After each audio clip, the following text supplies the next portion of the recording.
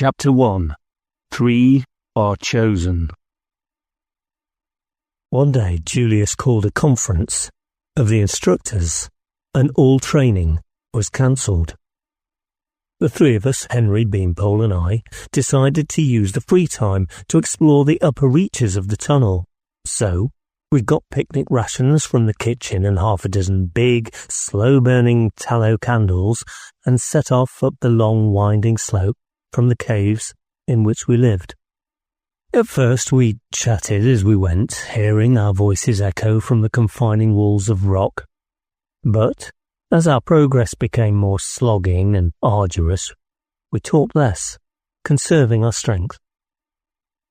The ancients had made the tunnel to house the Chemin Fer railway, as it had once been called in my own language, and the metal tracks went up and up.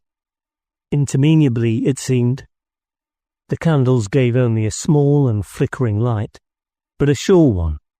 There was no wind, not even a breeze that might blow them out. We were climbing a mountain, but from the inside. I puzzled over this, as I had done before. It was one of the countless riddles left by our forefathers, but more baffling than most, and, of course, nearer at hand. Even with the wonderful machines we knew they had possessed, it must have taken a tremendous time, years, to hew such a channel through the heart of this stony giant. For what purpose? A railway leading to a mountaintop, perpetually covered with snow and ice? It made no sense that I could see. They had been a strange and marvellous people. I had seen the ruins of one of the great cities in which they lived, with broad avenues that ran for miles, crumbling buildings still soaring up against the sky, huge shops into which all the houses of my native village could have been packed, with room left over. They had moved in ease and splendour about the earth, splendour beyond measuring, almost beyond understanding. And, despite all this, the tripods had conquered and enslaved them. How had it happened? We did not know. We only knew that, except for the handful of us who lived here in the White Mountains, men did the tripod's bidding, and did it gladly.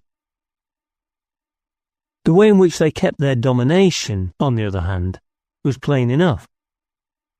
It was done through the caps, meshes of silvery metal fitting closely round the skull and woven into the very flesh of their wearers, marking the change from child to adult. A tripod took you away, and a tripod brought you back. Those who returned, apart from the few who cracked under the ordeal and became vagrants, and thereafter wandered aimlessly from place to place, had had their minds changed, and were free no longer. We went on higher and higher through the tunnel. Occasionally, we rested, easing the ache in our legs, sometimes at places where there were openings through which one could see out of the mountain's side to a vista of more mountains and cold, deserted snowfields lying in their shadow. If we had realized how long and arduous the journey would be, I doubt if we should have embarked on it, but having come so far, we pressed on.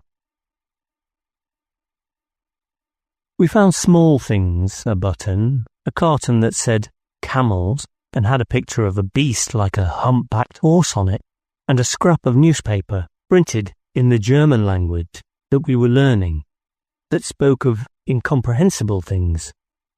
All these were more than 100 years old, we knew, relics from the world before the tripods.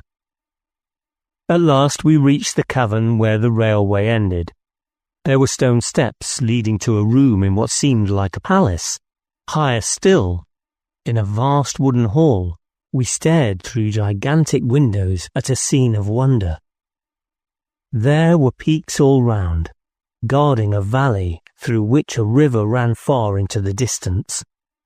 But the peaks glistened white, dazzling in a sunlight that hurt the eyes, and the river was a river of ice that yet seemed to flow. Had a king perhaps lived here? A king who ruled the world? and chose to live on the world's roof? But would the hall of a king's palace be filled with small tables and have kitchens adjoining it? We explored farther and found a sign, Hotel Jungfrau Josh. I knew what a hotel was, a large inn that accommodated travellers. But here on a mountain top, the idea was as mysterious as the idea of a royal palace, and more stupendous. It had not been a king and his courtiers who had walked through these echoing rooms and looked at the river of ice among the eternal snows, but ordinary men and women. A strange and marvellous people indeed. In those days, I thought, they were all kings and queens. I gazed out. Nothing changed there, nor had changed in a century. For me, so much had changed. 6 months earlier, I'd been an ordinary schoolboy living, as I had always done, in the village of Wharton, a day's journey by pack horse from Winchester. My cousin Jack, the companion of my childhood, had already been capped, and I was to be capped the next year, along with Henry, another cousin, but an old enemy rather than an old friend. After that I would be a man, working as a man, in due course taking over my father's mill, living in Wharton, and at last dying there, to be buried in the churchyard beside the square-towered church. It was a pattern of life that everyone took for granted. Then, one day, Ozymandias came to the village, a vagrant seemingly, a big, red-haired, red-bearded man who sang songs and spoke lines of poetry and mixed sense and nonsense when he talked. He sounded me out and finally revealed himself and his purpose. He was not a vagrant, but merely posing as such so that he could travel without hindrance or suspicion. The cap he wore was a false one. He told me the truth about the tripods and told me also of the handful of free, uncapped men who live far to the south. He asked me if I would be willing to make a difficult and dangerous journey to join them. So, with the map and compass he had given me, I left my village. Henry surprised me while I was making my escape, and I was forced to take him with me. We crossed the sea together, and in the land called France found a third, John Paul, whom we named Beanpole, because he was so tall and thin. Together, we went south. It was difficult and dangerous, as Ozymandias had promised. Near the end, we fought a battle with a tripod, and, with the help of a weapon of the ancients that we found in the ruins of one of the great cities, destroyed it, and thus came to the White Mountains. There were 11 of us in the training cadre, being prepared for the first move in the counter-attack against our enemies. It was a hard schooling, in body and mind alike, but we knew a little of the task before us, and how heavy the odds against success were. The discipline and hardship we had to endure might not shorten those odds by much, but every bit counted, for we, or some of us, were to conduct a reconnaissance. We knew almost nothing of the tripods, not even whether they were intelligent machines or vehicles for other creatures. We had to know more before we could hope to fight them successfully, and there was only one way to get that knowledge. Some of us, one at least, must penetrate into the city of the tripods, study them, and bring back information. The plan was this. The city lay to the north, in the country of the Germans. Each year, some of the newly capped were brought there to serve the tripods. They were chosen in different ways. I had witnessed one such way at the Château de la Tourouge, when Eloise, the daughter of the Comte, had been made queen of the tournament. I had been horrified to learn that at the end of her brief reign, she would be taken to be a slave of the enemy, and go gladly, thinking it an honour. Among the Germans, it seemed, there were games each summer to which young men came from all over the land. The winners were feasted and made much of, after which they, too, went to serve in the city. At the next games, it was hoped one of us might win and gain admission. What would happen after that was unknown. Anyone who succeeded would have to rely on his wits, both in spying on the tripods and in passing on what he had learned. The last part was likely to be the hardest, because although scores, perhaps hundreds, went yearly into the city, not one had ever been known to come out. One day the snow was melting at the foot of the tunnel where we exercised, and a week later it lay only in isolated patches, and there was the green of grass dotted with purple crocuses. The sky was blue and sunlight flamed from the white peaks all around, burning our skins through the thin, pure air. During a break, we lay on the grass and looked down. Figures moved cautiously half a mile below, visible to us, but taking cover from those who might look up from the valley. This was the first raiding party of the season, on its way to plunder the fat lands of the Capped. I sat with Henry and Beanpole, a little apart from the rest. The lives of all those who lived in the mountain were closely knit, but this strand was a more tightly woven one. In the things we had endured, jealousies and enmities had worn away, been replaced by true comradeship. The boys in the cadre were our friends, but the bond between us three was special. Beanpole said gloomily, "I failed at 1 meter 70 today." He spoke in German. We had learned the language but needed to practice it. I said, "One goes off form." "You'll improve again." "I'm getting worse every day." Henry said, "Rodrigo's gone off. I beat him comfortably." "It's all right for you." Henry had been chosen as a long-distance runner, and Rodrigo was his chief rival. Beanpole was training for long and high jumping. I was one of 2 boxers. There were 4 sports in all. The other was sprint running, and they had been arranged to produce a maximum of competitiveness. Henry had done well in his event from the start.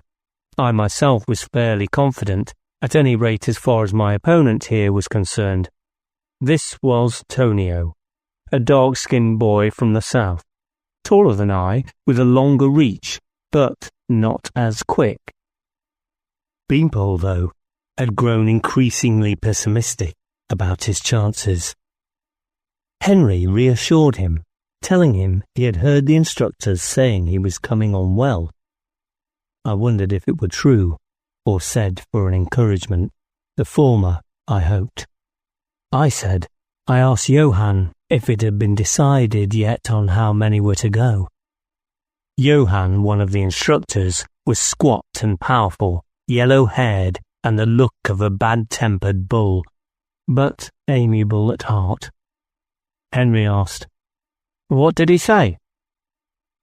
He wasn't sure, but he thought 4, the best from each group. "So it could be us 3 plus an extra," Henry said. Beanpole shook his head. "I'll never do it." "You will," I said. "And the 4th?" "Well, it might be Fritz." He did seem to be the best of the sprint runners, as far as we could tell. He was German and came from a place on the edge of a forest to the northeast. His chief rival was a French boy, Etienne, whom I preferred. Etienne was cheerful and talkative. Fritz, tall, heavy, taciturn. I said, "As long as we all get through." "You 2 will," Beanpole said. Henry leaped to his feet. "There's the whistle. Come on, Beanpole. Time to get back to work." The seniors had their own tasks. Some were our instructors, others formed the raiding parties to keep us supplied with food. There were still others who studied the few books that had survived from olden days and tried to relearn the skills and mysteries of our ancestors. Beanpole, whenever he had a chance, would be with them, listening to their talk and even putting up suggestions of his own. Not long after we had met, he had spoken wildly, I thought, about using a sort of gigantic kettle to push carriages without the need for horses. Something like this had been discovered or rediscovered here, though it would not yet work properly. And there were plans for more remarkable things, making light and heat through something that had been called electricity was one. And at the head of all the groups, there was one man whose hands held all the threads, whose decisions were unquestioned. This was Julius. He was close to 60 years old, a small man and a cripple. When he was a boy, he had fallen into an ice crevasse and broken his thigh. It had been set badly, and he walked with a limp. In those days, things had been very different in the White Mountains. Those who lived there had no purpose but survival, and their numbers were dwindling. It was Julius who thought of winning recruits from the world outside, from those not yet capped, and those who believed, and made others believe, that someday men would fight back against the tripods and destroy them. It was Julius, too, who had worked out the enterprise for which we were being trained, and it was Julius who would make the final decision on which of us were chosen. He came out one day to watch us. He was white-haired and red-cheeked, like most of those who had lived all their lives in this sharp, clear air, and he leaned on a stick. I saw him, and concentrated hard on the bout in which I was engaged. Tonio feinted with his left and followed up with a right cross. I made him miss, hammered a sharp right to his ribs, and, when he came in again, landed a left to the jaw, which sent him sprawling. Julius beckoned, and I ran to where he stood. He said, "You are improving well." "Oh, thank you, sir." "I suppose you are getting impatient to know which of you will be going to the games?" I nodded. "A little, sir." He studied me. "When the tripod have you in its grasp, do you remember how you felt?" "Were you afraid?" I remembered. I said, "Yes, sir." "And? The thought of being in their hands, in their city, and does that frighten you?" I hesitated, and he went on. "There are two sides to the choice, you know. We old ones may be able to judge your quickness and skill of mind and body, but we cannot read your hearts." "Yes," I admitted. "It frightens me." "You do not have to go. You can be useful here." His pale blue eyes looked into mine. "No one need know if you prefer to stay." I said, "I want to go. I can bear the thought of being in their hands more easily than the thought of being left behind." "Good," he smiled. "And you, after all, have killed a tripod, something I doubt that any other human being can claim. It is an asset to have that knowledge, that they are not all-powerful." "Do you mean, sir?" "I mean what I said. There are other considerations. You must go on working hard and preparing, in case you are chosen." Later I saw him talking to Henry. I thought it was probably much the same conversation as mine had been. I did not ask him, though, and did not volunteer anything about it. During the winter, our diet, although adequate, had been very dull. The staple item, dried and salted meat, that, whatever was done with it, remained stodgy and unappetizing. In the middle of April, though, a raiding party brought back 6 black and white cows, and Julius decreed that one should be killed and roasted. After the feast, he spoke to us. When he had been talking a few minutes, I realized, the excitement almost suffocating me, that this, almost certainly, was the moment for announcing the names of those who were to make the attempt, reconnoitering the city of the tripods. He had a quiet voice, and I was with other boys at the far end of the cave, but his words were clear. Everyone was listening attentively and in silence. I glanced at Henry on my right. In the flickering light, I thought he looked very confident. My own confidence was ebbing rapidly. It would be bitter if he went and I were left. First, Julius talked about the plan in general. For months, those in the training cadre had been training for their task.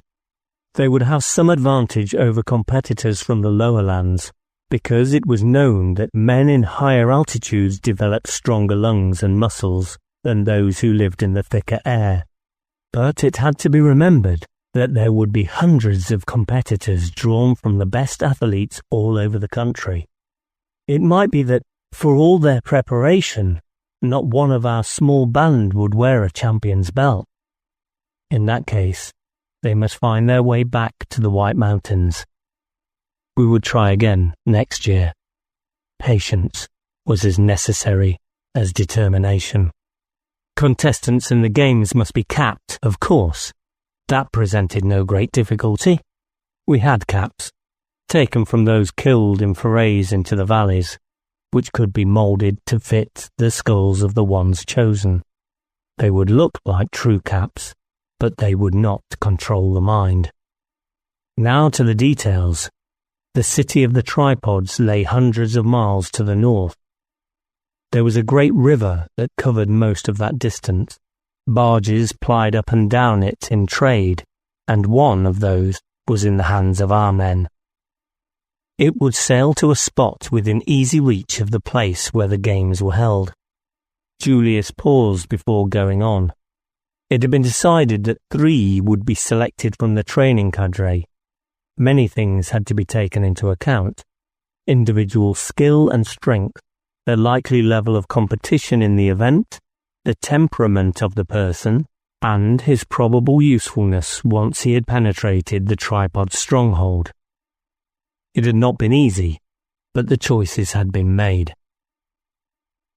Raising his voice slightly, he called, "Stand up, Will Parker." For all my hopes, the shock of hearing my own name unnerved me. My legs trembled as I got to my feet. Julius said, "You have shown ability as a boxer, Will, and you have the advantage of being small and light in weight. Your training has been with Tonio, who would be in a heavier class at the games, and this should help you. The doubt we had was about you yourself. You're impatient, often thoughtless, likely to rush into things without giving careful enough consideration to what may happen next. From that point of view, Tonio would have been better. But he is less likely to succeed at the games, which is our first concern. The heavy responsibility may rest on you. Can we rely on you to do your utmost to guard against your own recklessness?" I promised. "Yes, sir." "Sit down then, Will. Stand up, Jean-Paul Delier." I think I felt gladder about Beanpole than when my own name was called, perhaps because I was less confused and had been less optimistic. I picked up his own gloom about his chances. So there would be 3. The 3 of us who had journeyed together before, who had fought the tripod on the hillside. Julius said, "There were difficulties in your case too, Jean-Paul. You are the best of our jumpers, but it is not sure that you are up to the standard that will be necessary to win at the games. And there is the question of your eyesight. The contraption of lenses you invented, or rediscovered, because they were common among the ancients, is something that passed as an eccentricity in a boy. But the capped do not have such eccentricities. Not being allowed to wear the lenses, you must blunder through a world in which you will see less clearly than your fellows. If you get inside the city, you will not perceive things with the clarity that Will, for instance, would. But what you see you may understand better. Your intelligence is an asset that outweighs the weakness of your eyes. You could be the most useful in bringing back to us what we have to know. Do you accept the task? Beanpole said, Yes, sir. And so we come to the third choice. Which was the easiest? I saw Henry looking pleased with himself and was childish enough to feel a little resentment. He is the most likely to succeed in his event and the best equipped for what may follow. Fritz Ida, do you accept? I tried to speak to Henry, but he made it plain that he wanted to be left alone. I saw him again later on, but he was morose and uncommunicative. Then, the following morning, I happened to go to the lookout gallery and found him there. It was the lowest of the places where openings in the mountainside gave a view of the outside world. One looked out and down to a rich green valley, thousands of feet below, in which there were roads like black thread, tiny houses, pinpoint cattle in miniature meadows. Henry was leaning against the low wall of rock and turned as I approached. I said awkwardly, If you want me to go, no. He shrugged. It doesn't matter. I'm very sorry. He managed a grin. I'm not as sorry as I am. If we went to see Julius, I don't see why there shouldn't be a 4 instead of 3. I've already seen him.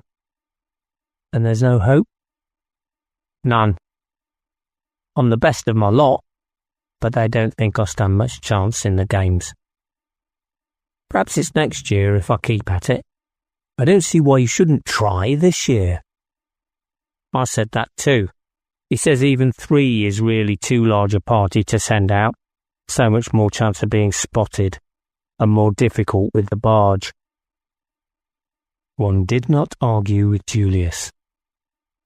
I said, Well, you will have a chance next year. If there is a next year. There would only be a second expedition if this one failed. I thought of what failure could mean to me personally. The diminutive valley of fields and houses and ribboned rivers, on which I had so often looked with longing, was as sunny as before, but suddenly less attractive. I was staring at it from a dark hole, but one in which I had come to feel safe. Yet even in the brush of fear, I felt sorry for Henry. I could have been the one left behind. I did not think I would have borne it as well, if so. 2. Prisoner in the Pit. We set out in late afternoon, made our way secretly through the nearer valleys during dusk, and travelled on by moonlight. We did not rest until the sun was high, and by then we were halfway along the shore of the westerly of the twin lakes that lay below our stronghold. We hid ourselves on the hillside. Behind and far above us was the glistening white peak from which we had started our journey. We were tired. We ate and then slept, exhausted through the long hot day. It was 100 miles to the point on the river at which we were to join the Erlkönig.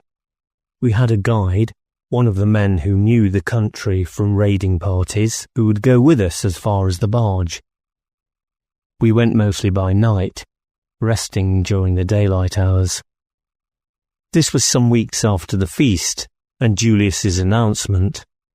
During that time, we had been given further instruction and preparation, starting with having our hair cropped short and the false cap moulded to fit close to our skulls. It had been strange and desperately uncomfortable at first, but gradually I had grown used to this hard helmet of metal. My hair was already growing through and around the mesh, and we were assured that before the games began, we should look no different from other boys who had been capped in the first weeks of summer as they were here. At night we wore bonnets of wool because otherwise the cold would strike through the metal, painfully waking us. Henry had not been among those who watched us leave the tunnel. I understood that. I wouldn't have wanted to be there if our situations had been reversed. My impulse was to resent Fritz, who had taken his place, but I remembered what Julius had said about needing to curb my rashness. I remembered also that I resented what I thought was the greater friendship between Beanpole and Henry on our journey south, and how I had allowed it to influence me during our stay at the Château de la Tourouge. I was determined not to let anything of that kind happen now, and with this in mind made a special effort to overcome my animosity and be nice to Fritz. But there was a poor response to my overtures. He remained taciturn and withdrawn. I was prepared to resent that, in turn and with more justification as I saw it, but I succeeded in bottling up my annoyance. It was a great help that Beanpole was with us. He and I did most of the talking, when we were in circumstances where talking did not involve risk. Our guide, Primo, a dark, burly man, looking clumsy but in fact wonderfully sure-footed, said little beyond what was necessary in warning and instruction. A week had been allowed for us to reach the barge, but we covered the distance in 4 days. We followed a high ridge skirting the ruins of one of the great cities. These encompassed a bend in the river, which was to be our thoroughfare. The river came from the east, with the early morning sun glinting along its length, but here turned and flowed northward. The higher stretch was empty, as was the part that ran between the sullen humps that had once been towering buildings, but above that there was traffic. 2 barges nosing downriver, perhaps a dozen tied up by the bank at the wharves of a small town. Primo pointed down. "One of those will be Elconic. You can find your way down there on your own." We assured him that we could go. "Then I'll be getting back." He nodded briefly. "Good luck to you." The Elconic was one of the smaller barges, some 50 feet in length. There was nothing special about her. She was just a long, low structure rising a few feet above the surface of the water, with a partly covered wheelhouse aft, giving the steersman some protection against the elements. She had a crew of 2, both false cap. The senior of them was called Ulf, a squat, barrel-chested man in his 40s, with a brusque manner and a habit of punctuating his speech by spitting. I did not like him, the more so after he made a disparaging remark about my slightness of build.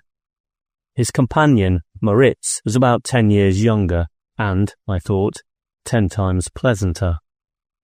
He had fair hair, a thin face, and a warm and ready smile, but there could be no doubt as to which of them was master.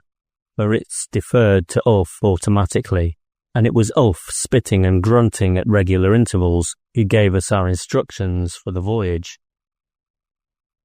"We're a 2-man barge," he told us. "An extra boy is fair enough. You start apprentices that way. But any more would draw notice, and I'm not having it. So you'll take it in turns to work on deck, and when I say work, boy, I mean it. And the other 2 will lie below decks and won't come up even if she's foundering. You've been told the need for discipline, I take it, so I don't need to go into that. All I want to say is this.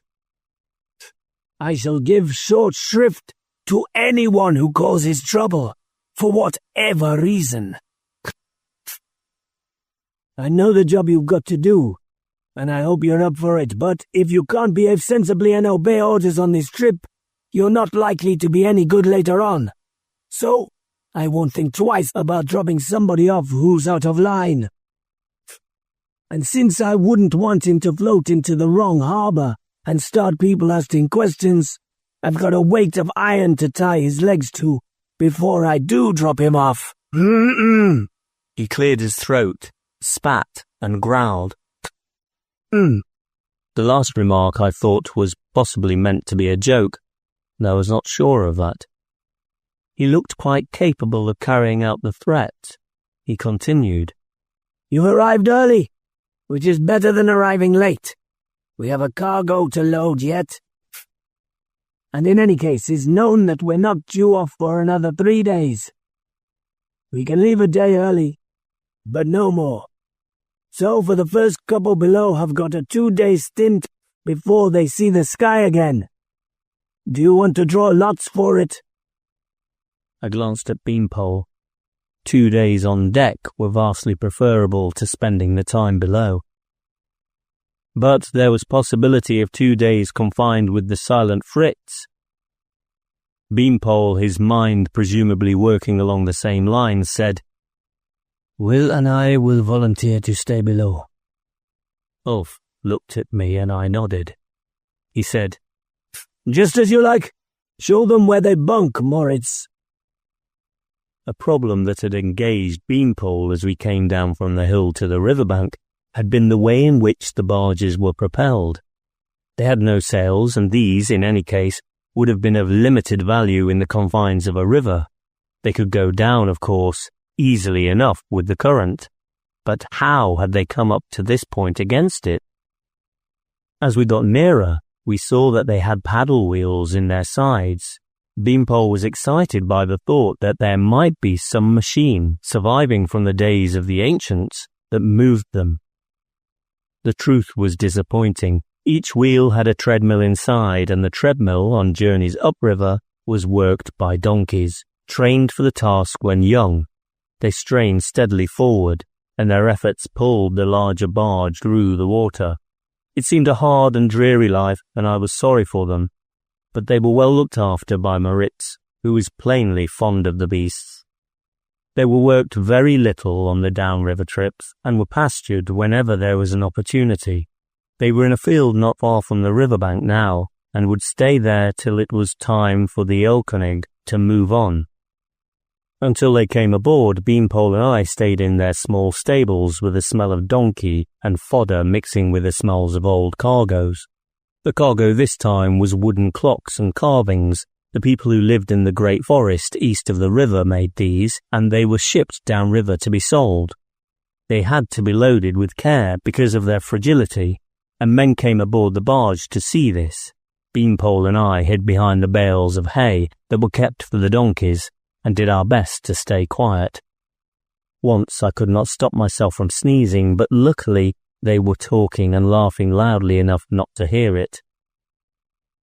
It was a relief when the 2 days were up, and in the early morning the barge cast off and moved out into the river. The donkeys worked their treadmill 2 at a time with one resting, and Beanpole and I drew straws for who took Fritz's place on deck. I won, and went up to a dark, blowy day with a wind from the north that carried occasional gusts of rain. Yet the air was light and fresh after my confinement below, and there were many things to be seen on the river and around it. Westward there was a great fertile plain with people working in the fields. To the east the hills stood up, with the black clouds pressing down over their wooded crests. I did not have much time though to admire the scenery.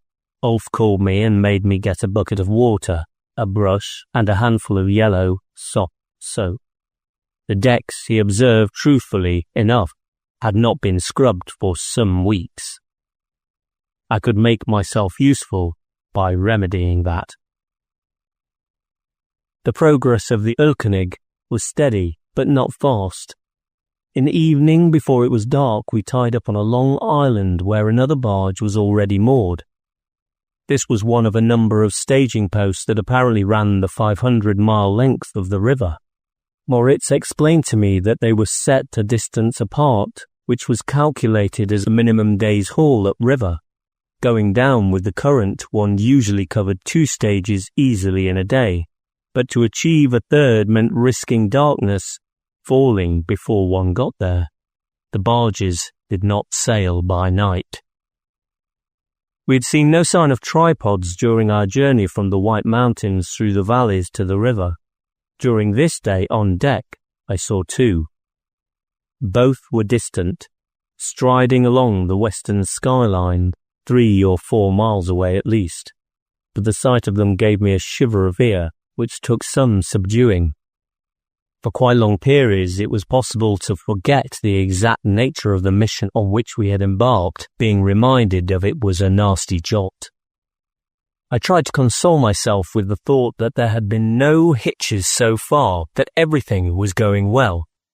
It did not help much, but by the following evening, even that small consolation had gone. The Ilkenig stopped at the halfway stage in a small town, a trading post. Moritz explained that Ulf had some business to conduct there. It would only take him an hour or so, but he had decided, since we were in advance of schedule, to stay over until the following morning. The afternoon lengthened, though, and there was no sign of Ulf returning. Moritz became more and more visibly nervous. In the end, he voiced his apprehensions. Ulf, it seemed, is a man who drank heavily on occasion. Moritz had thought he would not do so on this trip, in view of everything that hung on it. But if the business on which he was engaged had gone wrong and he had become irritated by that, he might have stopped at the tavern, intending to have a drink to soothe his temper, and one thing might have led to another. In a bad bout, he might be away from the barge several days. This was a discouraging thought. The sun dropped down in the west, and there was no Ulf. Moritz began to talk of leaving us on the barge and going in search of him. The difficulty was that the Ilkenig and Ulf and Moritz were well known in this town. Already a couple of men had stopped by to offer greetings and chat for a while. If Moritz left, Beanpole would have to handle them. It was his day on deck, and Moritz was unhappy about that. Suspicions might be aroused. They were likely to quiz him in his role as a new apprentice. People on the river were curious about strangers, knowing each other so well, and he might be led into saying something that they would recognize as false. It was Beanpole who suggested another way. We boys could go and look for Ulf, choosing moments when no eye was watching. We could slip away in turn and hunt round the taverns till we found him. Then either persuade him to return or at least tell Moritz where he was. If we were questioned, we could pass as travellers from far apart. After all, the town was a trading post. It was not the same as having to answer questions about what we were doing on board the Ilkenig. Moritz was dubious, but admitted there was some point in this. Gradually, he allowed himself to be persuaded. It was out of the question for all three of us to go searching for Ulf, but one might, Beanpole. Since it had been his idea, so Beanpole went, and I at once started working on Moritz to let him go also. I was helped by the fact that my opportunity was matched, on Fritz's part, by indifference. He made no comment, and clearly was prepared to wait until things sorted themselves out, without assistance from him. So, having allowed one to go, there was only one other for Moritz to consider. I wore him down, as I had known I would. He was more amiable than Ulf, much more amiable, but also less sure of himself. He insisted that I should be back within the hour, whether or not I found Ulf, and I agreed to that.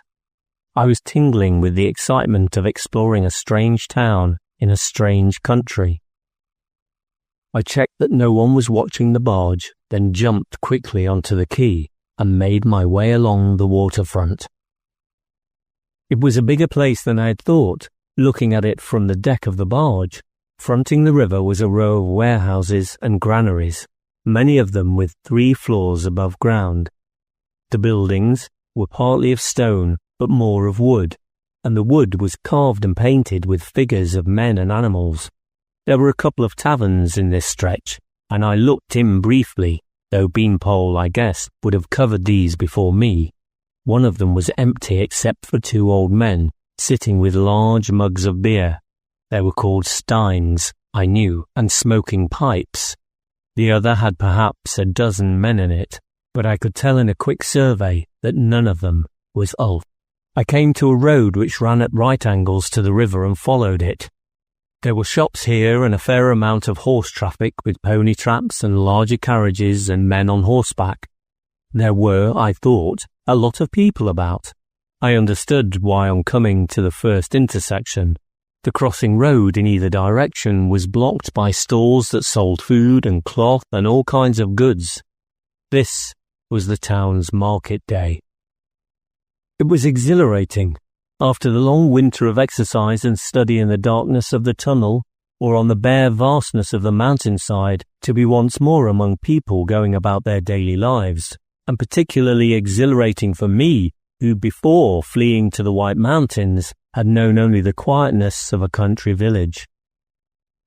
A few times I'd been taken to Winchester for the market there, and had marvelled at it. This town seemed to be as big as Winchester, perhaps even bigger. I made my way past the stalls. The first was piled high with vegetables, carrots and little potatoes. Fat green and white spears of asparagus, peas and huge cabbages, both green and red. At the next there was meat, not simple cuts such as the butcher brought to my village in England, but joints and chops and rolls most delicately decorated with dabs of white lard. I wandered along, gazing and sniffing. One stall was completely given over to cheeses of a score of different colours, shapes and sizes. I had not realised there could be so many. And a fish stall had dried and smoked fish hanging from hooks, and fish caught fresh, caught from the river and laid out along a stone slab. Their scales still wet. Now, with dusk gathering, some of the stalls were preparing to close down, but most were busy yet, and the press of people, threading their way between and past them, was thick enough. Between two stalls, one selling leather and the other bolts of cloth, I saw the opening to a tavern and guiltily remembered what I was supposed to be doing. I went inside and looked about me.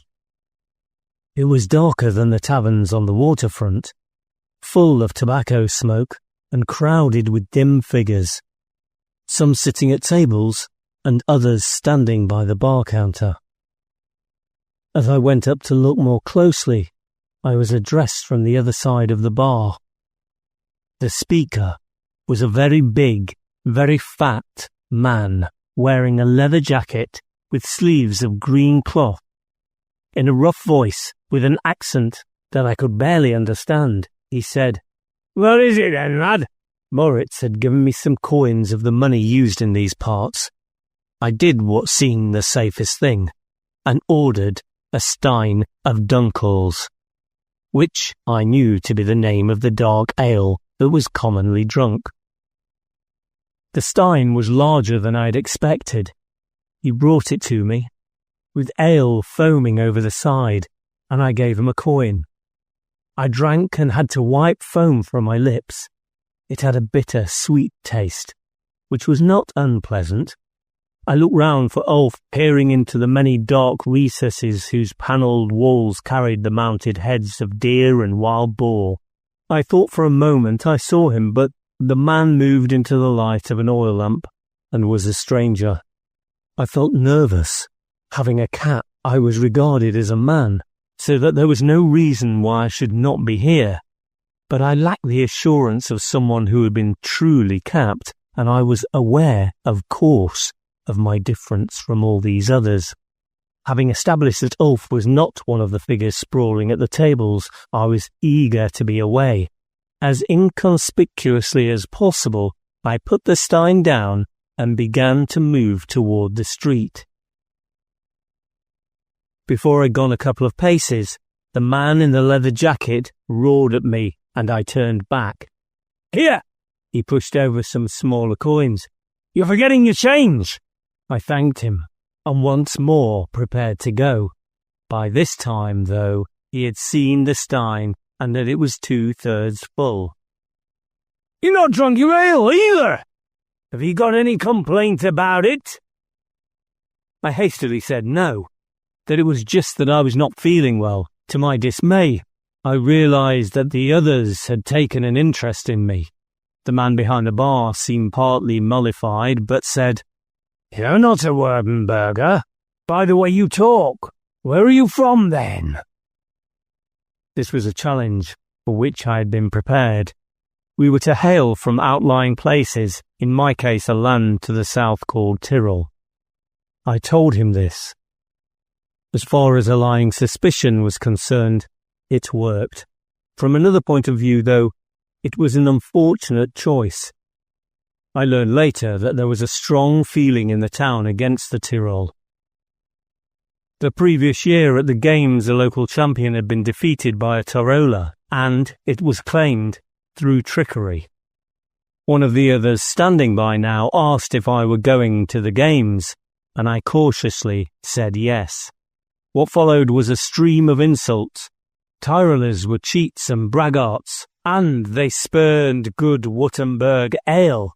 They ought to be run out of town, dipped in the river to clean them up a bit. The thing to do was get out, and fast. I stomached the insults and turned to go. Once outside, I could lose myself in the crowd. I was thinking of that and did not look closely enough in front of me. A leg was stretched out from one of the tables and, to the accompaniment of a roar of laughter, I went sprawling in the sawdust that covered the floor. Even that I was prepared to endure, though I had banged one knee painfully as I landed. I began to get to my feet. As I did so, fingers gripped the hair that grew up through my cap, shook my head violently to and fro, and thrust me down once more to the ground. I should have been thankful that this assault had not dislodged the false cap and exposed me. I should also have been concentrating on what really mattered, getting away from here and safely and unnoticed back to the barge. But I am afraid that I could think of nothing but the pain and humiliation. I got up again, saw a face grinning behind me, and swung at him in fury. He was probably a year or so older than I was, and bigger and heavier. He fended me off contemptuously.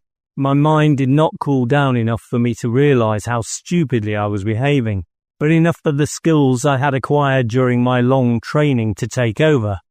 I feinted towards him, and as he swung a still casual arm in my direction, slipped inside and belted him hard over the heart. Now it was his turn to go sprawling, and there was a roar from the men crowding round us. He got up slowly, his face angry. The others moved back, forming a ring, clearing the tables to do so. I realized I had to go through with it. I was not afraid of that, but I could appreciate my own folly. I had been warned about my rashness by Julius, and now, within a week of starting out on an enterprise of such desperate importance, it had already betrayed me. He rushed at me, and I had to concern myself again with what was present and immediate. I sidestepped and hit him as he went past. Although he was bigger than I was, he was lacking in skill. I could have danced round him for as long as I liked, cutting him to pieces, but that would not do at all. What was needed was one disabling blow. From every point of view, the sooner this was over, the better. So the next time he attacked, I rode his punch with my left shoulder, sank my right fist into his vulnerable area just under his ribs, and, stepping back, caught him with as powerful a left hook as I could manage as, gulping air, his head involuntarily came forward. I got a lot of strength into it. He went backward, even faster, and hit the floor. The men watching were silent.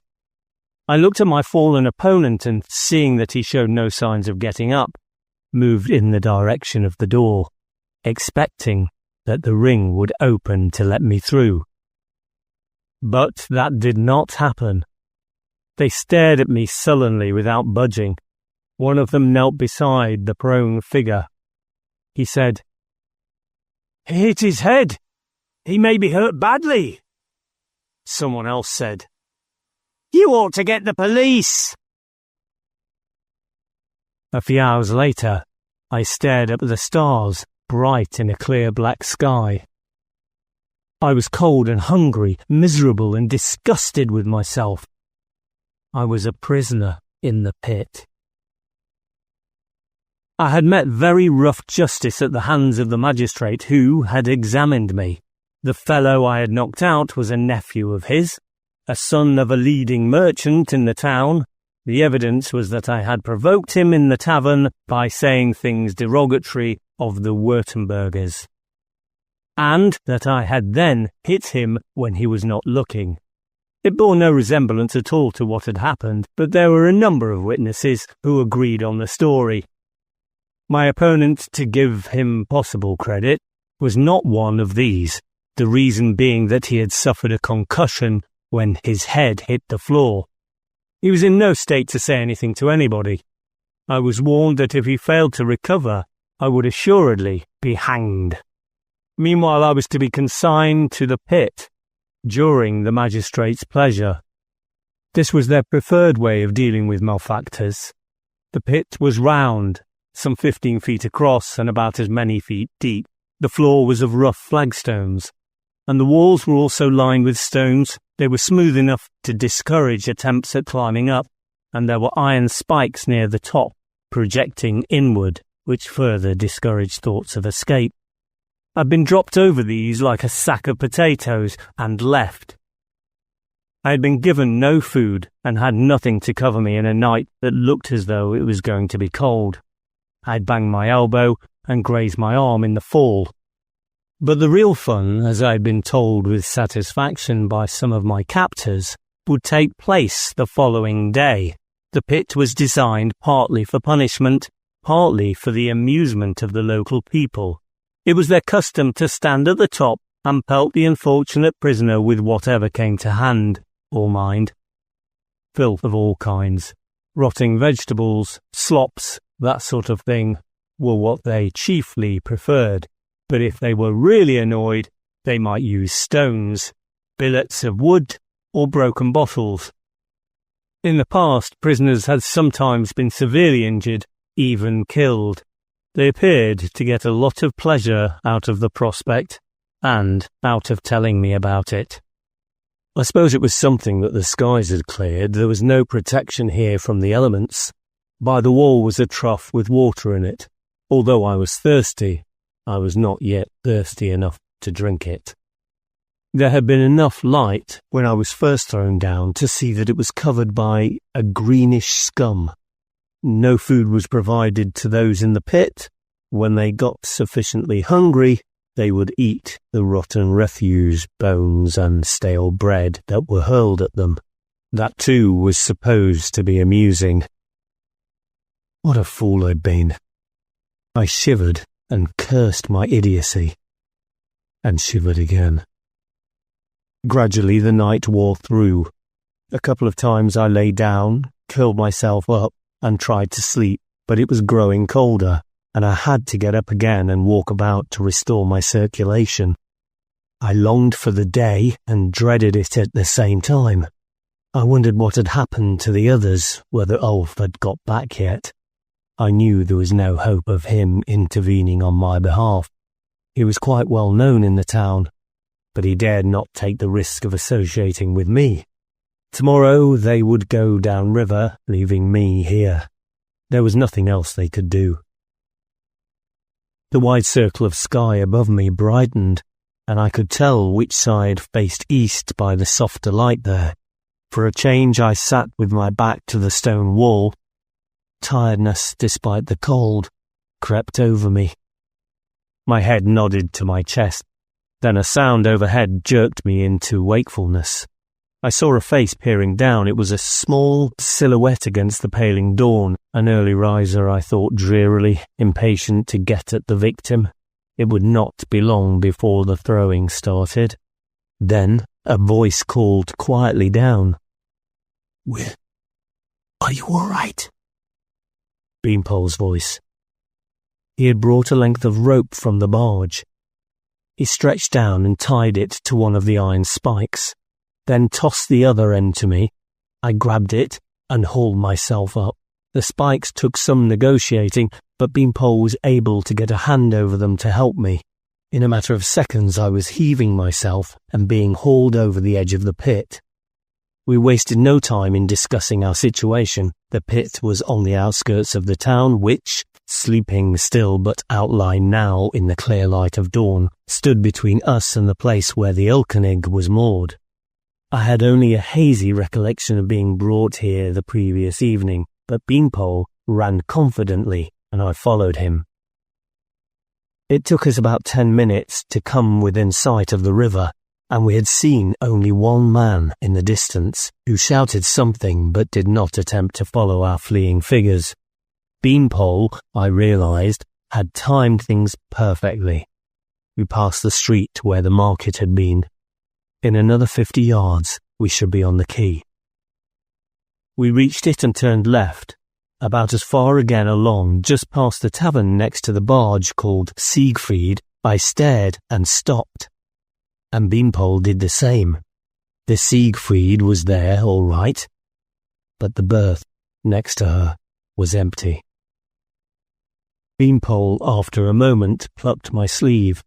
I looked where he indicated in the opposite direction to the north.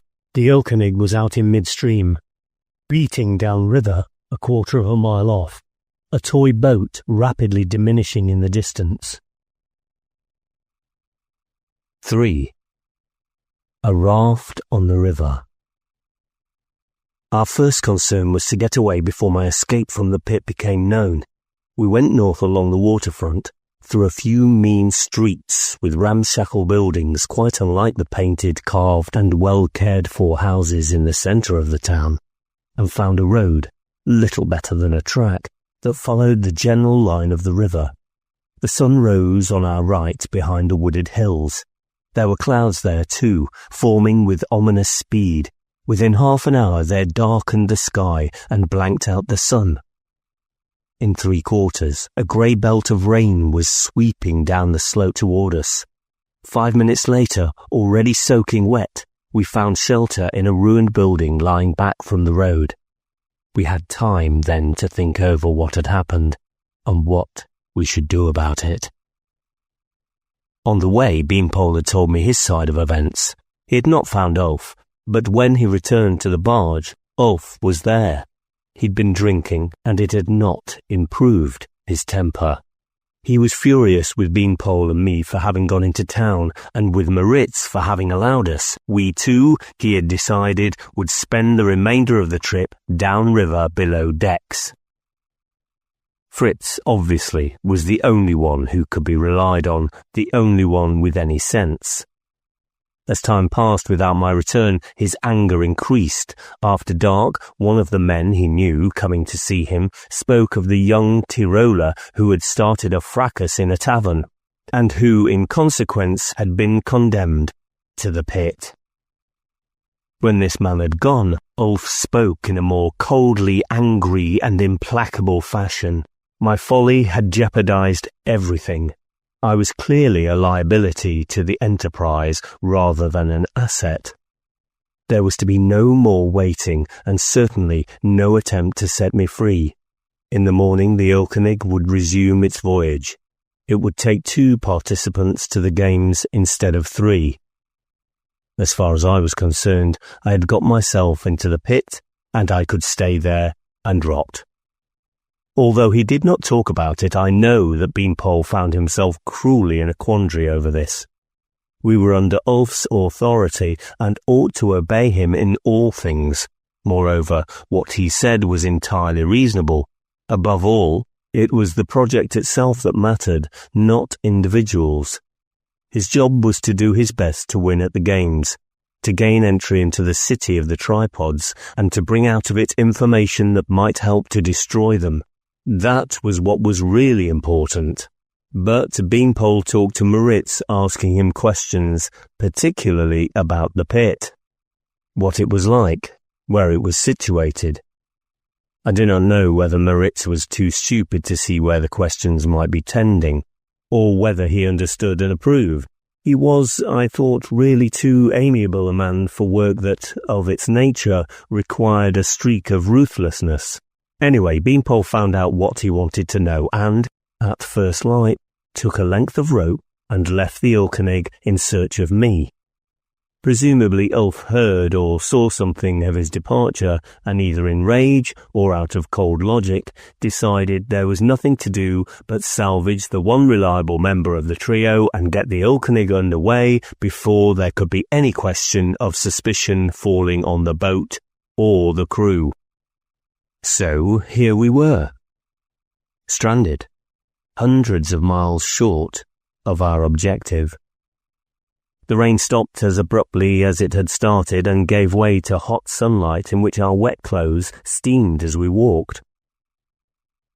We were drenched again less than an hour later. This time there was no shelter at all, and the torrential downpour soaked us to our skins, and the day proved to be one of sunburst and cloudburst. Most of the time we were sodden and miserable. All the time we were conscious of the mess we, and I in particular, had made of things. We were also hungry. I had eaten nothing since the previous midday, and as soon as the immediate excitement of escape and flight had died down, I was aware of ravenous hunger. We had what was left of the money we'd got from the Ritz, but there was nowhere to spend it out in the open country, and we had not fancied waiting in the town until the shops opened. The land through which we were travelling was either waste or pasture.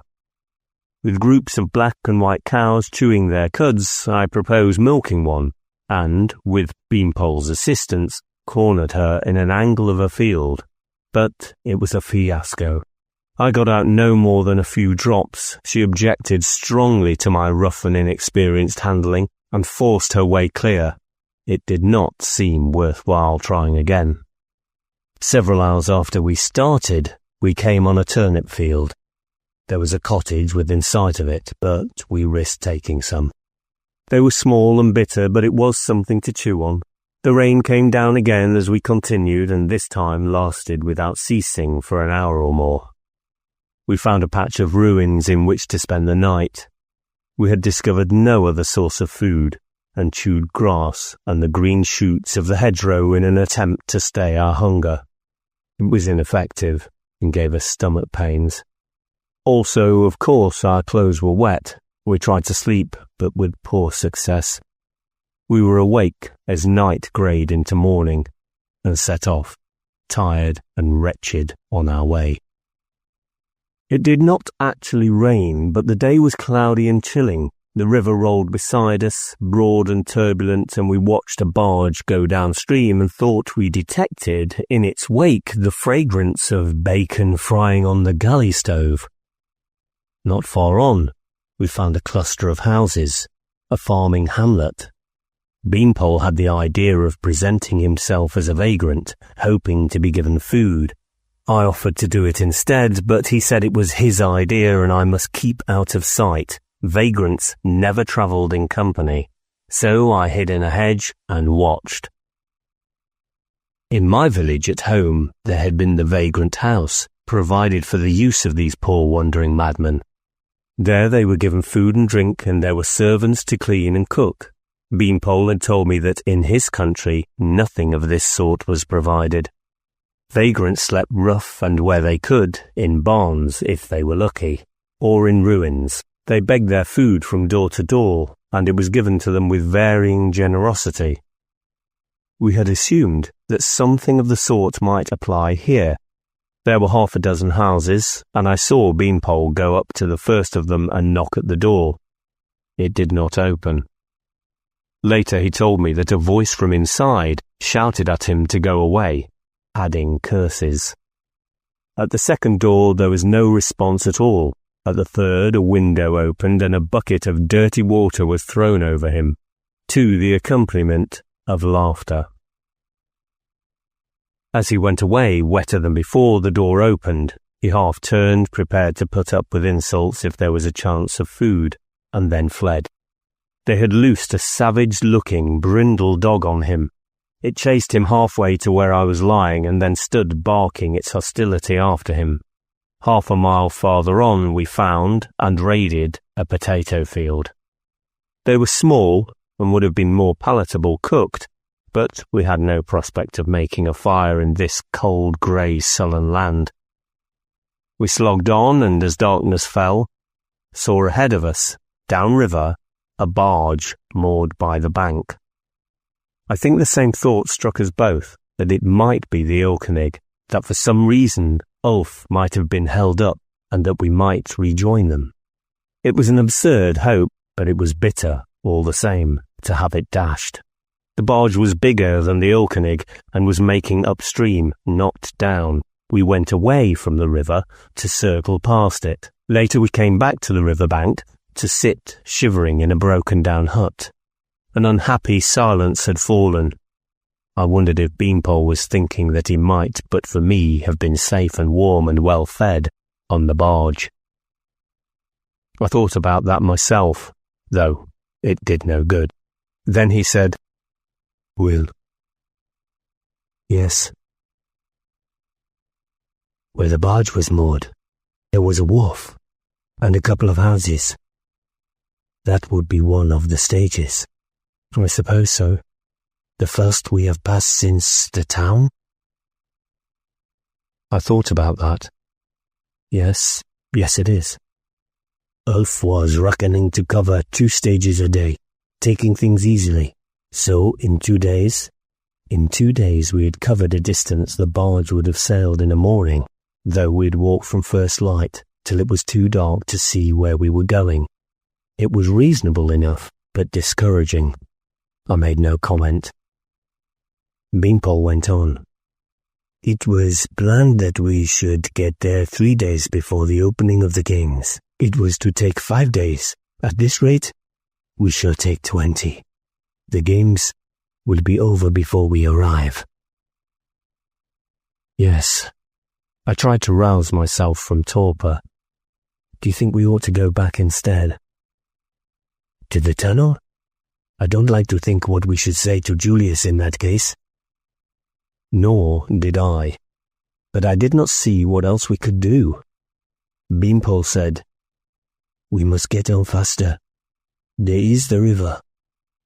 "We dare not approach one of the other barges. You know what was said about that. They're suspicious of strangers and never allow them on board."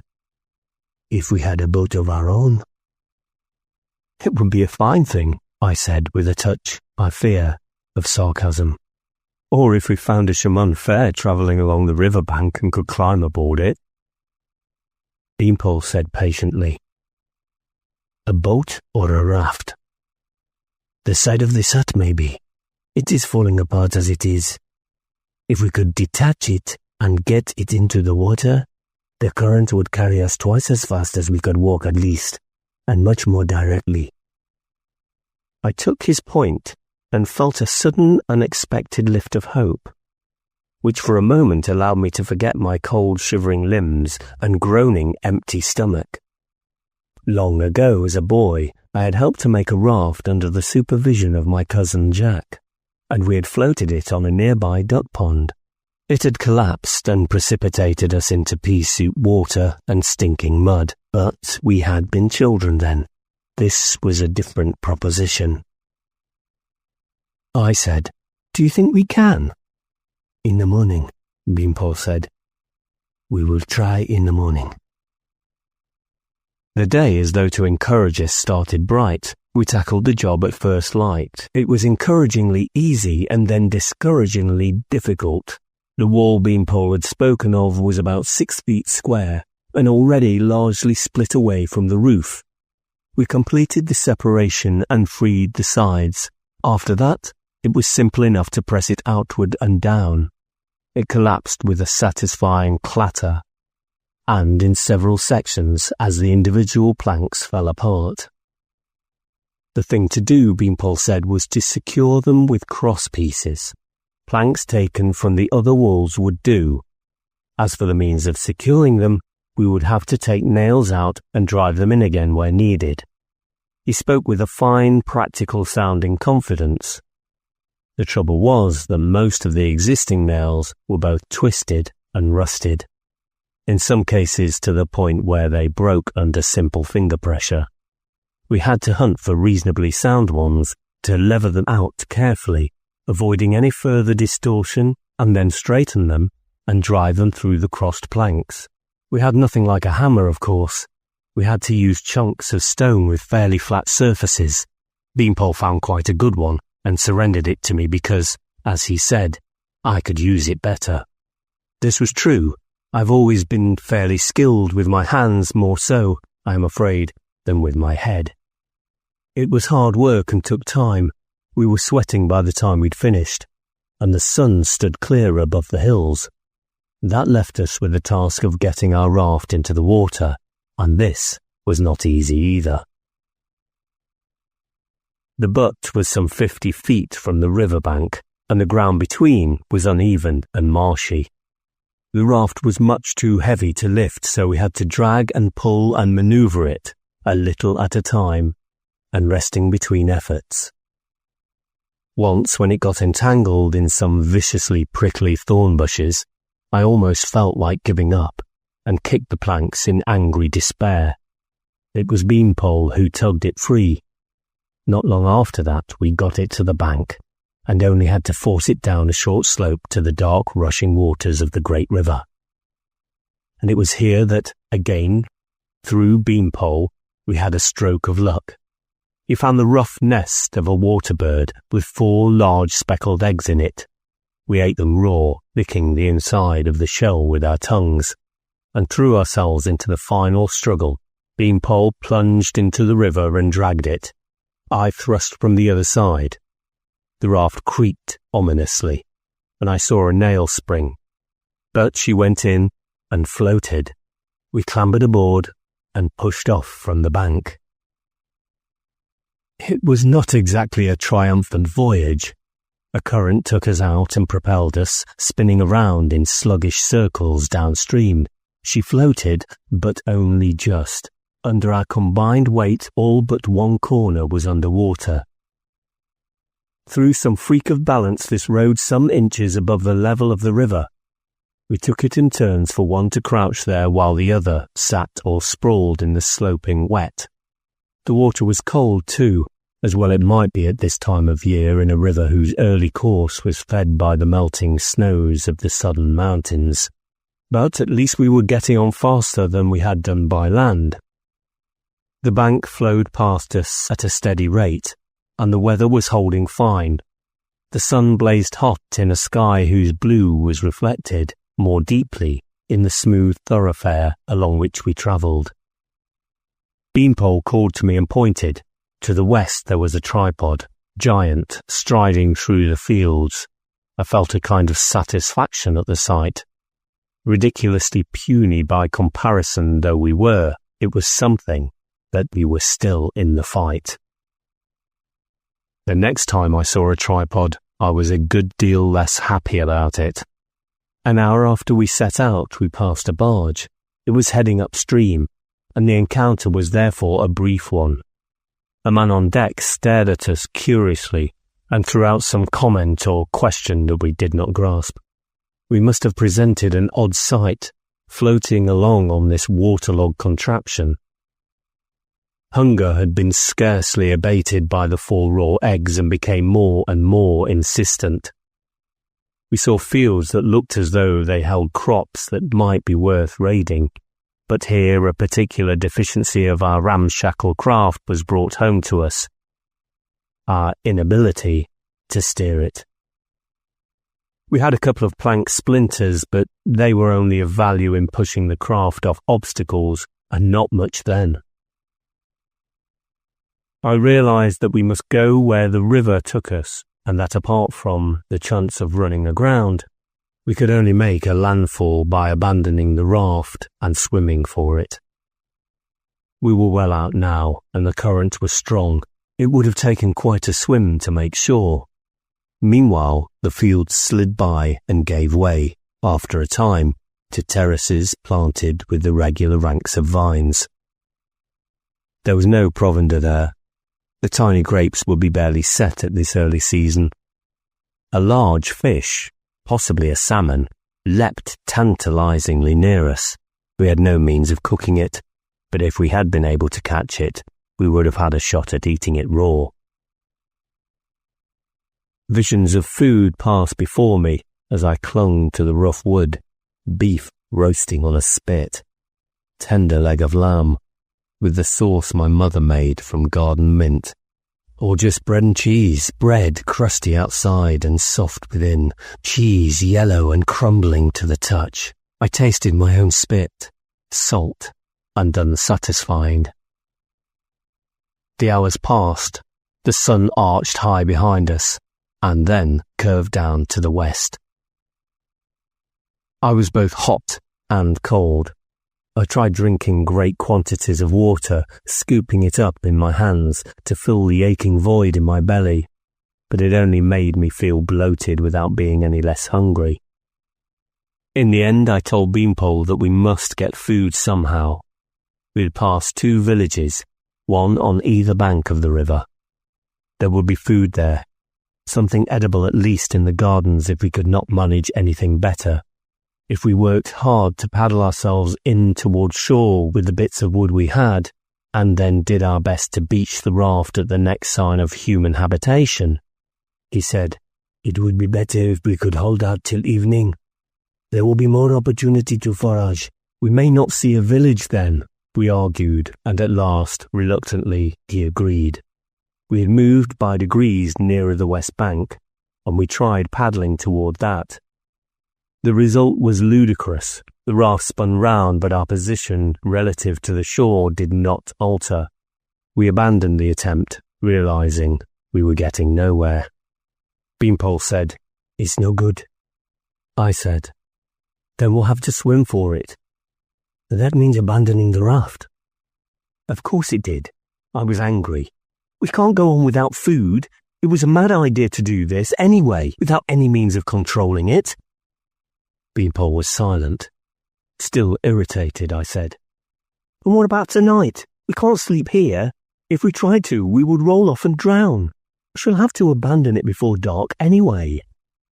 "Yes," he said. "I agree, but let us wait longer. There are no houses now." That was true. The river rolled between green banks, equally free of any signs of life. I said sullenly, "I suppose so. Isn't it time we changed over again?" Later there was a deserted jumble of ruins, and north of that we met another barge. There was a temptation to shout to them to pick us up. I resisted it, but with difficulty. We had passed a staging post soon after noon. It had been empty, the small wharf white and silent in the harsh sunlight. The second post had 2 barges tied up, and a mile farther on a third barge was nosing its way up. I had not said anything else about leaving the raft and swimming for shore. Beanpole knew, as well as I, that this was what we would have to do. I took a small, perverse satisfaction in leaving it to him now to initiate things. As the day waned, we saw ruins again, but still nothing of habitation. The river was wider, and we had eddied out into the centre of it. The swim would not be easy under any circumstances, still less to 2 people who were hungry and exhausted, cold and wet. The resentment I felt against Beanpole faded in the prospect of what lay ahead. Quite suddenly, though, everything changed. It came from the north, striding along the west bank. It was going to pass no more than 100 yards from us, closer to us than any tripod had been on this trip. There was no satisfaction this time, but a great relief when it had gone past, until I saw it swing round and turn toward us, and heard the ululation that I had twice heard before and had cause to dread. Water fountained up as the great metal feet splashed into the river. There could no longer be any doubt that we were a target. Had they captured the Okonig, I wondered? Were they somehow fantastically informed of our objective and looking for us? I stared at Beanpole, and he stared back. I said, "Better dive for it."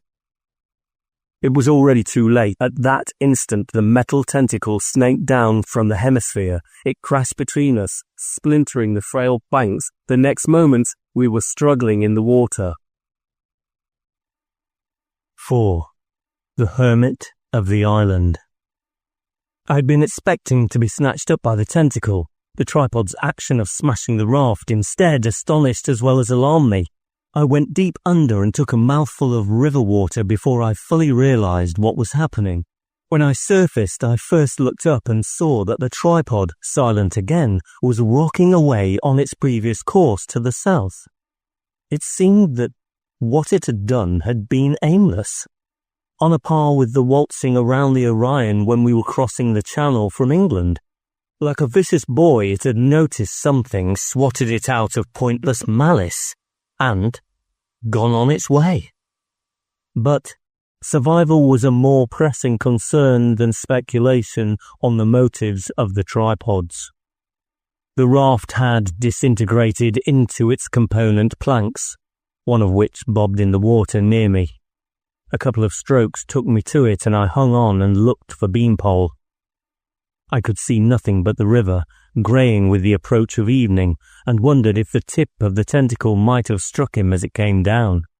Then I heard his voice, and, turning my head to look back, saw him swimming in my direction. He took the other end of the plank, and we trod water, gasping. I said, "Shall we strike out for the shore?" The plank was a support that, in any case, I was not eager to relinquish. The current seemed faster and certainly more turbulent. There were hills on either side, the river forcing itself between them. We were coming to the angle where it turned, fairly sharply to the west. As we did so, I saw the green bank on our right divide, showing more water. "The river," I said. "It must fork there." "Yes," Beanpole said. "Will, I think we must swim for it now." I had learned to swim in the rivers around my village of Wurton, and once or twice illicitly in the lake up at the estate. It was better than nothing. But Beanpole had grown up in a seaside town. He pulled away from me with powerful strokes, realized I was falling behind, and called out, "Are you all right?" I called back doggedly, "All right," and concentrated on swimming. The current was very strong. The shore at which I was aiming slid past and behind. Only gradually did I make an impression on the distance. Then I saw something that dismayed me. Ahead the shore became a spit, with a wider reach of water beyond it. This was not a place where the river forked, but an island. If I missed it, there was the wider passage ahead. Already tired, I would find myself in midstream with a much longer haul to come. I altered course and swam almost directly against the current. I heard Beanpole call again, but could not spare the energy to look for him or to reply. I struggled on, my arms becoming more and more leaden, the water colder and fiercer and more implacable. I no longer looked where I was heading, concerned only with forcing my arms into and out of the water. Then something hit my head and I went under, dazed.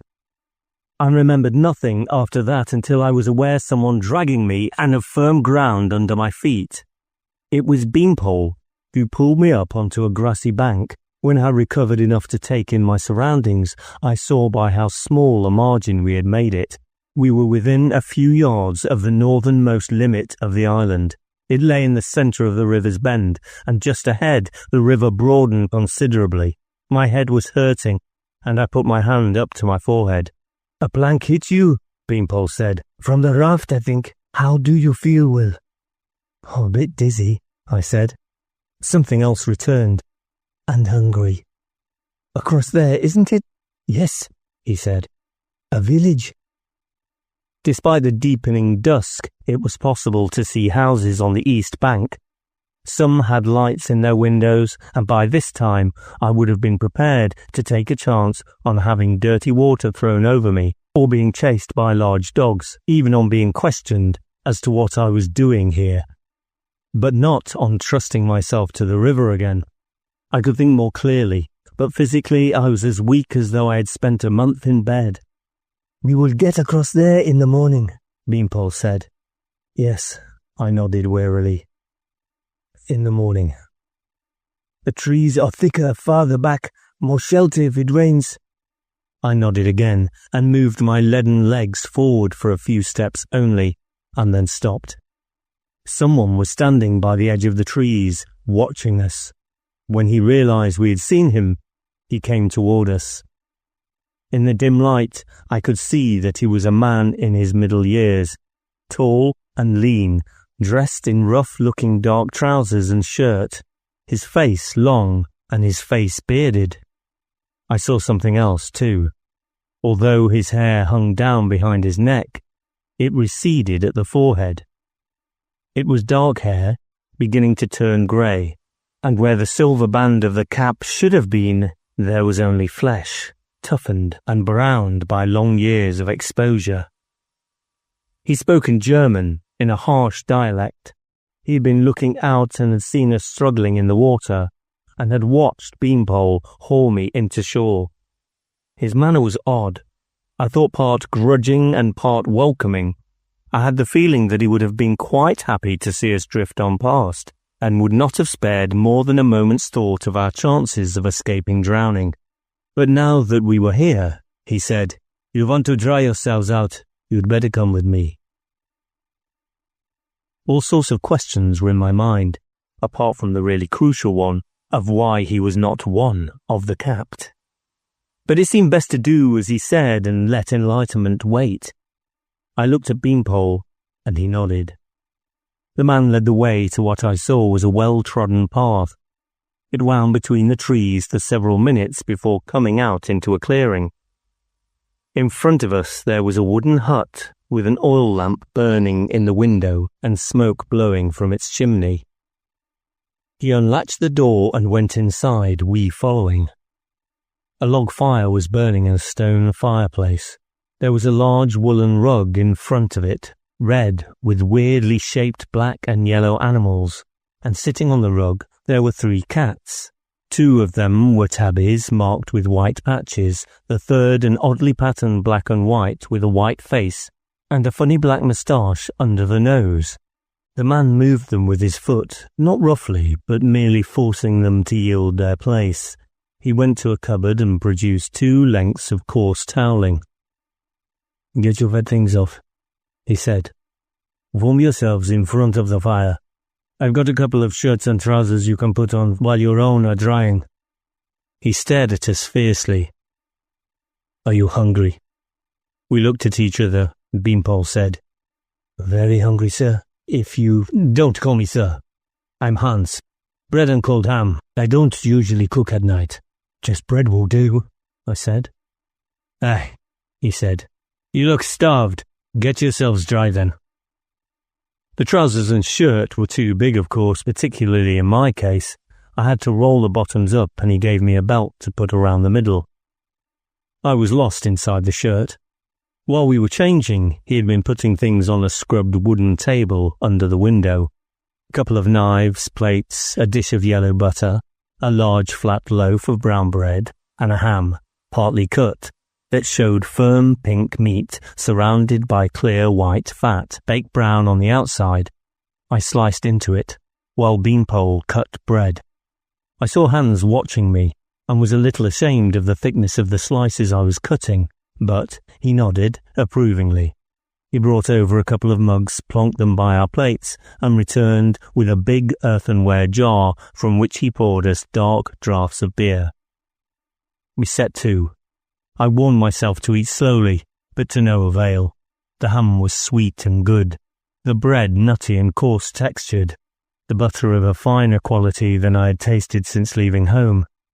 The beer in which I washed it down was strong and sweet. Hans said, "You were hungry, all right." I looked guiltily at my plate. "Never mind, eat on. I like to see someone enjoying his victuals." My jaws ached with chewing, but my belly still clamoured for nourishment. I ground to a halt at last. Beanpole had finished much earlier. I was feeling full, in fact, overfull, and happy. The room was snug with the glow of lamplight and the flicker of firelight and the 3 cats back in their original positions, purring away in the hearth. I presumed that now we would be asked questions, where we had come from, the reason for our being in the river. But this did not happen. Our host sat in a wooden rocking chair that looked as though he might have made it himself, and smoked a pipe. He did not seem to find silence awkward or constraining. In the end, it was Beanpole who said, "Could you tell us how it is that you are not capped?" Hans took his pipe from his mouth. "I've never bothered." Not bothered? It came out slowly through prodding from both of us.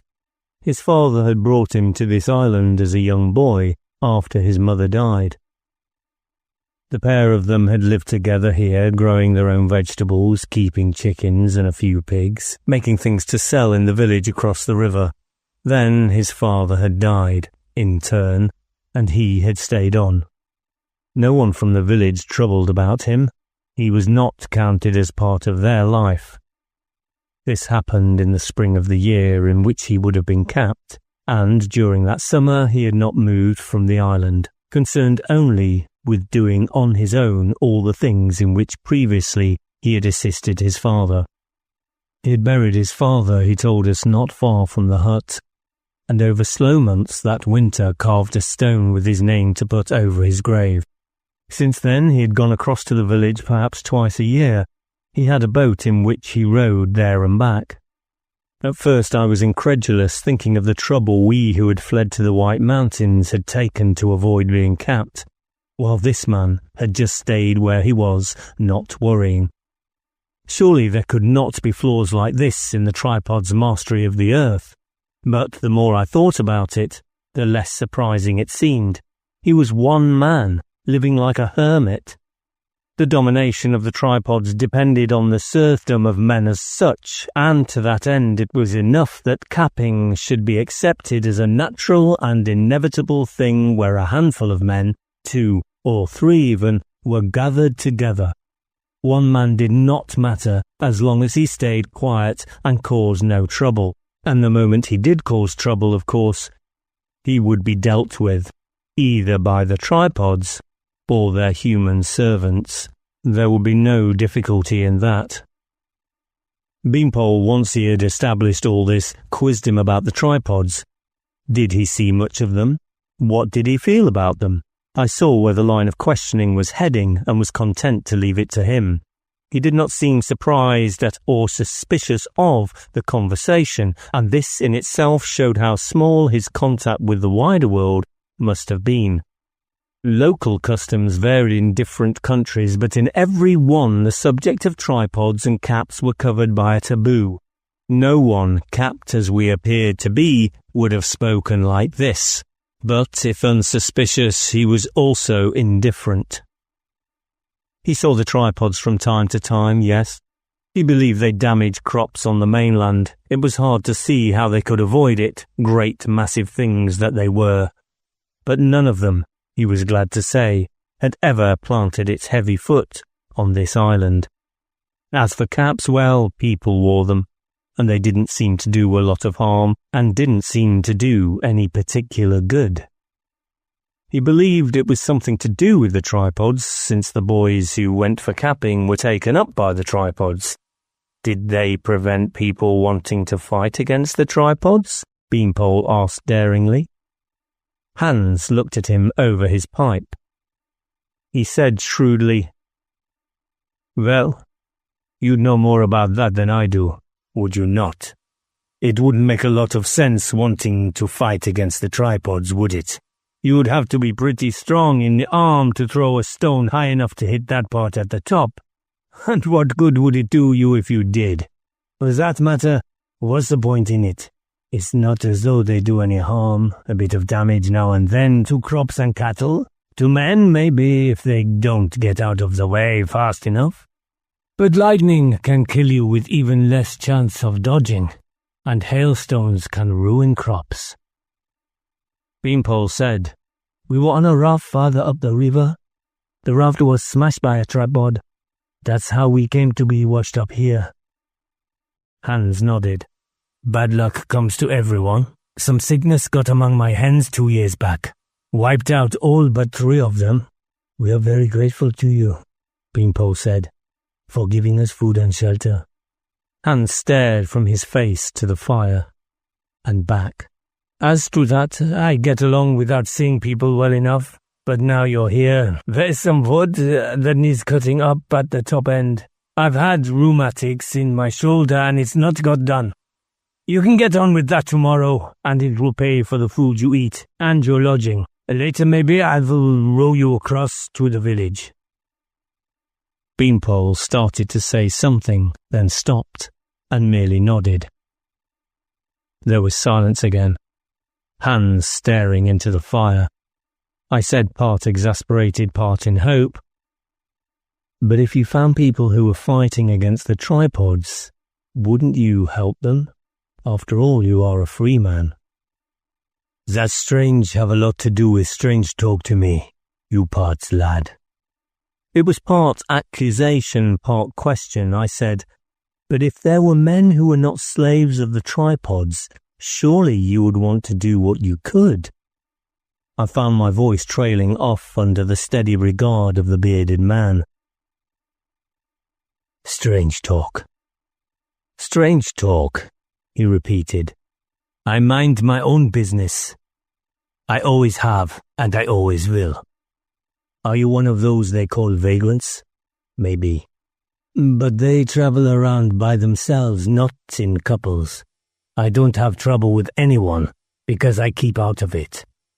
You seem to want to start trouble, if that's the way you think. Beanpole cut in on him. He said, with a quick look of warning at me beforehand, You mustn't pay any attention to him, Hans. He's feeling queer. When he was in the water, he was hit on the head by one of the planks from the raft.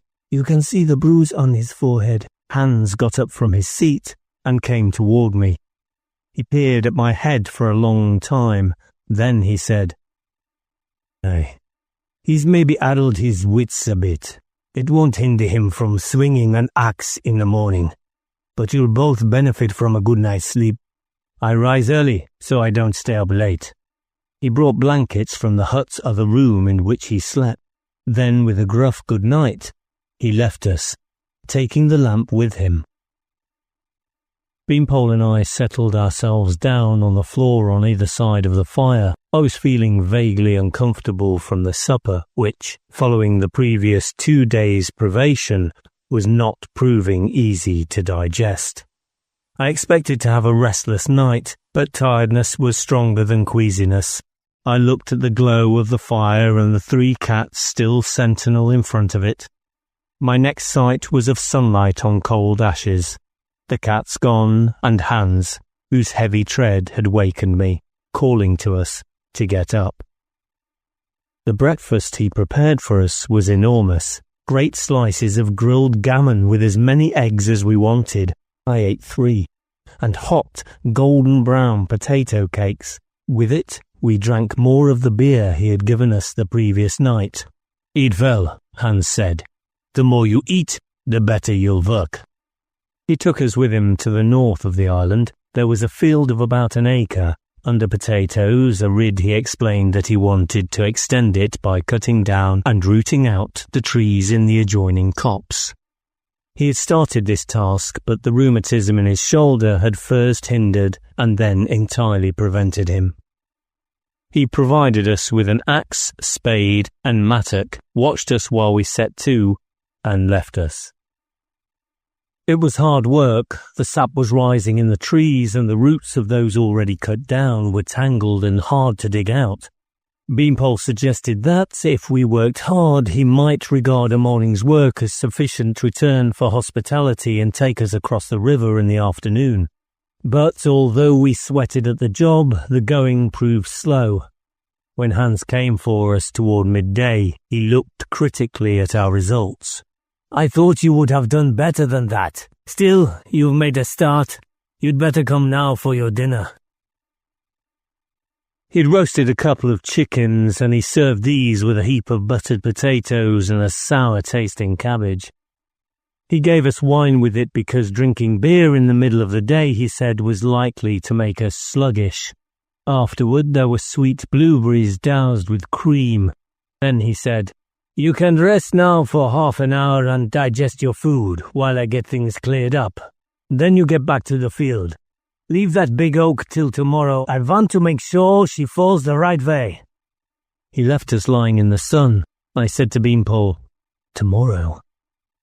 So much for him offering to take us across the river this afternoon. Beanpole said slowly, "Tomorrow, and the day after, and the day after that. He is determined to keep us here until the wood is cleared." "But that would take a week, at least. Probably 2, Beanpole said. "Yes, and we have little time if we are to compete in the games. We shall not manage that anyway on foot. We should have to find the material for another raft and build it. And even then I doubt if we could do it. We need a boat. I stopped as an idea struck me, surprised that it had not occurred to me before. We'd seen Hans' boat on our way up to the field. It was tied in a small inlet on the east of the island, a sturdy-looking 6-footer with a pair of oars. Beanpole, from the look he gave me, thinking along the same lines. I said, if we managed to slip away this evening, I suppose it would be a pretty rotten trick, but the boat must mean a great deal to him, Beanpole said. He depends on it to get to and from the village. I think probably he built it himself, or his father did, and it would take him a long time to build another, particularly with the pain in his shoulder. But we know from what he said last night that he would never help us, although he is not capped. He would keep us here, working for him, even if he knew what our mission was. I think getting into the city is more important, Will, than this lonely old man and his boat. So this evening loses us half a day, and there may not be another time when we know ourselves to be unwatched. He rose to his feet. I think now is better. We walked in as innocent a manner as possible toward the shelter of the trees. As we approached them, I glanced back and saw the open door of the hut, but no sign of Hans. We went more quickly after that, running in the direction of the inlet and the boat. It rocked as Beanpole climbed aboard and unshipped the oars, while I saw to the rope that tied it to the branch of a tree. It was tied in a complicated knot, over which I struggled with at first little effect. Beanpole said, Hurry, Will. If I had a knife, I think I hear someone. I heard it too. Running feet, and now a voice, calling harshly. I wrenched desperately at the knot, and it came free. Then I scrambled into the boat, which tilted dangerously under us. As Beanpole pushed off from the bank, the figure of Hans burst through from the trees, shouting curses. We were 10 feet clear by the time he reached the water's edge. He did not stop, but plunged in after us. The fast-flowing water came up to his knees, then his thighs, but he waded on, still cursing. Where it reached his waist, he succeeded in grasping at the blade of one of the oars, but Beanpole pulled it from him. The current took us, and we moved out toward midstream. Hans fell silent then, and his expression changed. I had borne his earlier raving and anger easily enough, but this was different. I still feel sick when I remember the terrible despair in his face. We went down river swiftly enough after that. We took turns at the oars, started early and rowed until late each day. Food was a problem, but we managed, although after the first day we were hungry all the time. We passed barges travelling upstream and down and kept clear of them, which was increasingly easy as the great river broadened on its course to the sea. The river itself was a source of great interest, rolling through varied scenery, woods, pasture, vineyards, and wheat fields, and the silent, sombre heaps mounded up on either side of the ruined cities of the ancients. We saw tripods many times, and once heard the wild warbling of their hunting call, but that was far in the distance. None approached us closely.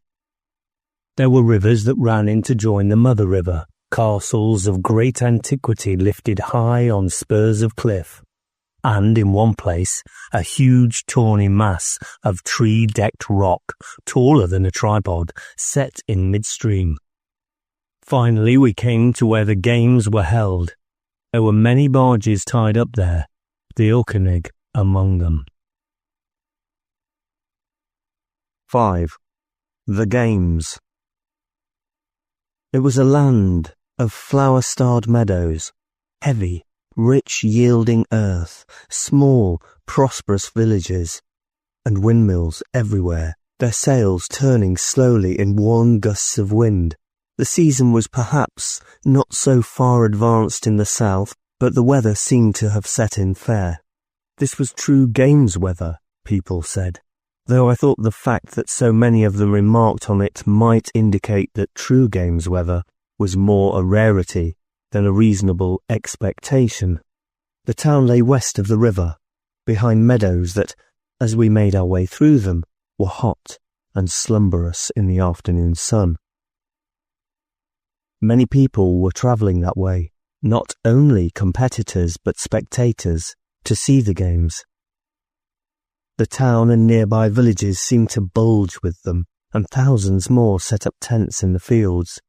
There was an air of festival, much eating and drinking of beer and last year's wine, everyone, it seemed, happy and dressed in their best. We'd got there the day before the opening. That night we had to sleep where best we could in the open, as it proved, under willow trees beside a rushing stream. But tomorrow, providing we passed the early trials and were accepted, we would be competitors and be housed in the long, low wooden huts built near the field. To reach that place one passed through the town, with its great twin-towered church and its newly painted houses, and skirted the hill that looked down on it. Wandering there once, we found a vast semicircular pit, descending in levels faced with stone to a central stone platform. We could not guess its purpose, but the stones were cracked and worn and distorted by what must have been not years, but centuries. And all those centuries, I thought, before the coming of the tripods generation on generation. Beyond was a village, and nearby the field. It was huge, and the local people told a story of it.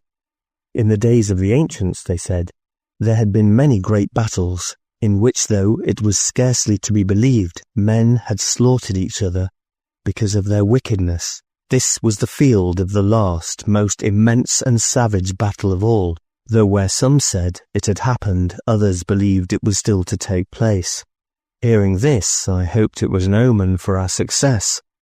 One battle needed to be fought, and we, here, were the outriders of our army. We had seen Moritz at the barge, but not Ulf, who was off drinking. Moritz was pleased to see us, but urged us not to stay because Ulf's anger was still strong, and not likely to be much appeased by our having got here in time after all. Fritz, he told us, had gone up to the field that morning.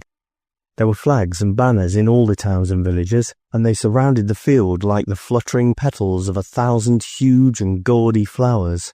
Behind and above were the tiers of wood on which people sat and watched, with peddlers moving among them selling trinkets and ribbons, sweetmeats, wine and hot sausages. Projecting from one side was the judges' pavilion, in front of which the winners would come to claim their champions' belts, to which we fervently hoped we would go.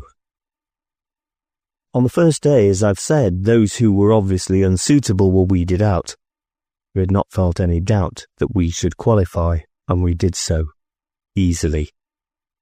I was set to box with a boy of roughly my own age, and in less than a minute the judge broke off the bout and sent me to be weighed and entered. I met Fritz again in the tent, which had been set aside for these procedures. He showed neither surprise at my appearance nor curiosity as to how I had got here. I told him Beanpole was here too, and he nodded. 3 chances were better than 1. I had the notion, though, that all along he had believed that it was he who would succeed in getting into the city, that we were not to be relied on. I almost hoped that he would lose in his first race, but checked myself in my stupid resentment. What mattered was that one of us should succeed, and as he said, better 3 than 1. Later I found Beanpole again. He also had qualified without difficulty, clearing the required distance in both jumps by an easy margin. We went together to the dining tent for our midday meal. We were given our food as well as a bed. I asked him how he felt about his chances now that the challenge was on us. He said seriously, "All right, I think. I did not have to try hard." "And you, Will? One I beat is qualified too. I saw him in the hut." "That sounds good. Do you think we ought to look for Fritz?" "There'll be time later. Let's eat first." Next morning was the opening ceremony. People came in procession from the town, carrying the banners of the games, and the game's captain, an old white-haired man, who was the leader of the officials, made a speech of welcome to the contestants assembled on the field, full of phrases about sportsmanship and honour. I might have been impressed if it were not for those who were also present. During the tournament at the Château de la Rouge, one tripod had stood above the castle in silent scrutiny of events. Here, there were 6. They had marched in early in the morning and were already present, lined up around the field when we awoke. Words like sportsmanship and honour had a hollow sound when one remembered that the purpose of these sports was to provide slaves for these metal monsters. Slaves, or sacrifices. After all, though hundreds of men and women each year entered the city, none had yet been known to come out. Thinking of that, I shivered despite the warmth of the sun, and I was able to watch the preliminaries in the other events. Fritz was entered for the 100 and 200 metres races.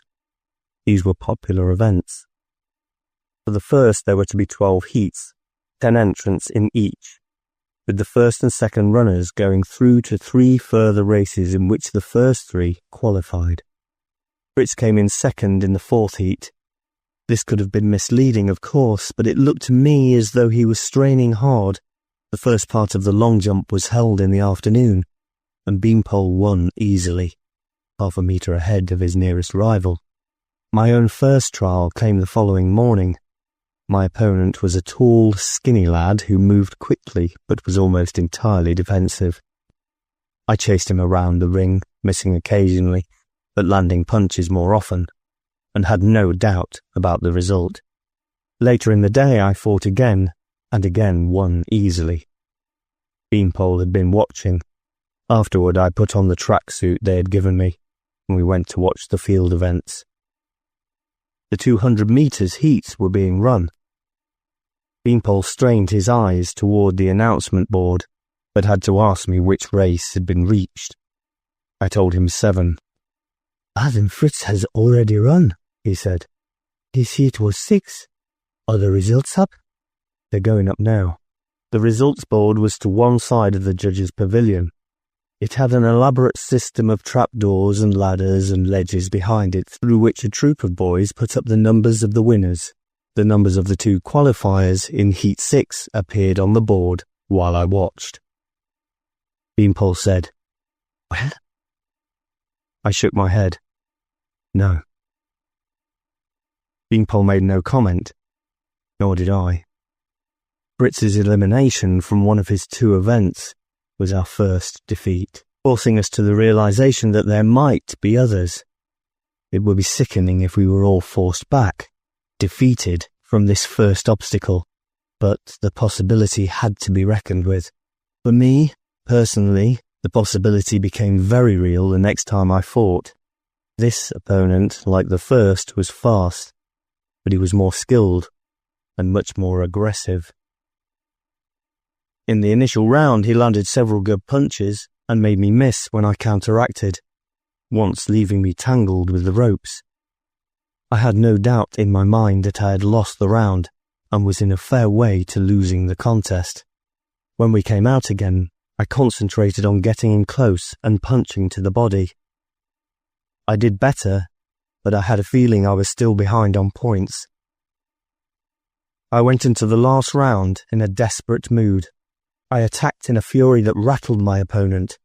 He opened up his guard, and I caught him with a right to the side of the head, which floored him. He got up at once, but he was nervous after that, and tried to keep his distance. He was also plainly tiring, probably from the body blows in the previous round. I was confident by the time the final bell went that I had made up lost ground, but I could not be sure how much. I saw the 3 judges conferring together. They were taking longer than usual about it, and my uncertainty and apprehension curdled into physical sickness. I was trembling when we went back to the centre of the ring, and could scarcely believe it when the referee lifted my arm in the sign of victory. Fritz and Beanpole had both been watching. Beanpole said, "I thought you were going to lose that one." I was still feeling shaky, but with relief now. I said, "So did I." "You left it late," Fritz said. "Not as late as you did in the 200 meters. It was a cheap and silly riposte, but Fritz did not rise to it. He said simply, "That is true. So I must concentrate on the other race." His imperturbability, I supposed, was a good quality, but I found it irritating. Two things happened in the afternoon. Fritz qualified for the finals of the 100 meters, and Beanpole was eliminated from the high jump. Fritz again came in second, but the winner was yards ahead of him at the tape, and I did not think much of his eventual chances. Beanpole was very depressed by his defeat. Up to the last raising, he had been jumping well and confidently, and seemed certain of going through. But at that point, his coordination failed him, and in his first jump, he went off at half-cock and ludicrously hit the bar waist-high. His second jump was a good deal better, but still an obvious failure. On the third, I thought he'd cleared it, but he must have just caught the bar with his foot. "Bad luck," I said. His face, as he pulled on the tracksuit, was white with anger against himself. "How could I jump so badly?" he said. "I've cleared a lot higher than that dozens of times, and now, when it matters, there's still the long jump. I just couldn't get the lift. Forget about it. There's no point in brooding. Oh, it's easy to say that. Remember what Fritz said. Concentrate on the other one." "Yes, I suppose it's good advice." He did not look convinced. So we came to the day of the finals. In the evening there will be a procession to the town, where the feast of the games was held, with all the competitors honoured, especially the victors in their scarlet belts. And the morning after they would parade on the field, on show for the last time before the tripods picked them up to take them to their city. It had been very hot during the night, and the sky was no longer blue, but livid with clouds, which looked as though they might open at any moment to pour down torrential rain. Thunder rumbled in the distance. If it did rain, the events were to be postponed to the following day. I stared at the sky from the door of the hut and prayed that it would hold off. I felt I was tensed to the limit already. I tried to force myself to eat some breakfast, but the food would not go down. Beanpole's event was scheduled first, mine second, and Fritz's third. Concentrating on watching him jump was a torment, but at least took my mind off my own prospects. He jumped well, and it was clear that there were only two others who might possibly match him. They were before him in order, and on the first jump there was a matter of inches between their marks, with the rest out of the running.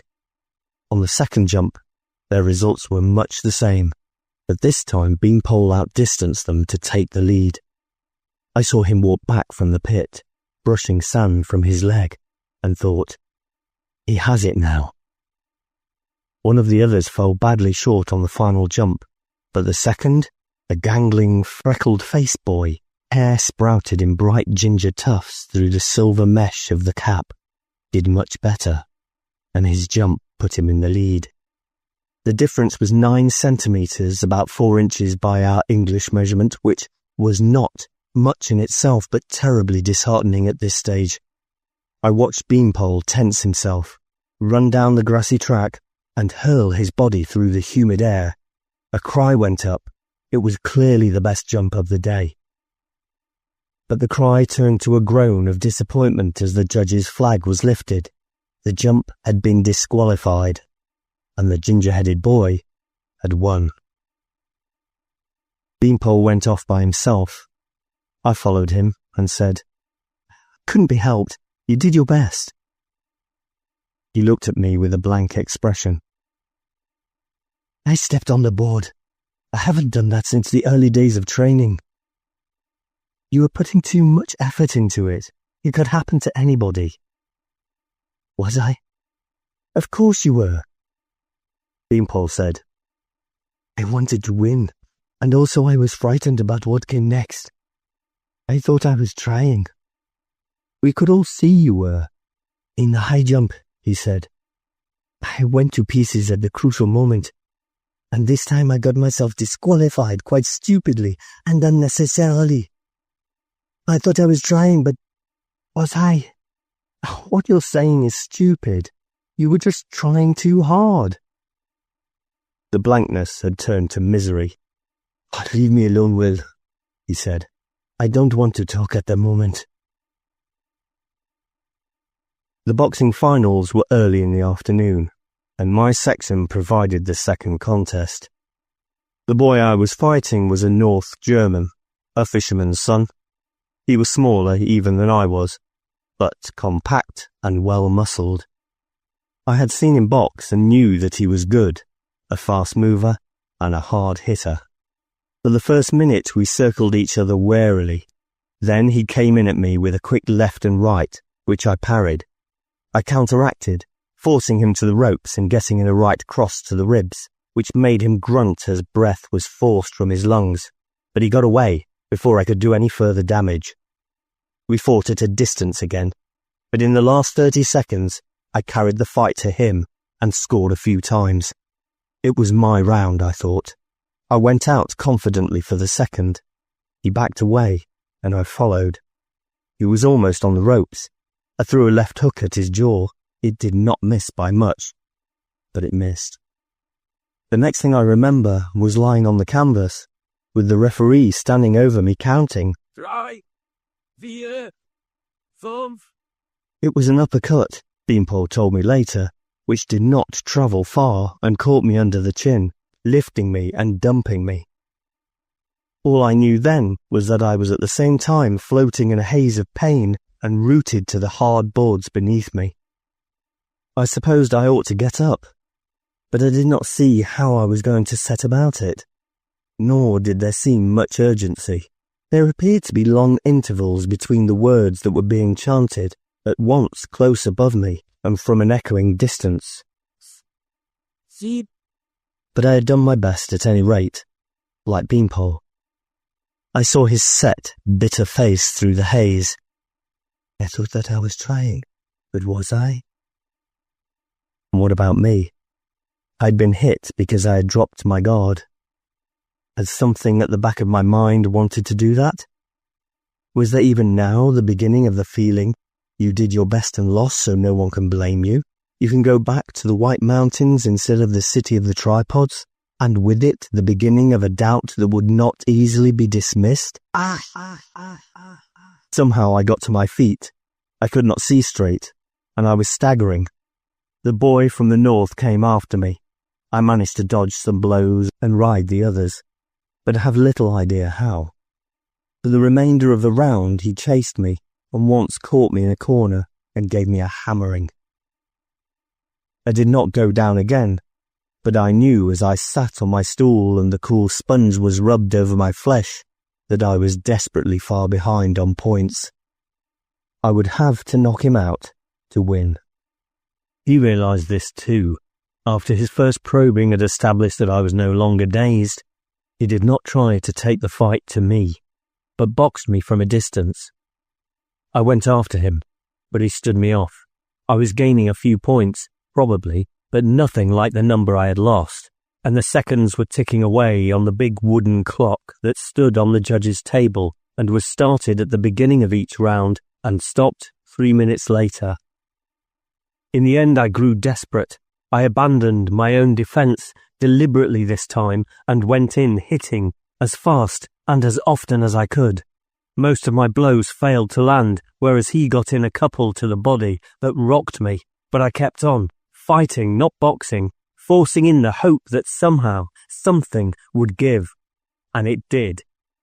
He measured me for a punch that would have finished the job the uppercut had started, and missed. And I did not miss with my own hook to the jaw. His knees buckled, and he went down, and I was sure he was not going to get up by a count of 10. For that matter, 50. The only doubt I had was whether the bell would go before the count was completed. I had an idea we were in the final seconds, but my mind had been playing me tricks. I learned to my astonishment that less than a minute had elapsed of this last round. Beanpole and I watched the final of the 100 meters race in silence, each concealing his different feelings, but our silence was shattered when it became apparent that Fritz was keeping up with the runner who had outclassed him in the previous heat. We were both shouting as the two of them crossed the tape. Beanpole thought Fritz had won, I that he had just lost. It was some time before the announcement came, and it proved us both wrong. There had been no clear winner. The race would be rerun with these two competitors only.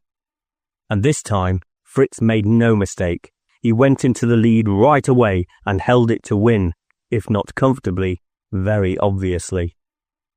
I cheered with the others and fervently. I would far rather it had been Beanpole, but I was glad that, at any rate, I would have one ally when I went into the city. That evening, during the feast, the heavens opened, thunder rolled almost continuously, and through the high windows, I saw lightning playing across the roofs of the town. We ate wonderful food in enormous quantities, and drank a wine that bubbled in the glass and tingled in one's throat. And I sat at the high table, wearing my scarlet belt with the rest. In the morning, as we paraded, a light drizzle was still falling. The field itself was waterlogged, and our shoes were clogged with mud. I said goodbye to Beanpole, and told him that I hoped I would meet him again, and soon, in the White Mountains. But the hope was a faint and feeble one. The 6 tripods stood fixed, as they had been throughout the games, while the ceremony of farewell was carried out. I looked at the faces of my companions, all happy and exulted at the thought of serving the tripods, and did my best to put the same expression on my own. My legs trembled. I made an effort and controlled them, but moments later they were trembling again. There were more than 30 of us, in 6 groups. I saw the group with Fritz in it go first, marching to the tripod immediately ahead. The tentacles snaked down as they came close to the great metal foot. It lifted them in turn to the hole that opened in the hemisphere, the hole into which, nearly a year before, I had thrown the exploding metal egg of the ancients.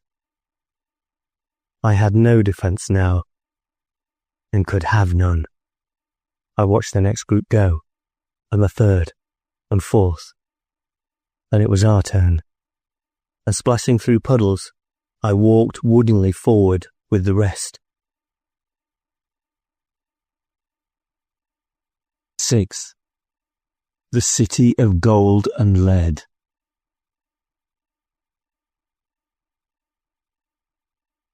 What chiefly worried me was that my true feelings would show when the tentacle gripped me, and I would not be able to avoid straining against it and marking myself out as different from the others. I even wondered if the tentacle could somehow read my thoughts. I remembered the feel of it, hard metal, but weirdly resilient, pulsing with what seemed like life. When it was my turn to be lifted, I did my best to blank out what was happening. I thought, instead of my home, of lazy afternoons wandering through the fields, of swimming in the river with my cousin Jack.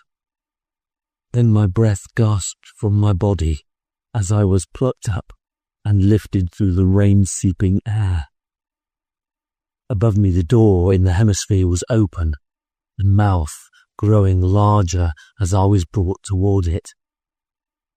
I was expecting the lapse into unconsciousness which had occurred in my first encounter with the tripod, outside the Château de l'Été Rouge, but it did not happen. Later, I understood why. The tripods had a means of doing this, but they used it only on the uncapped, who might panic and struggle. There was no need for such restraint with those who had learned to worship them. The tentacle put me inside and released me, and I could take in my surroundings.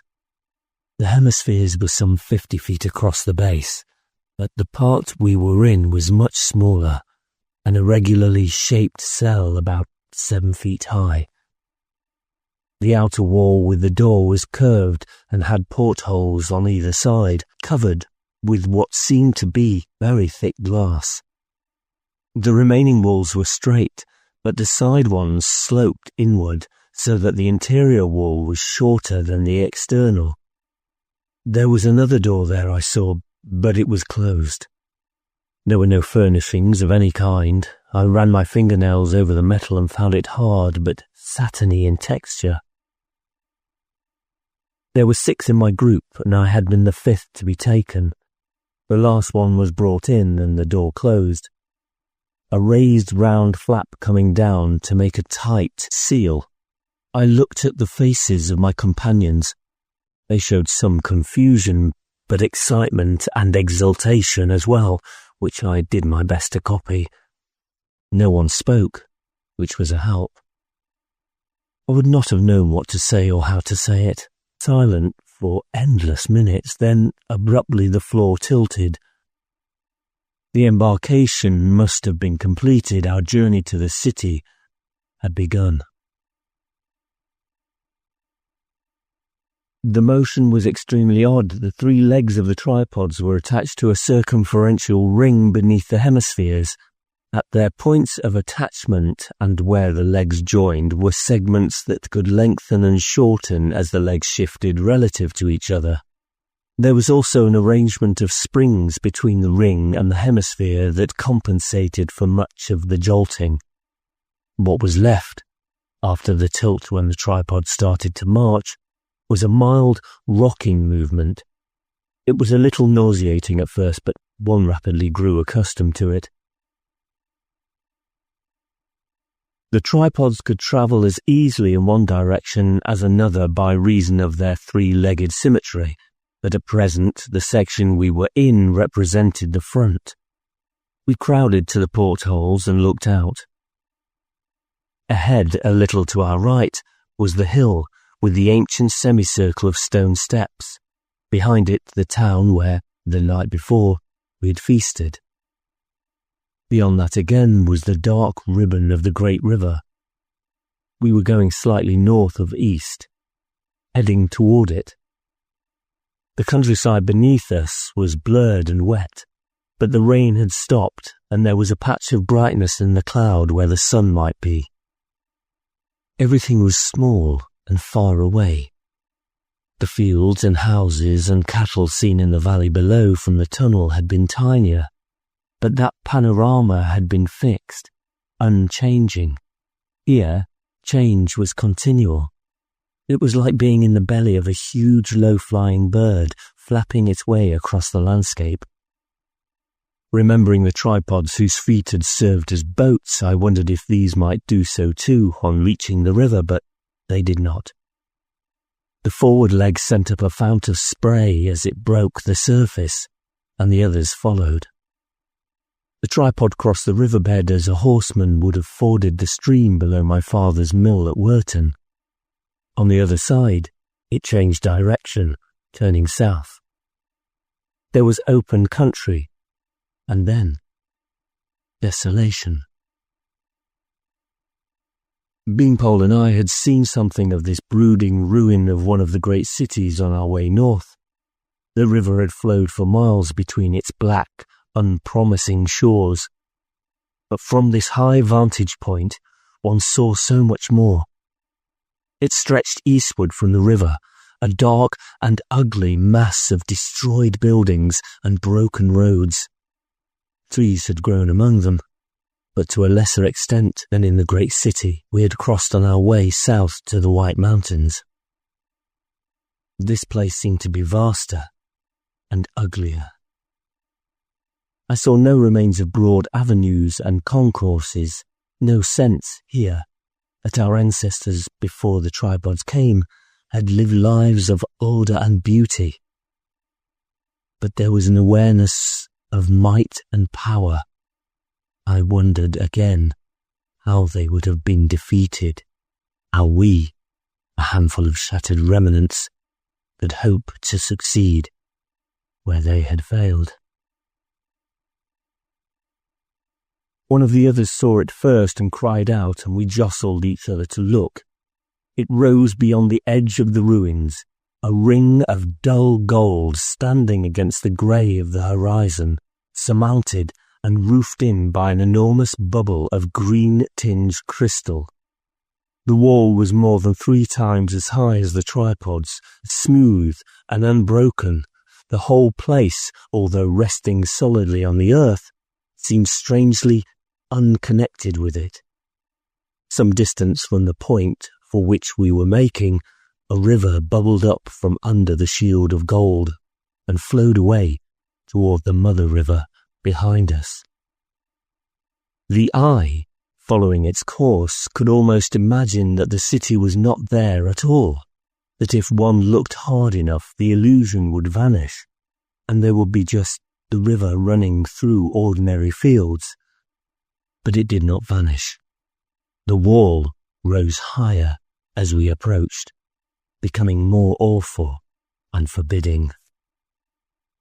The sky grew lighter from one instant to the next. The sun broke through the mask of clouds. Sunlight glistened on the ramparts, reflected from the crystal roof. We saw a great band of gleaming gold on which flashed a titanic emerald, and I saw a narrow slit of darkness which opened. A door opened in the seamless wall. The first of the tripods marched through. What happened as our tripod entered the city was something for which I was completely unprepared. I felt as though I had been struck a savage blow, but a blow that contrived to hit me in every part of my body at the same time. A blow from the front, from behind, most of all from above, smashing me down. I staggered and fell, and saw my companions do the same. The floor of the compartment pulled us as though it were a magnet and we were flakes of iron.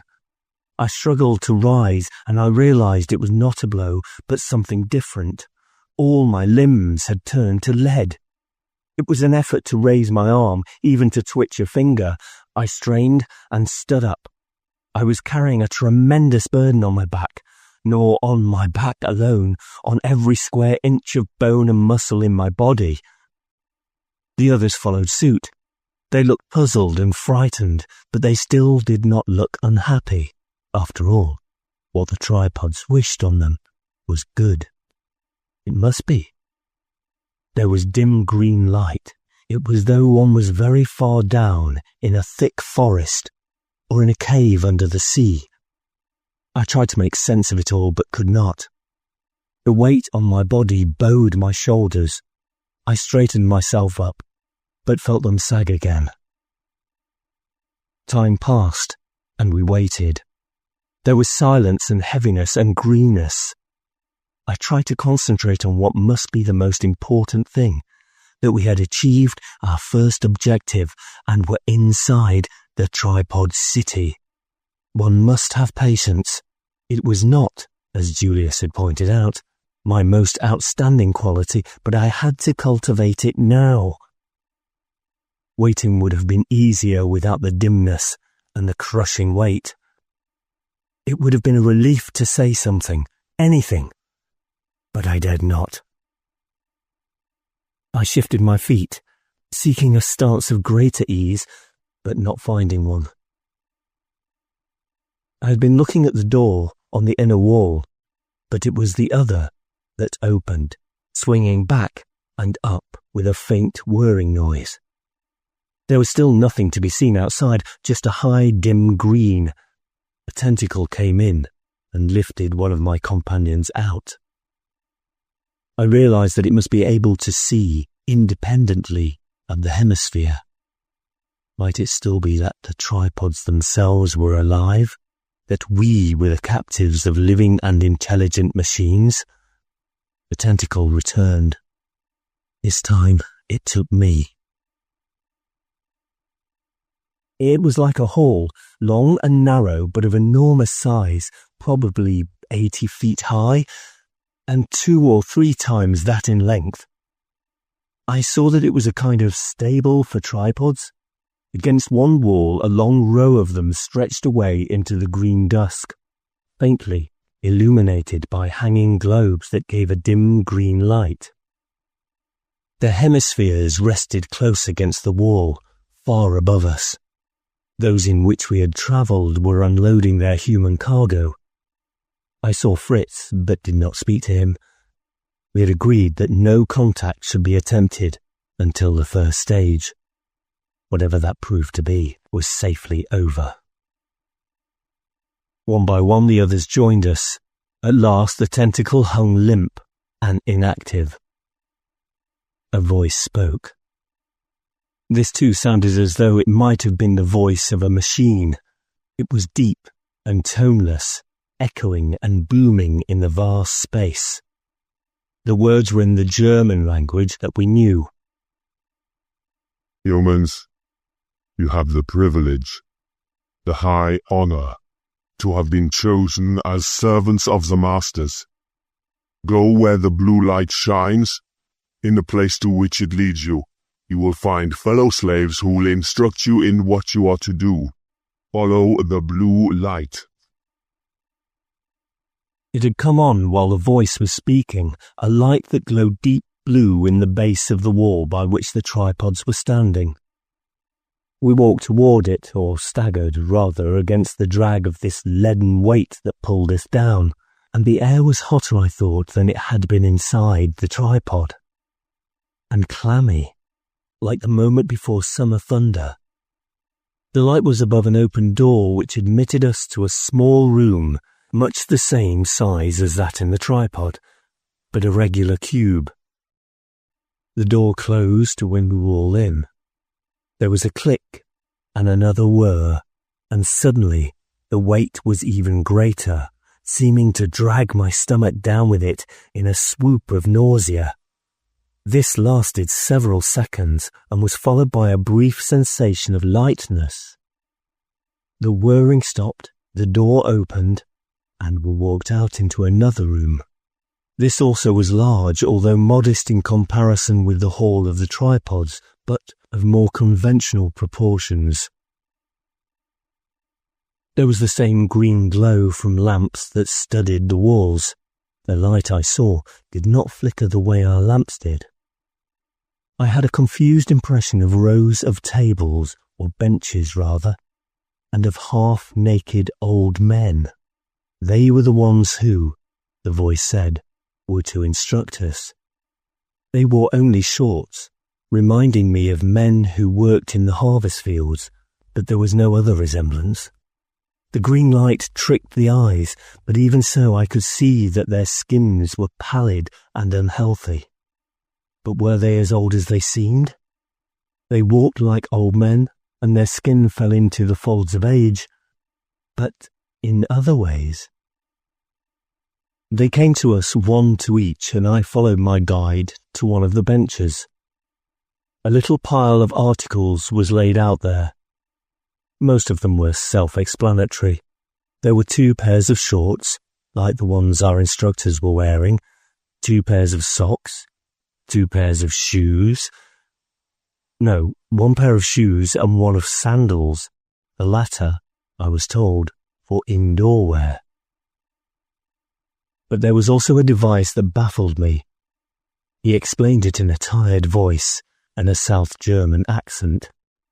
You must put this on before you go through the airlock, and wear it always while you breathe the master's air. In the house of your own master, you will have a room in which to eat and sleep, where you will not need it, but otherwise must never be removed. The air of the masters is too powerful for such as we. If you go into it without protection, you will die. It was like glass in that one could see through it, but was different to the touch. Even the thicker part, which fitted over the head, and rested on the shoulders would yield a little when one pressed it, and it tapered to a thin stuff that moulded itself to the body. There was a belt that went round the chest, high under the arms, and could be tightened to hold the helmet on firmly. On either side of the neck were pouches holding a dark green sponge-like material. These had a network of fine holes on both outside and inside, admitting air. The sponges, it seemed, could filter out the part of the master's air that was too strong for their slaves to breathe. My instructor pointed to it. "This must be changed every day. Your master will supply you with new ones." "Who is my master?"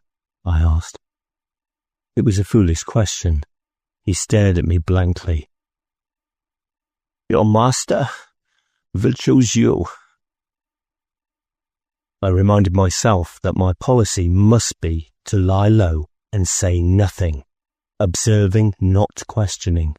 But there was one thing I could not avoid asking. "How long have you been in the city?" 2 years. "But you're not—" The remnants of pride broke through the heavy dullness of his voice. He said, "I won the 1,000-meter race at the Games. Less than a month after, I was capped. No one had ever done that before in my province." I stared at him, at the slumped, tired body, the worn, sick-looking flesh with horror. He was no more than 2 years older than I was. Perhaps less. His voice was once more blank and expressionless. "Change into the clothes. Throw your old ones on that pile." I took off my Scarlet Champion's belt. "What about this?" "Put it with the rest," he said. "You do not need it in the city." We dressed in our new clothes, putting the articles we did not require immediately into a small bag we were given, and fastened our masks. Then we were marshalled and led away, and through a door into another smaller room. The door closed behind us, and I saw there was an identical one on the opposite side. There was a hissing sound, and I could see a breeze over my feet. I realized that air was being drawn into a grill that ran along the base of the wall. But air was also coming in from another grill just above our head level. I could feel it, and after a time I thought I could see it thicker, greener in the green light. In some strange way, the air was being changed in this room, the ordinary kind being replaced by that which the masters breathed. Continued for several minutes, then the hissing stopped. The door in the front opened, and we were told to walk out. It was the heat that struck me first. I thought it was hot enough inside the tripod and in the outer rooms of the city, but that was mild in comparison with the furnace blast that I now encountered, and yet not a furnace blast, because the air was damp as well as hot. Sweat started to pour out all over my body, but particularly on my head, encased in its hard, transparent cover. It trickled down my face and neck to the place high on my chest where the belt trapped it against my skin. I drew in gulping breaths of hot, stifling air. I felt weak, and the weight dragged me down. My knees started to buckle. One of my companions fell, and then a second and a third. 2 of them struggled back to their feet in a moment or two. The third lay still. I thought of helping him, but remembered my resolution not to take a lead in anything. I was glad of the excuse to do nothing. Keeping myself from falling or fainting was difficult enough. Gradually I became a little more accustomed to things and could look at what lay in front of us. We had come out on a kind of ledge, and the main thoroughfares of the city lay below us. It was an eye-wrenching confusion. None of the rows was straight, and few of them were level. They dipped and rose and curved between the buildings, and were lost in the dim green distance. The city seemed even vaster inside than it had seemed from the porthole of the tripod, but I had an idea that was because of the thicker, greener air.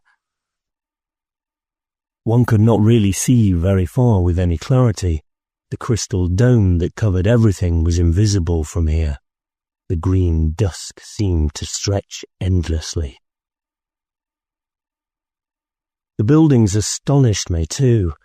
They were in different shapes and sizes, but of one general form, the pyramid. Immediately below our ledge, I saw a number of squat, broad-based pyramids. Farther off, there were thinner, more tapering constructions that rose to different heights.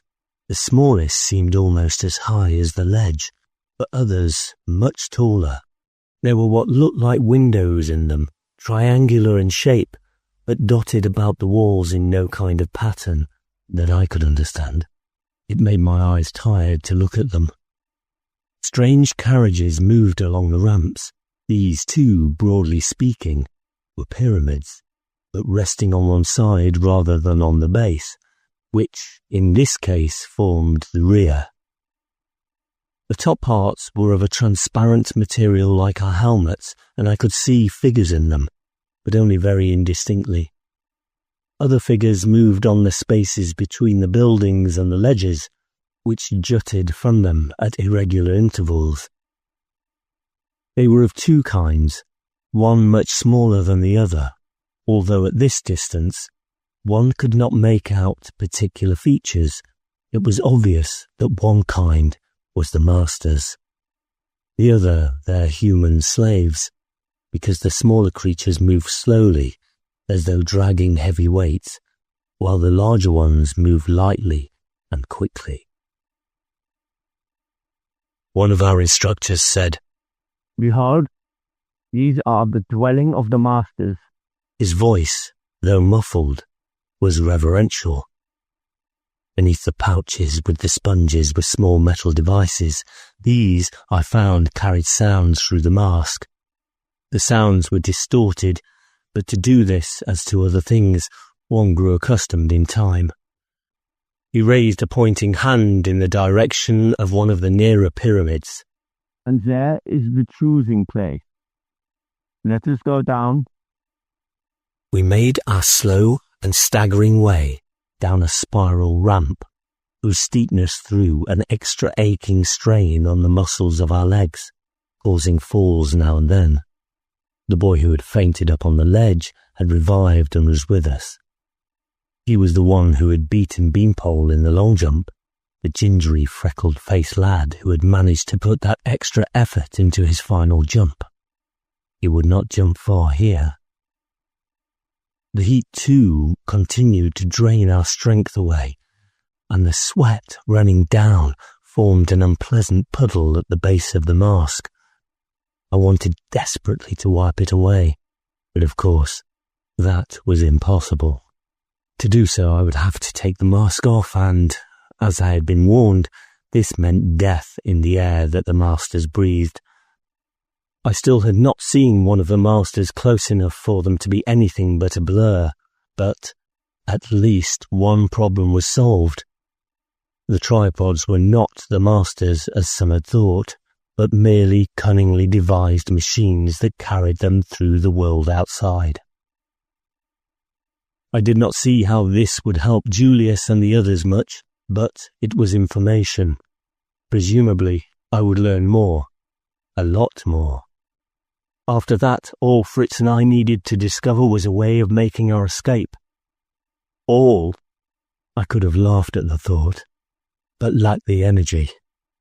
And I had to remember, of course, my role as one of the capped, a chosen but willing slave. The ramp led into one of the squat pyramids, about halfway up from the base. Inside there was a light from dozens of green globes that hung at varying heights from the ceiling. If anything, the The light was brighter than the dusk outside. We were taken along a curving corridor to a long room with a pointed ceiling. Along one side was a row of open-fronted cubicles, their sides made of the hard glass-like substance. Each of us, we were told, was to go into one of these. After that, we were to wait. The masters would come in due course. We waited a long time. For the others, I imagine, it was easier. Being filled with the desire to serve the masters above all things would give them patience. Fritz and I had no such comfort. He was in a cubicle some 10 away from mine, and I could not see him. I could see those on either side of me and, dimly, the 2 or 3 after that. I was filled increasingly with tension and apprehension, but knew I must not show it. There was discomfort also. Most of us were sitting or lying on the floor to help relieve the drag on our limbs. Lying was best, except for the sweat that had pooled inside the mask and, uncomfortable anyway, was intolerable if head and shoulders were not upright. I was dreadfully thirsty, but there was nothing to drink, and no means of drinking in any case. I wondered if they could have forgotten us, if we were to be left here until we died of thirst and exhaustion. Presumably, we were of some value to them, but it would not be much. We could be replaced very easily. I sensed, rather than heard it at first, but it grew into a ripple of sound, spreading along the cubicles to my right, a sound of awe and wonder, maybe of worship. I knew then that the moment had come, and craned my neck to see. They had entered the room from the far end, and were approaching the cubicles. The masters. For all the discomfort and fatigue and my fears as to what might happen, my first impulse was to laugh. It was so grotesque. They stood much taller than a man, nearly twice as tall, and were thick in proportion. Their bodies were wider at the bottom than the top, 4 or 5 feet around, I thought, but tapered upward to something like a foot in circumference at their head. If it was the head, there was no break in the continuity, no sign of a neck. The next thing I noticed was that their bodies were supported not on 2 legs, but 3, these being thick but short. Matching them were 3 arms, or rather tentacles, issuing from a point about halfway up their bodies.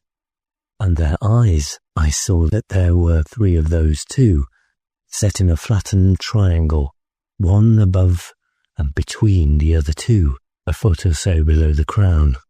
The creatures were green, though I saw that the shades differed, some being dark, the green tinged with brown, and others being pallid. That, and the fact that their heights varied to some extent, appeared to be the only means of telling one from another. I felt it was a poor one. Later I was to discover that, as one grew accustomed to them, identification was easier than I had expected. The orifices, which were their mouths, noses, and ears, varied too, in size, in shape a little, and in their relationship to each other.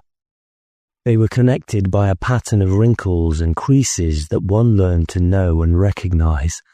At first impact, though, they were faceless, almost completely uniform. It sent a shiver of quite a different fear down my spine when one of them, stopping before me, spoke.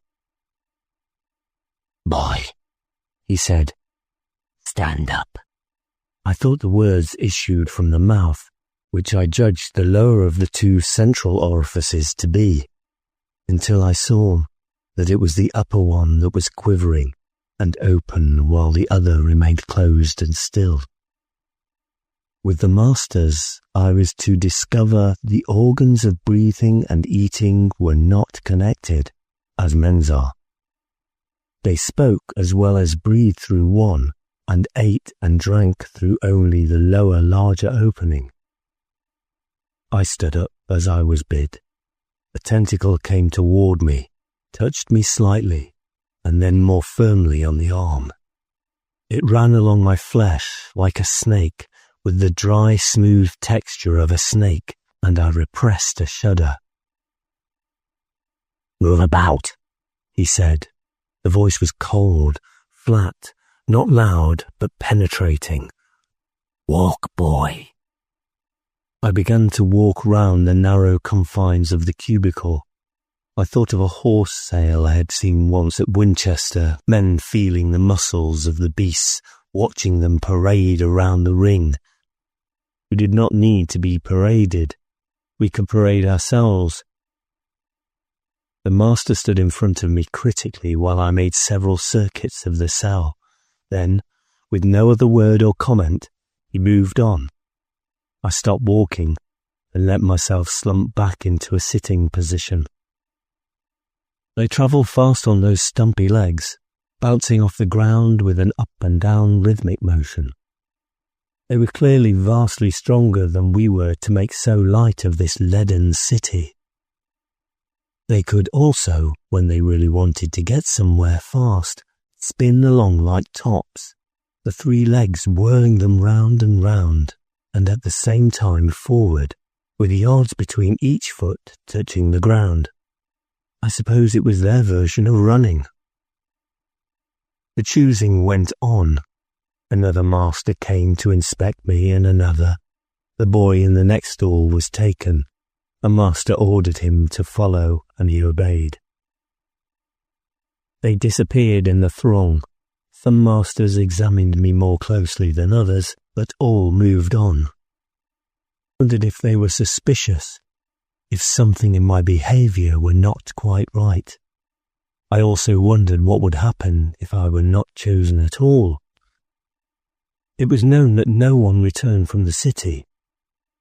In that case, this particular worry was unnecessary. Those who were not chosen as personal servants went into a general pool, I discovered, but I did not know that at the time, and was aware of the stalls emptying around me. I saw Fritz go past, following a master. We looked at each other, but gave no sign. A master came up to my cubicle, stared at me for a moment, and went on without speaking. Their numbers had thinned as well as ours. I sat on the floor miserably. I was tired and thirsty. My legs were aching, and the skin of my chest and shoulders was beginning to sting from the salt of my sweat. I leaned my back against the transparent wall and closed my eyes, so I did not see the new master who came, only heard his voice commanding me. "Get up, boy." It was a pleasanter voice than the others had been, with an undertone in it that might almost be warmth. I struggled to my feet and looked at him curiously. Physically, he seemed to be shorter than average, and he was also darker in colour. The tinge of brown in the dark green was quite marked.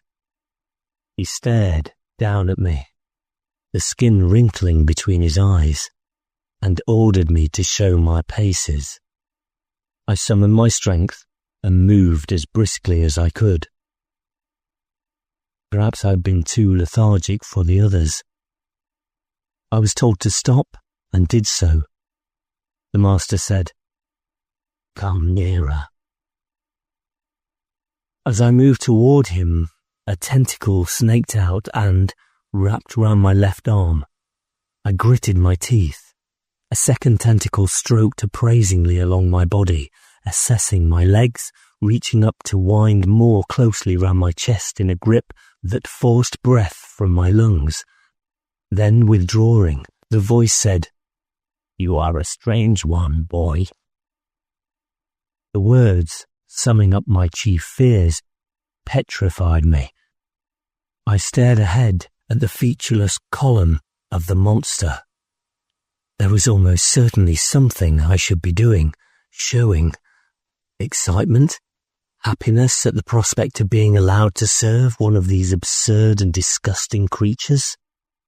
I tried to act out that mood, but the master was speaking again. How did you become a champion at the game? In which of your human sports? Boxing. I hesitated. Master. You are small, he said, but strong, I think, for your size. Which part of the land do you come from? From the south, Master. Tyrol. A mountain land? They are hardy ones who come from the high parts. He fell silent then. The tentacle that still held my left arm released it and dropped back. The three eyes stared at me. Then the voice said, Follow me, boy. I had found my master. 7. My master's cat. I was fortunate in my master. He led me to his carriage, which was in a line of others outside the building, showed me into it, and drove us away. The driving would be one of my duties, he explained. It was not difficult, it was moved by an invisible power that came from below the ground. There was little to do in the way of steering, and collisions were impossible. I saw that some of the masters, with newly acquired slaves, were already forcing them to learn this skill. But mine did not, because he saw that I was tired and distressed. The carriage ran on very small wheels set beneath one face of a pyramid, and the driver had a seat in the pointed front part for controlling it. My master drove it to the place where he lived, in toward the centre of the city. On the way, I examined my surroundings. It was hard to make sense of the place. Buildings and streets and ramps were at the same time very much like each other and confusingly different, their construction either unplanned or following a plan I could not begin to understand. Here and there I saw small areas that I supposed were meant for gardens. They were mostly triangular in shape and filled with water, out of which grew strange plants of various colours. I saw red, brown, green, blue, but all sombre. They all had the same general shape too, a squatness at the base that tapered with height. Many of the garden pools had mists rising from them, and in some I saw masters moving slowly about or standing, like trees themselves, rooted in the water. My own master lived in a tall pyramid overlooking a large garden pool. It was 5-sided, but looked more like one of the triangles of which the masters seemed to be so fond, since 3 of the sides were shorter than the others and formed almost a straight line. We left the carriage outside the door. I looked back and saw the ground open under it and take it in, and went into the building. At the centre we entered a moving room, like the one that had taken us from the hall of the tripods. My stomach lurched as it whirred, but this time I understood what was happening, that the room was moving upward, and we with it. We came out in a corridor, and I trudged along in the master's wake to the door that was the entrance to his home. There was much that I understood only later, of course. The pyramid was divided into homes for the masters. Inside was the smaller pyramid, completely enclosed by the outer one, which was used for storerooms, the place where the carriages were kept, the communal place for slaves, and so on. The homes were in the outer section, and one could tell a master's importance in the city from the position of his home. Most important was the one right at the top, the pyramid on top of the pyramid. The next came the 2 triangular homes immediately below, and after that the homes at the corners of the pyramid in descending order. My master was only moderately important. His home was on a corner, but nearer the base than the apex. At first sight of the city, with all its towering peaks, I had thought the number of masters must be fantastically great. At closer quarters, I realized that the impression had been to some extent misleading. Everything was on a far bigger scale than the human one to which I was accustomed. The homes, in particular, were spacious, the rooms being large and very high, 20 feet or more. From the corridor, one came into a passage with several doors. The doors were circular and worked on the same principle as the one in the tripod. A section swung inward and upward when a thing like a button was touched. There were no locks or bolts.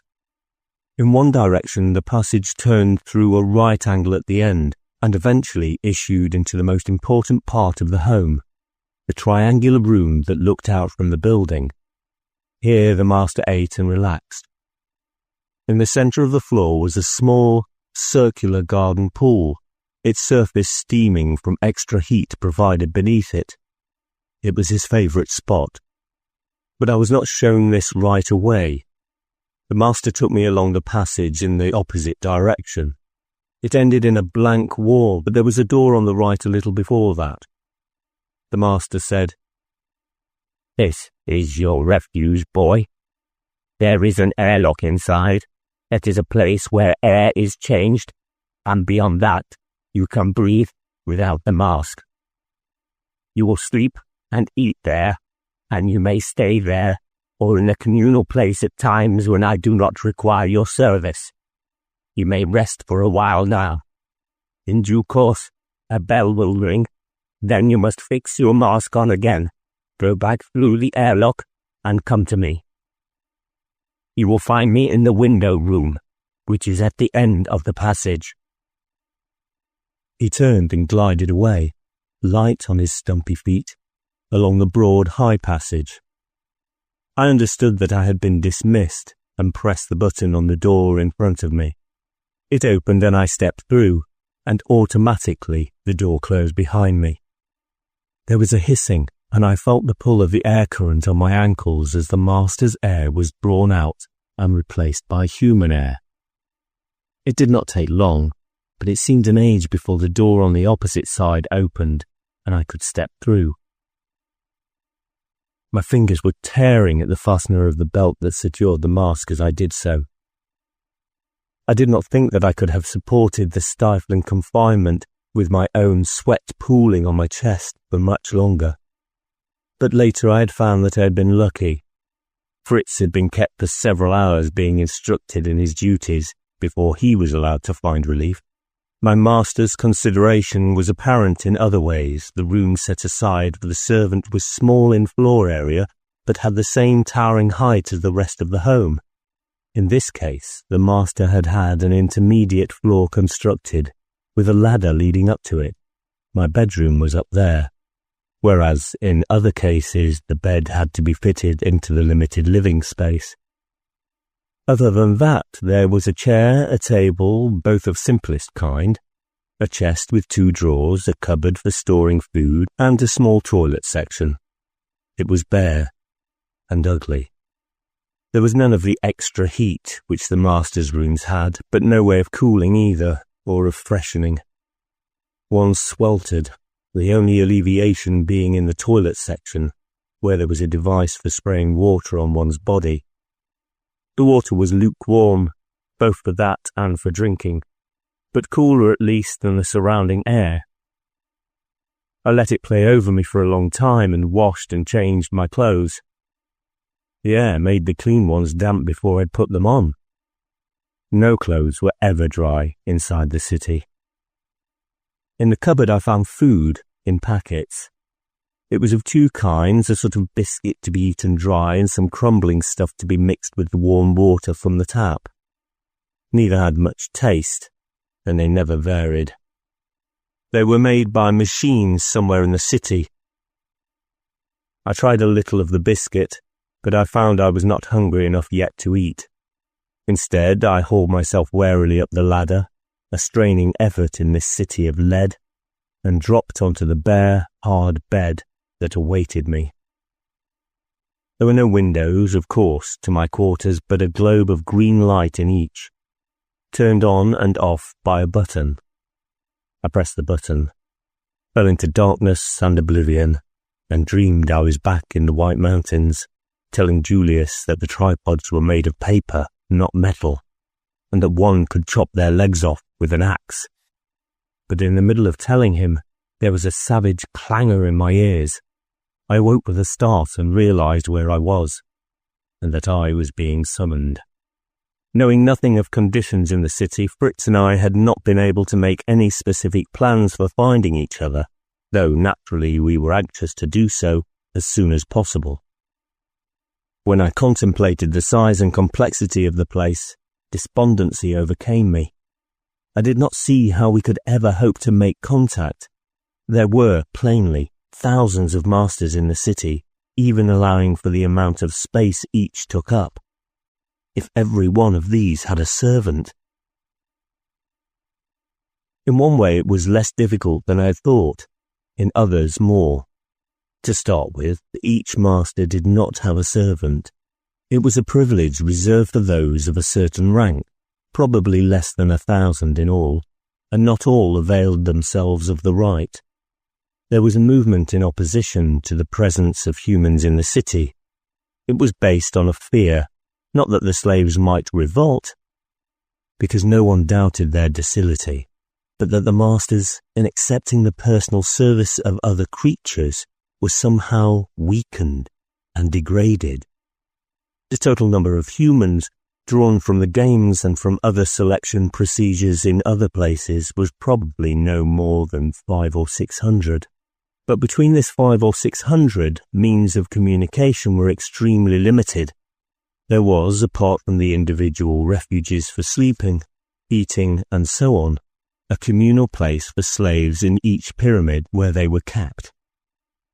In a larger but still windowless room, it was possible to meet and talk with a number flashing in a box on the wall to tell you when your master required your return.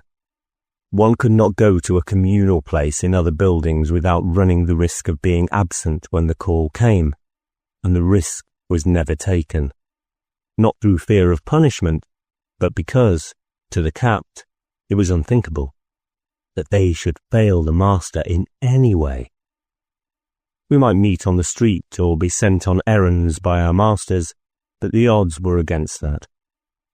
It soon seemed obvious that the only real chance of discovering each other lay in both our masters attending the same function, at which, as was true of most, there was a rest room for slaves.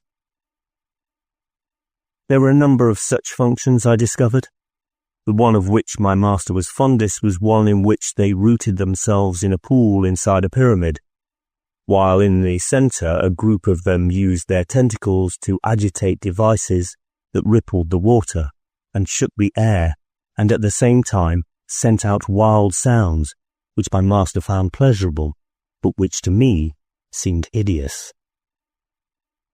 At another, the masters spoke to each other in their own language, full of whistling and grunting sounds. In a third, masters on a raised stage hopped and whirled about in what I suppose was meant to be a dance. To all these, at different times, I accompanied my master, and went eagerly to the rest room to shower and dry myself, and, perhaps, eat a piece of the monotonous biscuit, or, at least, lick one of the salt sticks with which we were provided, and to hunt among the other slaves for Fritz. But again and again I drew a blank, and I began to think it was hopeless. I knew that not all the masters enjoyed these things, just as there were events to which my master did not choose to go. It was beginning to seem that we had had the bad luck to be chosen by masters whose interests were very different. In fact, this was true. My master was fondest of things that stemmed from the mind and imagination, Fritz's of those that exercised and demonstrated the body. Fortunately, though, there was one event that had an almost universal appeal. They called it the sphere chase. It took place at regular intervals in the sphere arena. This was a great open space in the shape, naturally, of a triangle, near the centre of the city. It was covered with some reddish substance, and there were 7 posts, perhaps 30 feet high, each with a basket-like contraption at the top. 3 of these were set at the point of the triangle, 3 midway between the points and the 7th in the centre. That is as much really as I can describe that makes sense. I think that what happened in the arena was a kind of game, but if so, it was not like any game that men play. Small tripods standing not much more than 20 feet high issued out from a place below ground behind one point of the triangle, performed a complicated marching about for a time, and then started chasing each other. After a while, in the course of this chase, one or more golden spheres would appear in the air between the probing points of the tripod's tentacles. This was generally greeted by a full booming noise from the masters, who were watching from all round in terraced seats. The booming would increase as the chase and pursuit continued, with the golden ball flashing and tossing between them. At some stage, the sphere would be flung over or around one of the baskets on top of the poles, and eventually would light in the basket, when there would be a great coruscating flash, a noise like a clap of thunder, and the booming from the spectators would be punctuated with wails and howls. This was much intensified when it happened to be the centre pole's basket that was hit, both as to flash and thunder and, I imagine, applause. Then the chase began all over again, and a new ball was created. The small tripods, I found, were occupied by one or, at the most, 2 masters. It seemed that much skill was involved in the sphere chase, and those best at it were greatly honoured. On that last bit of the trek that Henry and Beanpole and I had made to the White Mountains, when the 2 tripods came across us out in the open but took no notice, then too there had been the golden ball flashing against the blue sky. I realized that the masters driving those tripods must have been sphere chasers, practicing for the next chase, and too engrossed to concern themselves with anything else. It represented a weakness in the masters, trivial perhaps, but any sign of fallibility was something to rejoice at. The other good thing was that the sphere chase was the means of my finding Fritz after weeks of fruitless searching. I accompanied my master to his seat in that side of the triangle reserved for the superior ones, and hurried, which meant a lumbering rather than a dragging walk down to the restroom beneath. It was larger than any other communal room I'd seen, but crowded for all that. There must have been a couple of 100 slaves in it. I pulled off my mask, placed it in one of the lockers along the wall near the entrance, and went looking for him. He was at the far end in the queue for the salt sticks, which we sucked to replace the salt we lost through our continual sweating. He saw me and nodded, and brought 2 salt sticks over to where I stood, as far removed from the others as possible. I was shocked by the sight of him. This was a life, I knew, that would drag anyone down, if only by reason of the relentless clammy heat and the constant drag on bone and muscle. Many of the humans I had met were in a pitiful state, old and enfeebled long before their time. I was conscious in myself that, although I was learning to live with the heat and weight, and to husband my energy, gradually my strength was ebbing. But the change in Fritz was far beyond expectation. We'd all lost weight, but he, who had been tall and well built, seemed, in proportion, to have lost much more than I. His ribs showed painfully through the flesh of his chest, and his face was gaunt. He had the stooped posture that one saw in those who had been a year or more in the city. I saw something else too, with horror. A pattern of angry marks across his back. I knew that some of the masters beat their human servants for carelessness or stupidity using a thing like a fly whisk, which burned the flesh where it touched. But Fritz was not stupid, and would not be careless. Giving me the salt stick, he said, in a low voice, "The important thing is to make arrangements for future meetings. I am at 71 Pyramid 43. It would be better to meet there, if you have an easy master." I said, "Where's that? I still can't find my way about." "Near that No. Tell me where you are. 19 Pyramid 15. I can find that. Listen. My master goes to a garden pool almost every day, regularly at 2-7. He stays for a period. I think there's time enough to get to your place, if you can manage to get down to your communal place. I'll do that easily. I'll be the slave of a visiting master. I nodded. We used master's time in the city, not human time. The day was divided into 9 periods, and each period was divided into 9ths.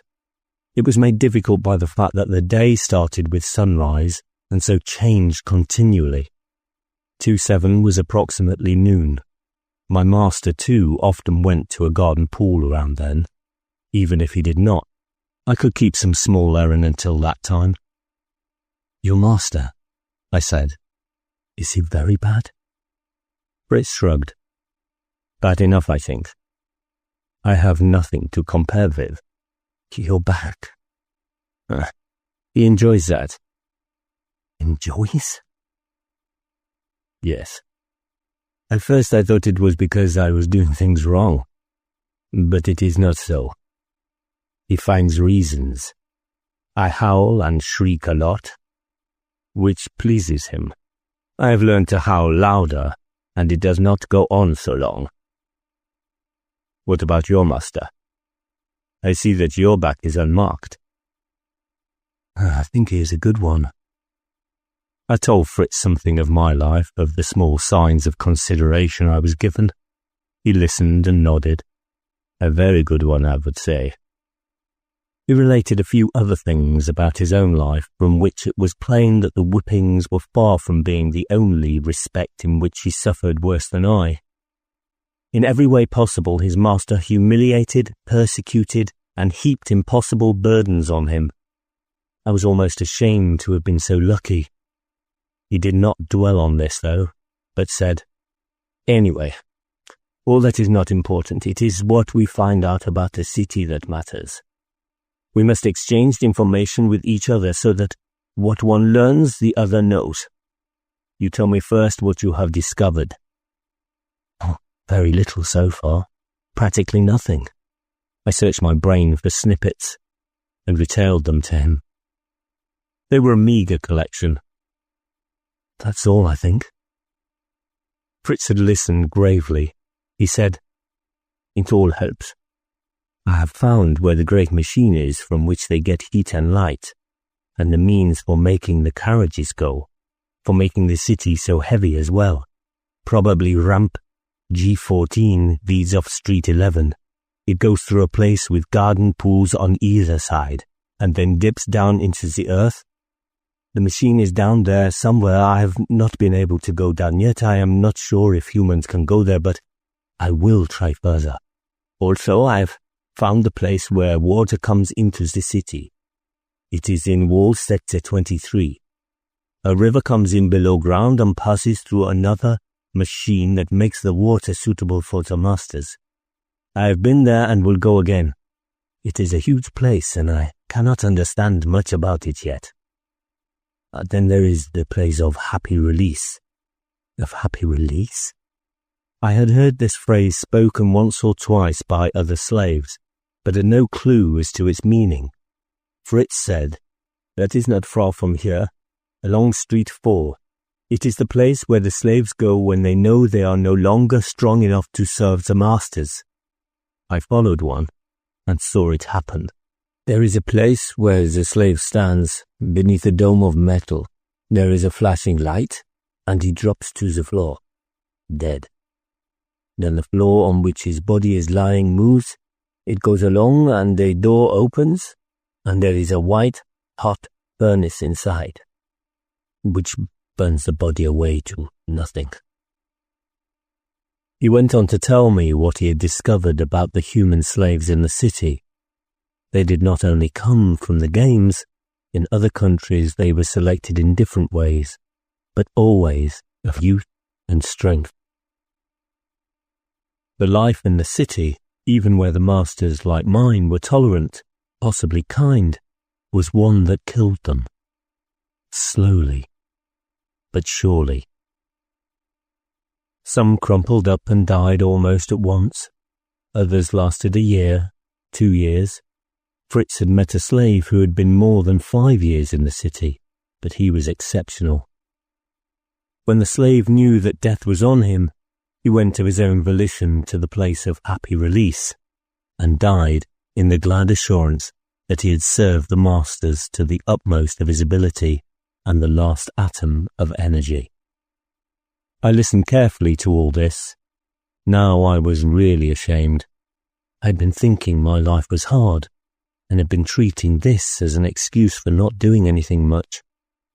In effect, I had been marking time, hoping to get in touch with Fritz and then think of what to do. He, with so much worse to suffer, had nevertheless been getting on with the tasks that we shared, and on which man's future might depend. I asked him, "How did you manage to find all these things? If you could only get away during the 2 hours he spends at the garden pool, you could not get to them all in that time, surely." "There is another master with whom he has twice spent a day. He is one of those who disapprove of slaves, and my master leaves me behind. So I got out and explored." "If he had returned unexpectedly, or called you?" "There was a means in each home by which a master could call his slave to come to him." Fritz said, "I had thought of that. I had thought of an excuse. He would beat me, of course, but I'm used to it." There had been an occasion where I'd been left behind. I'd spent the day resting, talking to the communal centre. Once I had gone out, but the confusion of streets and ramps and pyramids had depressed me, and I had come back. I felt myself flushing. We had been talking apart from the others, but more and more had been arriving from the arena above us, and the room was beginning to be crowded. Fritz said, "Enough now. 19 Pyramid 15, the communal place at about 2-9. Goodbye, Phil." "Goodbye, Fritz." Watching him lose himself in the throng of slowly moving slaves, I made a resolve to play my part more keenly and with less self-pity.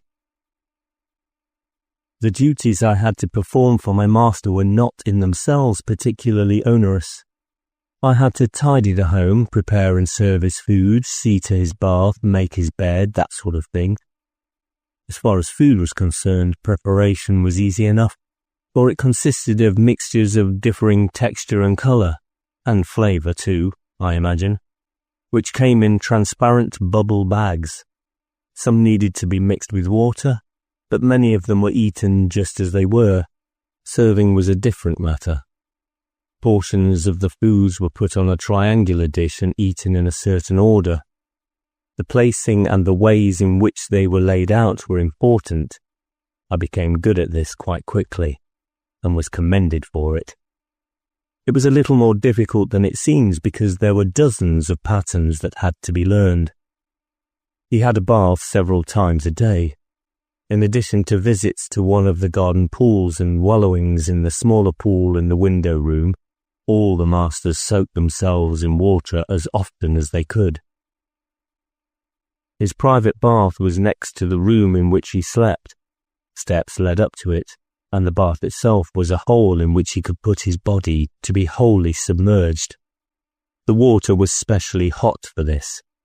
It welled up from the bottom, boiling. I had to put in powders and oils that coloured and scented the water, and lay out a number of strange brush-like devices with which he scrubbed himself. The bed was upright too, and of much the same shape as the bath, but instead of the approach being by steps, it was up a spiral ramp, a fairly steep one, which it made me pant to climb. Inside was placed a sort of damp moss, and each day I had to remove the old and replace it with fresh from the bed cupboard. Although the moss looked light, it was heavy. I suppose this was the hardest of my tasks, as far as labour was concerned. But apart from these and other similar duties, there was another function I fulfilled, that of companionship. Except for the occasion on which they joined together to watch the sphere chase or other forms of entertainment, the masters led strangely solitary lives. They visited one another, but not often, and spent a good deal of their time in their homes alone. Even in the garden pools, I noticed they did not talk to each other much. To some, though, this isolation came less easily than to others. To my own master, I suspected, a human slave to him was not merely something to do various menial chores around the home, not merely a sign that he was of the rank that qualified him to own such a one, but someone who could listen to him talk. In my village at home, old Mrs. Ash had 6 cats, and spent most of her day talking to one or the other of them. I was my master's cat. With the advantage of being a cat who could talk back, he not only spoke to me of the things that happened to him, I could rarely make any sense out of them, and I never began to understand what work he did. But he asked questions as well. He was curious about me, and about my life before winning at the games and coming to the city. At first I was suspicious of his interests, but I quickly realized that it was innocent. So I told him all about the way I had lived as the son of a small dairy farmer in the Tyrol. How I had driven the cows up to pasture in the high meadows at the beginning of the day and stayed with them until it was time to bring them back for milking in the evening. I invented brothers and sisters, cousins and uncles and aunts, a whole pattern of life that he accepted and seemed to take an interest in. When I was off duty, I used to lie on my bed in my refuge and think of more lies to tell him. It was a way of passing the time, or it had been until I realized how little I'd been doing compared with Fritz. But when I said something about it to Fritz the following day, when we met again in the communal place of my pyramid, he took a different view. He said, "You have been very lucky with that one. I had no idea any of the masters spoke to us slaves, except to give orders. Mine does not, certainly." He beat me again this morning, but he did it in silence. I was the one who made a noise. Perhaps you can learn more from this than from exploring the city. If I asked questions, he'd certainly be suspicious. The capped do not pry into the wonders of the masters. Not questions as such, but perhaps you can lead him on. You say he talks about his own life, as well as asking you about life outside? Sometimes, but it makes no sense.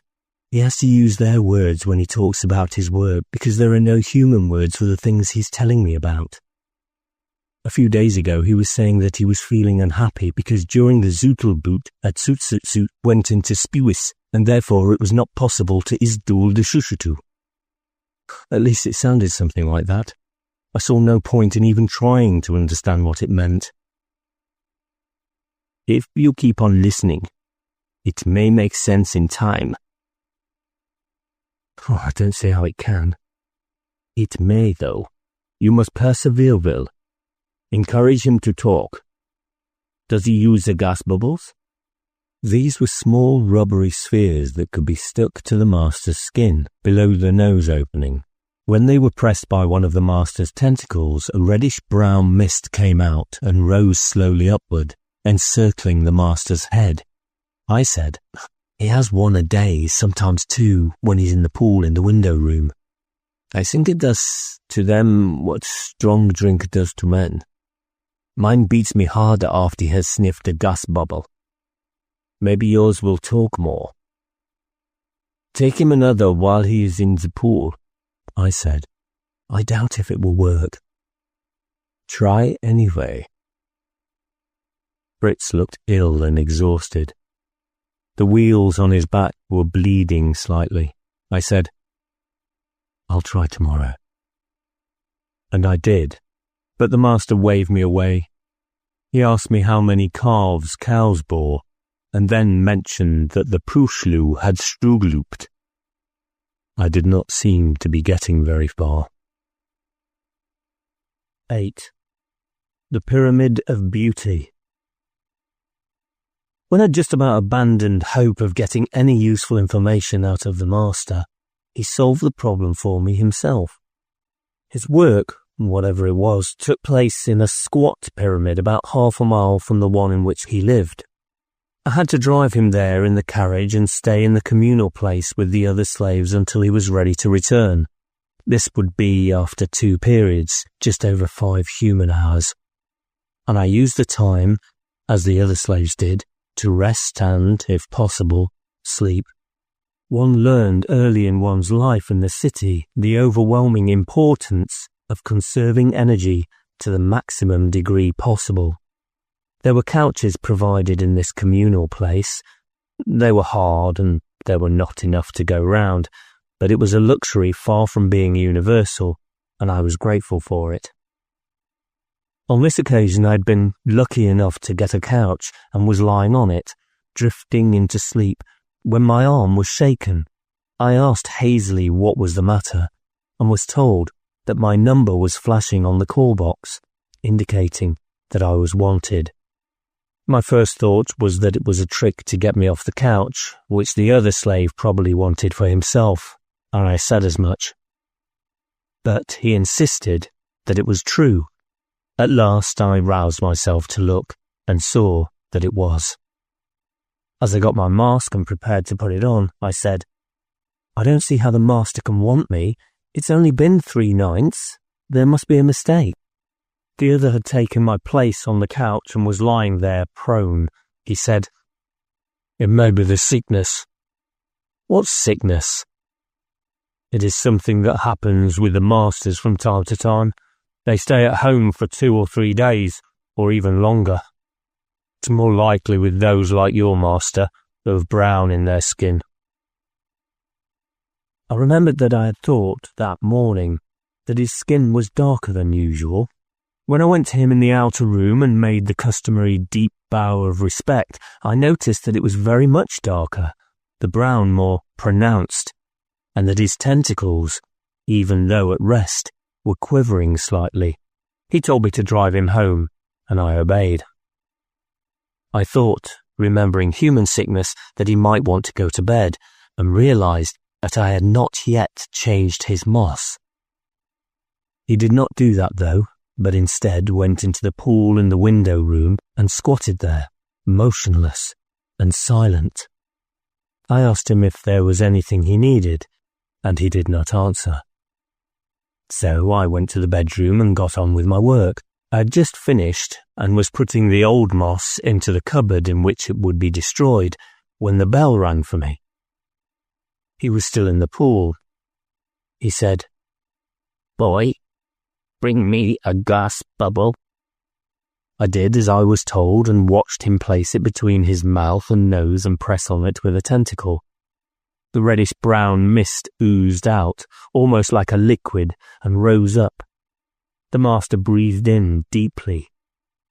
This went on, with him taking breaths of it at intervals, until the bubble was empty. He tossed it away for me to pick up and called for another. This was unusual. He used it and had me bring him a third. He started talking not long afterward. It did not make sense at first. I gathered he was talking about the sickness.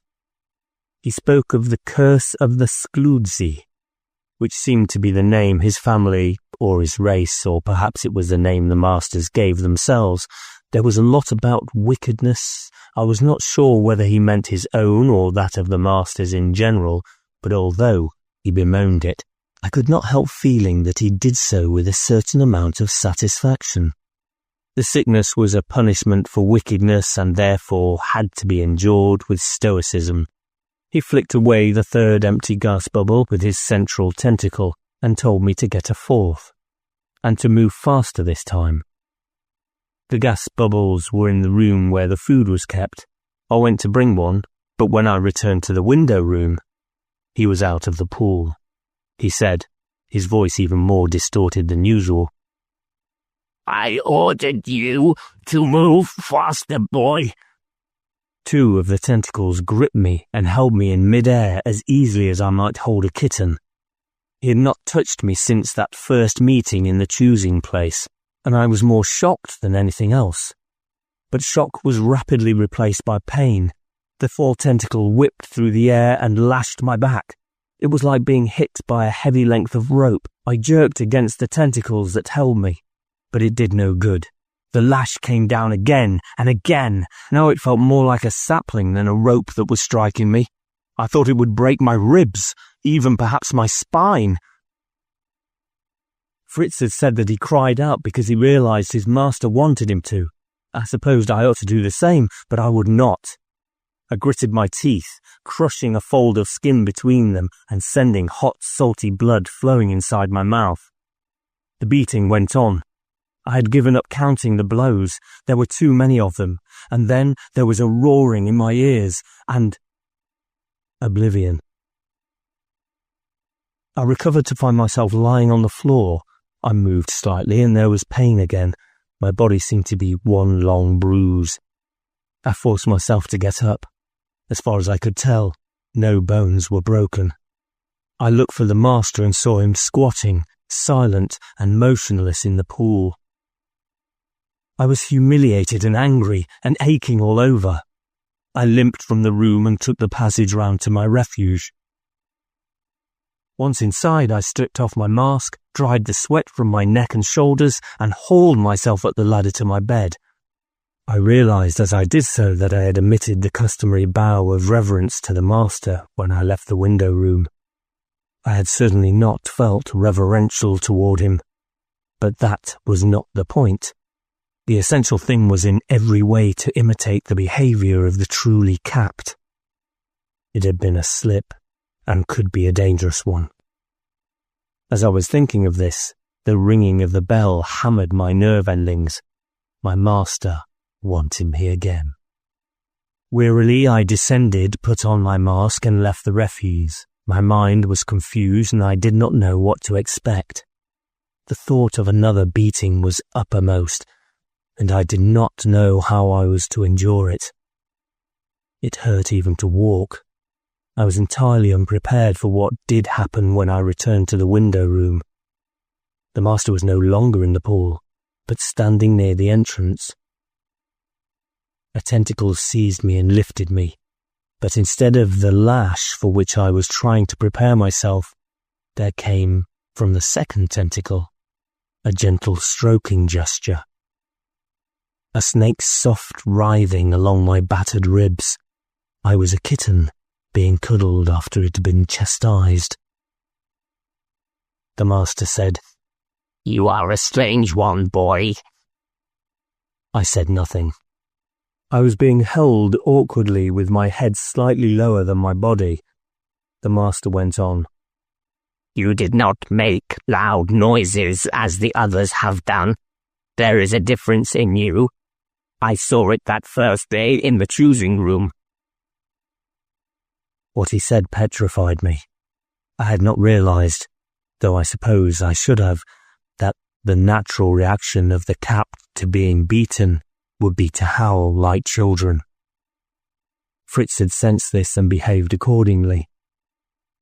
But I had stupidly resisted through pride, and then had failed to make the bow of reverence afterward. I was terrified that the master's next move would be to probe the cap with the tip of his tentacle through the softer part of the mask. If he did, he would soon realize the difference between mine and the true caps, which knit in with the living flesh, and then. But instead he put me down. Belatedly I made the bow of reverence and, because of my soreness and stiffness, nearly overbalanced while doing it. The master steadied me and said, "What is friendship, boy?" "Friendship, master?"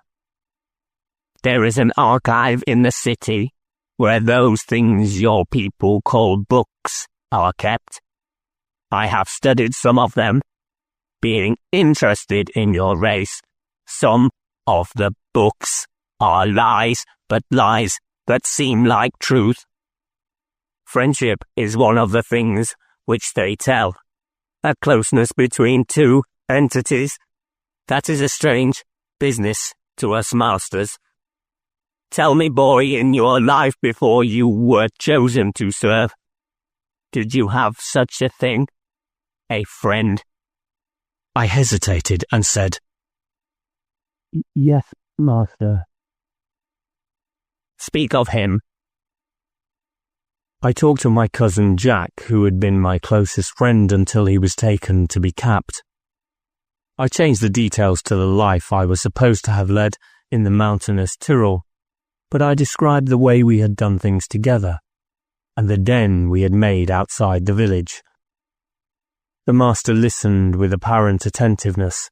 He said finally, There was a link between you and this other human, a link that was voluntary, not forced by circumstances, so that you desired to be together, to talk with each other.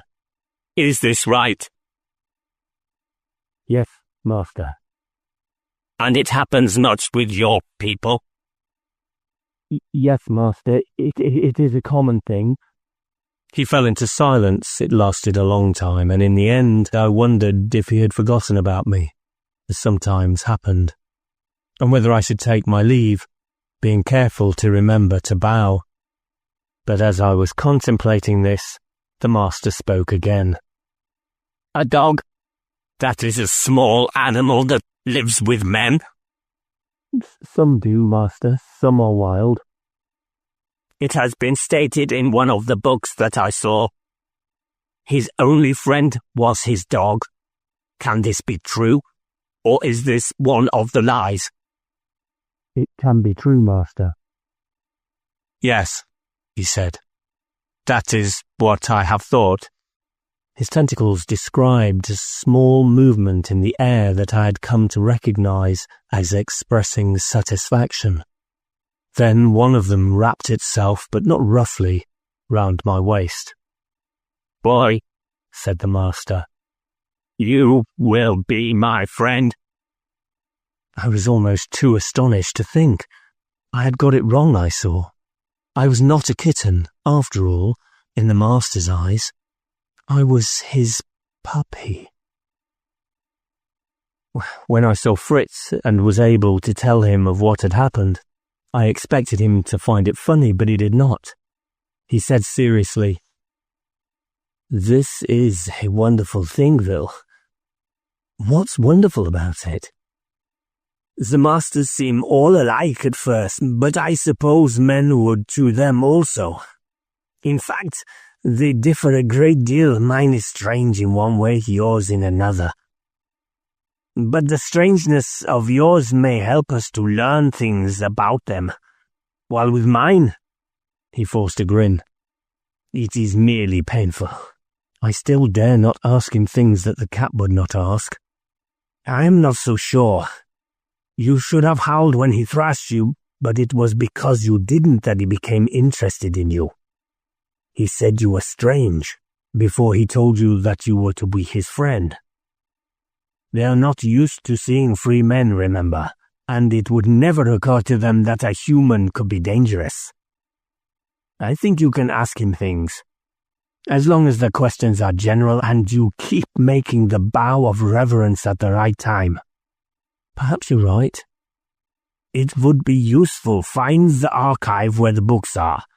They had the cap to destroy all the books that held the knowledge of the ancients, but I suppose they would have not destroyed them here. I'll try to find out. But go carefully, he warned. He looked at me. Your task is not an easy one. He was thinking, I felt, that he could have carried it out a good deal better than I, and I was inclined to agree with him. Where I had stubbornness and pride, he had a watchful endurance. He was looking ill, and had been badly beaten again that morning. The whip his master used left marks that faded in about 48 hours, and these weals were fresh. He had once or twice been beaten with a tentacle, as I had seen, and said that, although one ached for longer afterward, the beating itself was not so bad as with the whisk thing. I hated to think of what that must be like. Fritz went on to tell me of his own latest discoveries. The most useful of these was that he had found a place where there were walls with pictures of stars at night, and the masters could make these pictures move. In the same pyramid there was a globe almost as high as he was, turning on a spindle, and the globe was covered with maps. He had not wanted to seem too curious, but there was a part he had recognized as a map of the place we knew. It showed the narrow sea across which Henry and I had come, the White Mountains far to the south, and the great river down which the Erlkönig had sailed. And on the map, at a point that he calculated as being roughly our present location, was a golden button, which could only be the city. As far as he could see, there were 2 other golden buttons on the globe, both well to the south of this one and situated far apart, one on the edge of a great continent to the east and the other on an isthmus between 2 continents to the west. They must also represent cities of the masters, which meant there were 3 in all from which the world was ruled.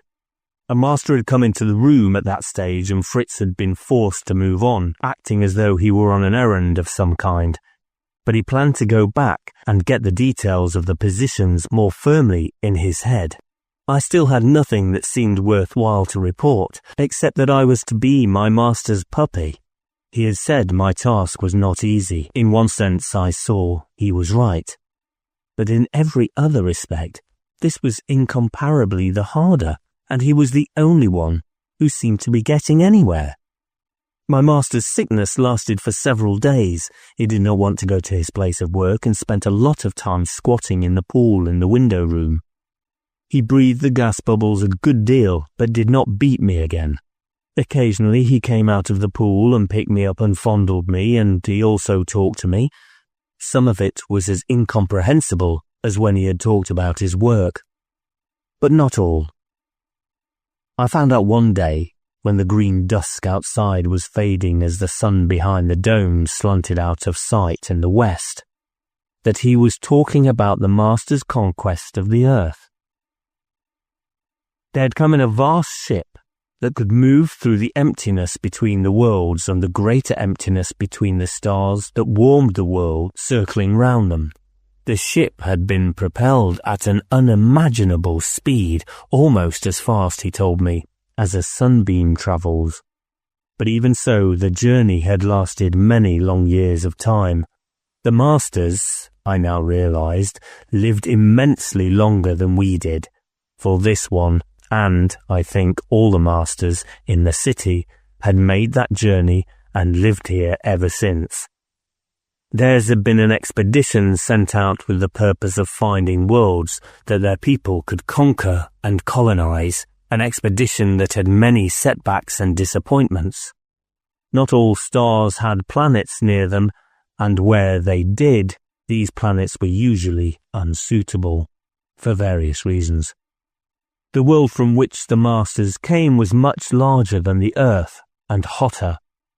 Being larger, things on its surface weighed more. The masters had found some worlds too small and others too big for their purpose, some too cold, being far removed from the central sun, and others too hot. Of the 10 worlds circling our sun, ours was the only one that would do. But it had an atmosphere poisonous to them, and a gravity too light. All the same, it was thought to be worth conquering. So the great ship was made to go in a circle round the earth, as the moon does, and the masters studied the world they were to seize.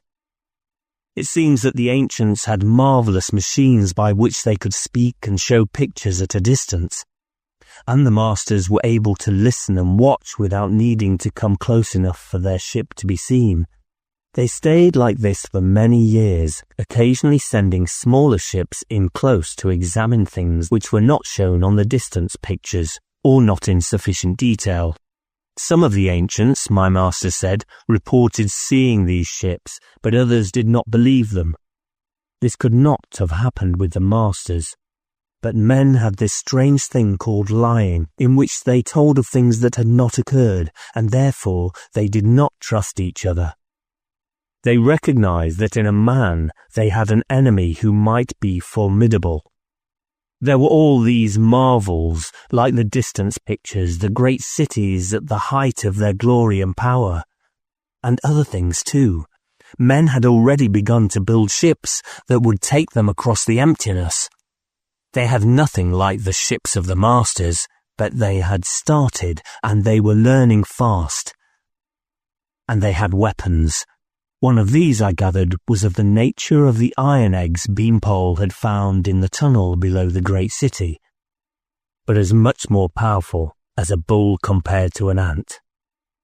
With one of these giant eggs, the master told me, many square miles of land could be scorched and blasted, one of the great cities itself completely obliterated. If they had brought their ship down to the earth and made a bridgehead, that bridgehead would have been destroyed. They had to find a different method. The one they chose lay in a field of knowledge in which they were even more advanced than in star traveling, the understanding and control of the mind. When on the journey to the White Mountains, they had put the button under my arm by which the tripod afterward tracked us, and Henry had said that I must have known it was there. Beanpole had spoken of the man in the circus who could make people go to sleep and then obey his commands. I had once seen such a man with a travelling fair that came to Wurton. This sort of thing, and much, much more, was known to the masters. They could, quite easily, put men to sleep and make them, even without the caps, obey commands, for a time at least. But the problem still remained of getting men into a position where their power could be used. It is no good being able to make a rabbit pie unless you can first catch your rabbit. And they caught their rabbits with the ancients' own marvel, the distance pictures. These pictures were sent out on invisible rays through the air and turned back into pictures in millions on millions of homes all over the world.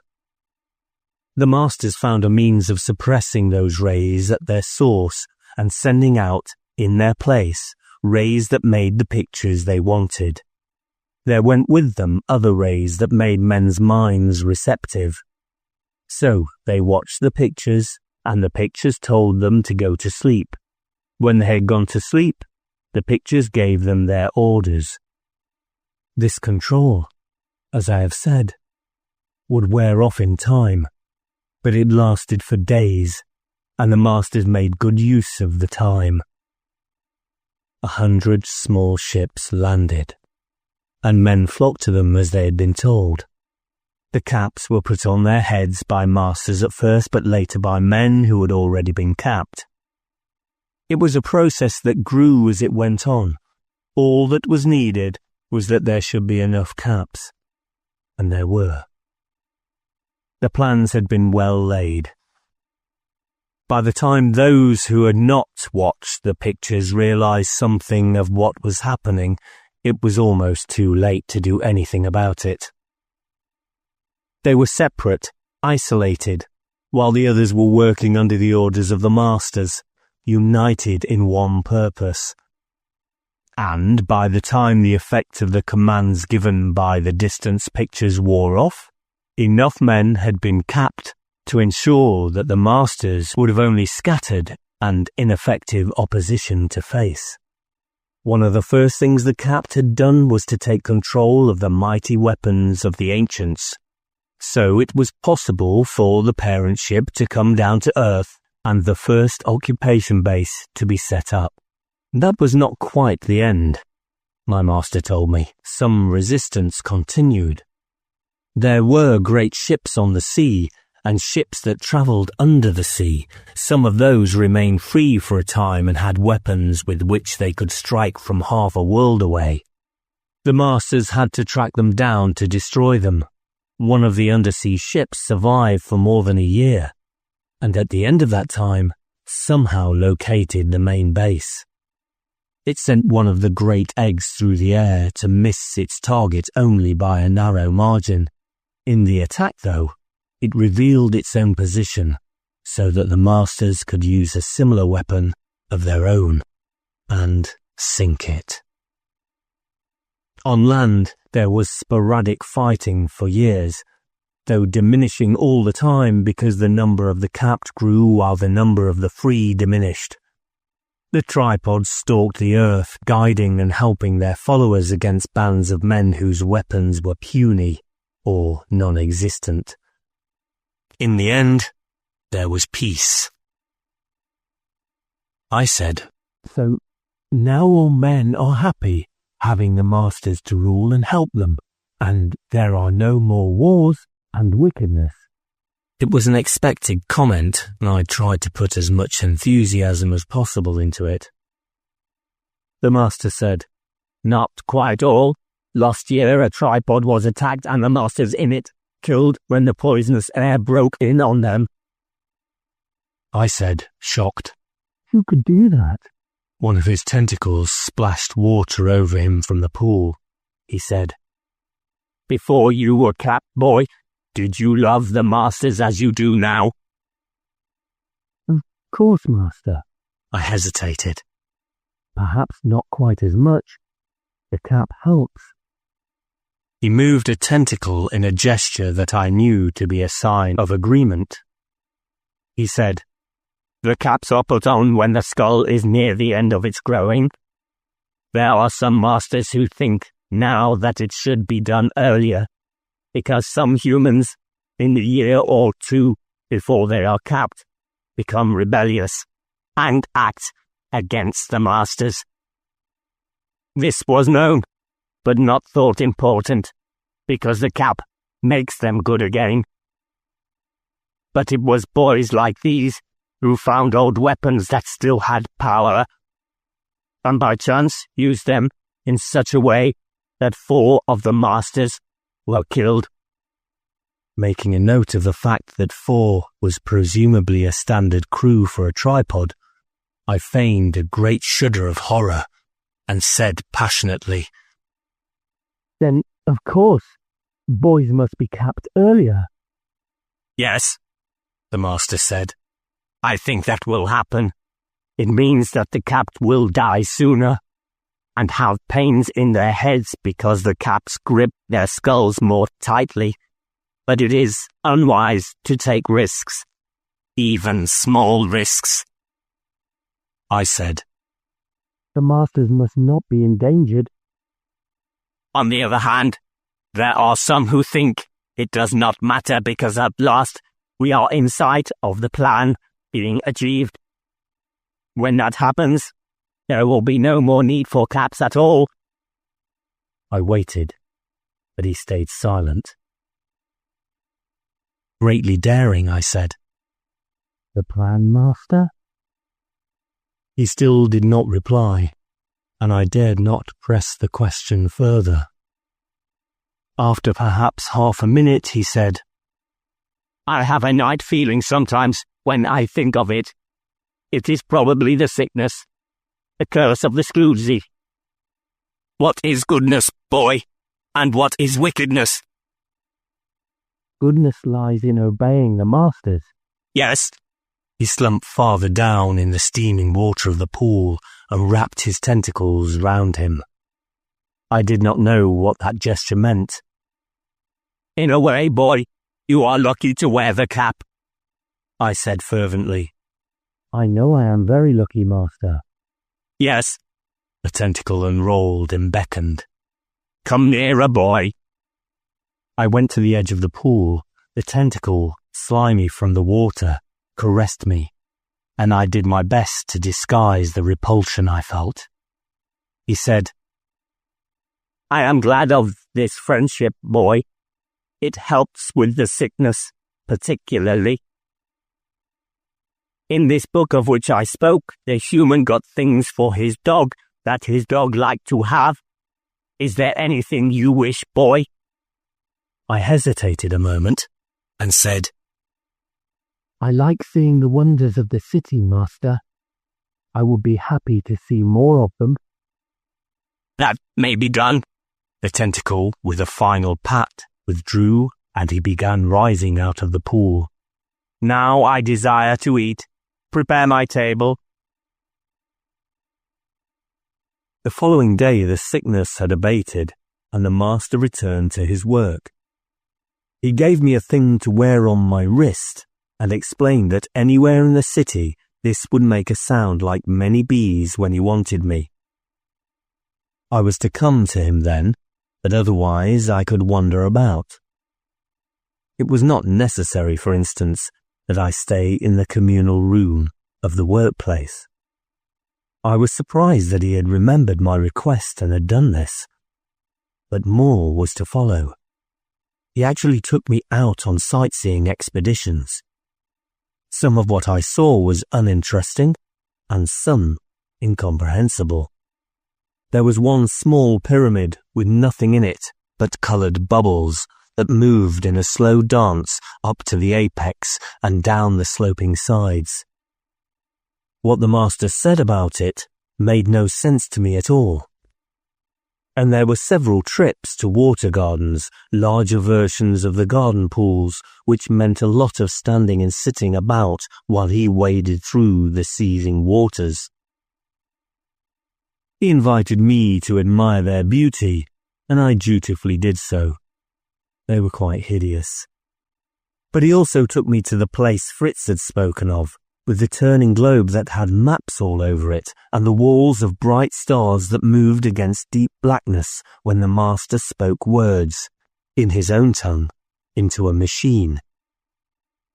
These were star maps, and in one of them he showed me the star from one of whose planets the masters had set out, long, long ago. I tried as well as I could to memorize its position, though it erreth hard to see what good that would do. And one day he took me to the Pyramid of Beauty. A thing that had puzzled me since first coming into the city was that all the slaves were boys. Eloise, the daughter of the Comte de la Tourouge, had been chosen queen of the tournament and afterward had gladly gone, as she told me, to serve the tripods in their city. I had thought I might meet her here. It was something I wanted and did not want at the same time. It would have been terrible to see her worn down like all the other slaves, her beauty crushed under the weight and clammy heat of this place. But I found no girls, and Fritz, when I asked him, said he had seen nothing of them either. But on this afternoon, dragging myself along beside my master, the sweat pooling beneath my chin, I saw them. It was not one pyramid, but a series of pyramids that joined together near their bases, half a dozen smaller peaks clustered about a central one. It lay a long way, 2/9, more than half an hour, that is, from the part in which my master lived by carriage. I saw many masters strolling about, a few with attendant slaves. We went into the first pyramid, and I almost cried out at what lay before me. A garden of earthly flowers, with that brightness of reds and blues, yellows, pinks and whites that I had almost forgotten, surrounded by a perpetual green twilight, and seeing only the drab, ugly plants of the garden pools. I realized that I could not touch them. They were protected by the glass-like material from the atmosphere of the city. But it took me longer to realize something else. That despite the appearance of life, there was only death here. I saw this first when I noticed, on the crimson velvet of a rose, the golden bead of a bee. It did not move. Looking further, I saw other bees, butterflies, all kinds of pretty insects, but all still, and the flowers themselves were stiff and lifeless. It was a pageant, a show by which the masters could see the real life of the world they had conquered. There was even white light, not green, inside, which made the colours shine with a dazzling intensity. Further on was a forest glade, with squirrels on the branches, birds somehow suspended in space, a rippling stream, and on its bank an otter with a fish between its jaws. But all frozen, dead. It was nothing like the world I had known, once the shock of false recognition had worn off, because the world I had known had been a living, moving, pulsating one. There were dozens of different tableaus, some of them unfamiliar to me. One showed a dark, dripping swamp, not unlike some of the master's garden pools, with a couple of strange creatures floating in it that might have been queerly shaped logs, but for their gaping jaws, gleaming with vicious white teeth. Some were being rearranged by masters with face masks somewhat similar to the ones we slaves wore, and my master told me that they were all changed in turn. But they were only exchanging one dead scene for another. The master had a special objective in view, however. We passed all these on our way to the central pyramid. There, a ramp moved up in a narrowing spiral with egress to different floors. I toiled up after him. I was, as always, tired after a quarter of an hour's walking, and the ramp was quite steep. We did not go out at the first egress. At the second, he led me through a triangular opening and said, "Look, boy." I looked, and the salt sweat on my face was mixed with the saltier flow of tears. Tears not just of grief, but of anger. More anger, I think, than I had ever felt before. The vicar at Wharton had a room he called his study, and in it had a cabinet of polished wood with many thin drawers. I was sent to him once, on an errand, and he pulled the drawers out and showed me what they held.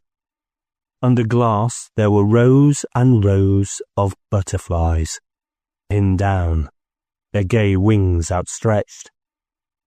I thought of that as I stared at what was exhibited here, for there were rows of caskets, all transparent, and in each casket lay a girl, dressed in her finery. The master said, "These are the female humans who are brought to the city. Your people choose them for their beauty, and they are winnowed out again by those masters who make this place.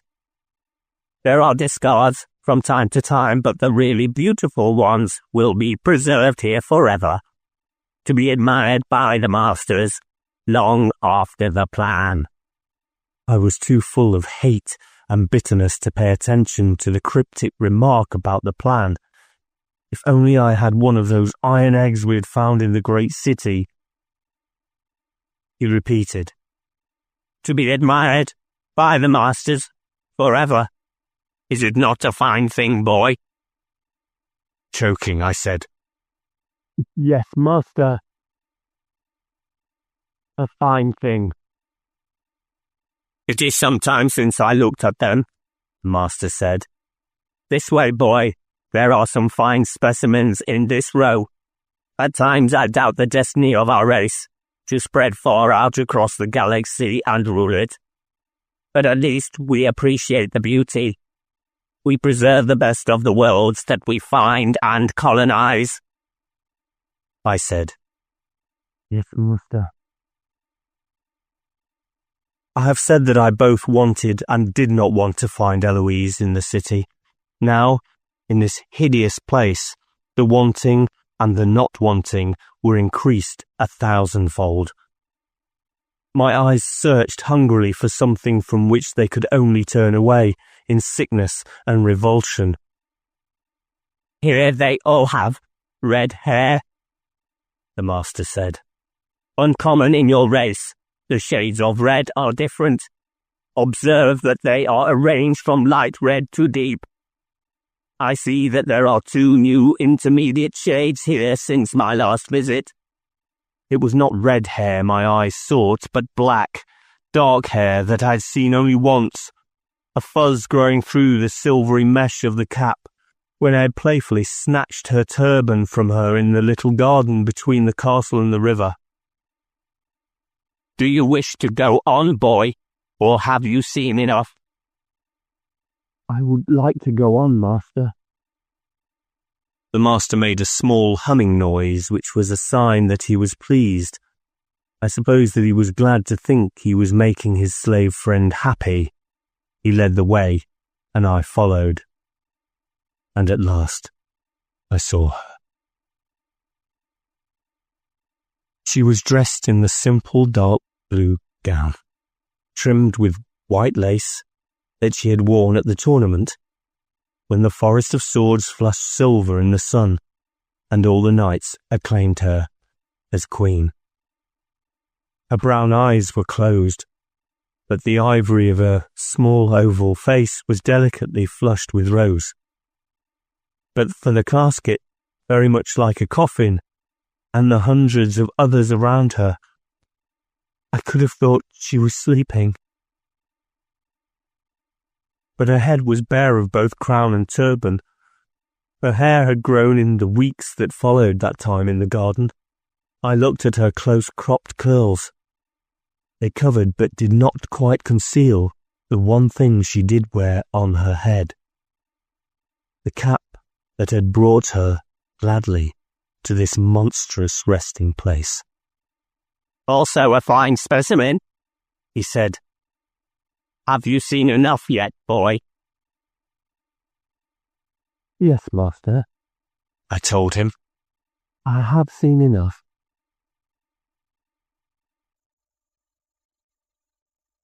"9. I strike a desperate blow." The days and the weeks went by. There was always green dusk, but sometimes the twilight was less dim. And then one knew that outside it was a fine summer day, the sun scorching in a high blue heaven. What one saw inside the city was a pale disk, only visible when it was near the zenith, a small circle of lighter green. But the heat did not vary, nor the crushing weight of one's body. And day by day, the heaviness and the hotness drained strength away.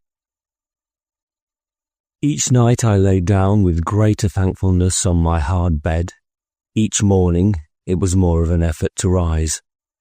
Matters were not helped by the fact that the master became more and more obviously attached to me.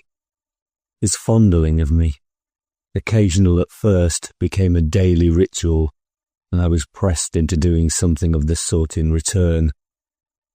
There was a place on his back, above the rear tentacle, that he liked to have rubbed and scratched. He would urge me to do this more vigorously, and direct me to spots a little higher or lower. I wore my fingernails down against his tough, abrasive hide, and he still called for more. Finally I found an implement, a thing vaguely like a brush, but curiously shaped, that produced the same or a similar effect. This saved my fingernails, but not the muscles of my right arm, as he continued to prod me to further exertion. One afternoon while doing this I slipped and, his body turning round at the same time, the implement brushed lightly against the other side of him, between his nose and mouth. The result was startling. He gave forth a wild carom noise, and a moment later I was flat on my back, smashed to the ground by a reflex action of two of his tentacles. I lay there half stunned. The tentacles reached for me again, and I was sure that now I was in for another beating. But he lifted me to my feet instead. His action, it appeared, had been instinctive and defensive. That spot between the two openings was, he explained, a most sensitive one in the master's. I must be careful not to touch it. A master could be badly hurt by being struck in that place. He hesitated a moment, and then went on. The master might even be killed by such a blow. I looked as chastened and penitent as a devoted slave ought to do under such circumstances. I went on with the rubbing and scratching on the original site, and he was soon soothed. The leathery tentacles wound themselves round me, like a loathsomely affectionate octopus. Half an hour later I was excused to my refuge. I hurried there and, tired as I was, before lying down made a note of this important new fact in the journal I was keeping. I had been doing this for some time. As I learned new things, however trivial, I jotted them down. It was better than relying on memory. I still had no idea how I was to get either the journal or myself out of the city, but it was important to go on collecting information. I was proud of my ingenuity with the journal. One of my master's favours had been to introduce me to the place where books were kept, and to allow me to bring some of the storybooks back to read during my rest periods. I had found that a blackish liquid, which was used in preparing certain of the master's foods, would serve as ink, and I had made myself a primitive pen to write with. Writing was not easy, but I was able to scratch notes on the margins of the pages of the book in perfect freedom from discovery, since my master could not come into the refuge, being unable to breathe human air. Apart from the journal, I also, of course, continued to tell Fritz of these things when we met, and he passed any information he picked up on to me. The city was taking a heavy toll of him. City, and his master in particular. Once I did not see him for several days. I went twice to his master's pyramid and questioned other slaves in the communal place. First time I drew a blank. On the second, I was told that he had been admitted to the slaves' hospital. I asked where that was, and they told me. It was a long way too far for me to go just then. I had to wait until my master's next work time.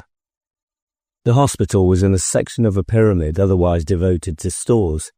It was larger than any of the communal places I'd seen, and had beds in it. But there was little sign of luxury. It had been set up at some time in the past by a master more benevolent than the rest. His purpose was to deal with those slaves who, while they had collapsed from overwork or similar strains, were not yet so worn out that they needed to go to the place of happy release. A slave had been put in charge of it, and had eventually been allowed to choose an assistant, who became his successor. It had carried on since then unsupervised and for the most part disregarded by the masters. When a slave collapsed, he was taken to the hospital if he did not quickly recover on his own account. He stayed there, resting until either he was better or decided that his happy release was due. There was no need for supervision, of course, since the thing the slaves most desired was to serve their masters, or if they were no longer capable of serving, to end their lives. I found Fritz in a bed a little way off from the others who were patients at the time, and asked him what had happened. He'd been sent on an errand after a beating, with no chance to freshen up in his refuge, and had collapsed on the way. I asked him how he was now, and he said better. He did not look much better. He said, "I am going back to the master tomorrow. If he has taken another slave, then I go to the choosing place to see if another master wants me. But I do not think any will. There is a new batch due shortly, from games they hold in the East. Will not want one as feeble as I am." I said, "Then you'll go into the general pool. It may be better." "No," he shook his head. "Only the new ones who are unclaimed do that." "Then the place of happy release," I said, horrified. "It can't make you do that. It would seem strange if I did not want to do it. And we must do nothing that seems strange." He managed a poor sort of smile. "I don't think it will happen. The new ones have not yet arrived, so my master will wait also. He will take me back for a while at least, I think. But I must not stay here longer than is necessary." I said, "You must do more about finding a way out of the city. Then if something like that did happen to one of us, he could escape." Fritz nodded. "I have thought of that, but it is not easy."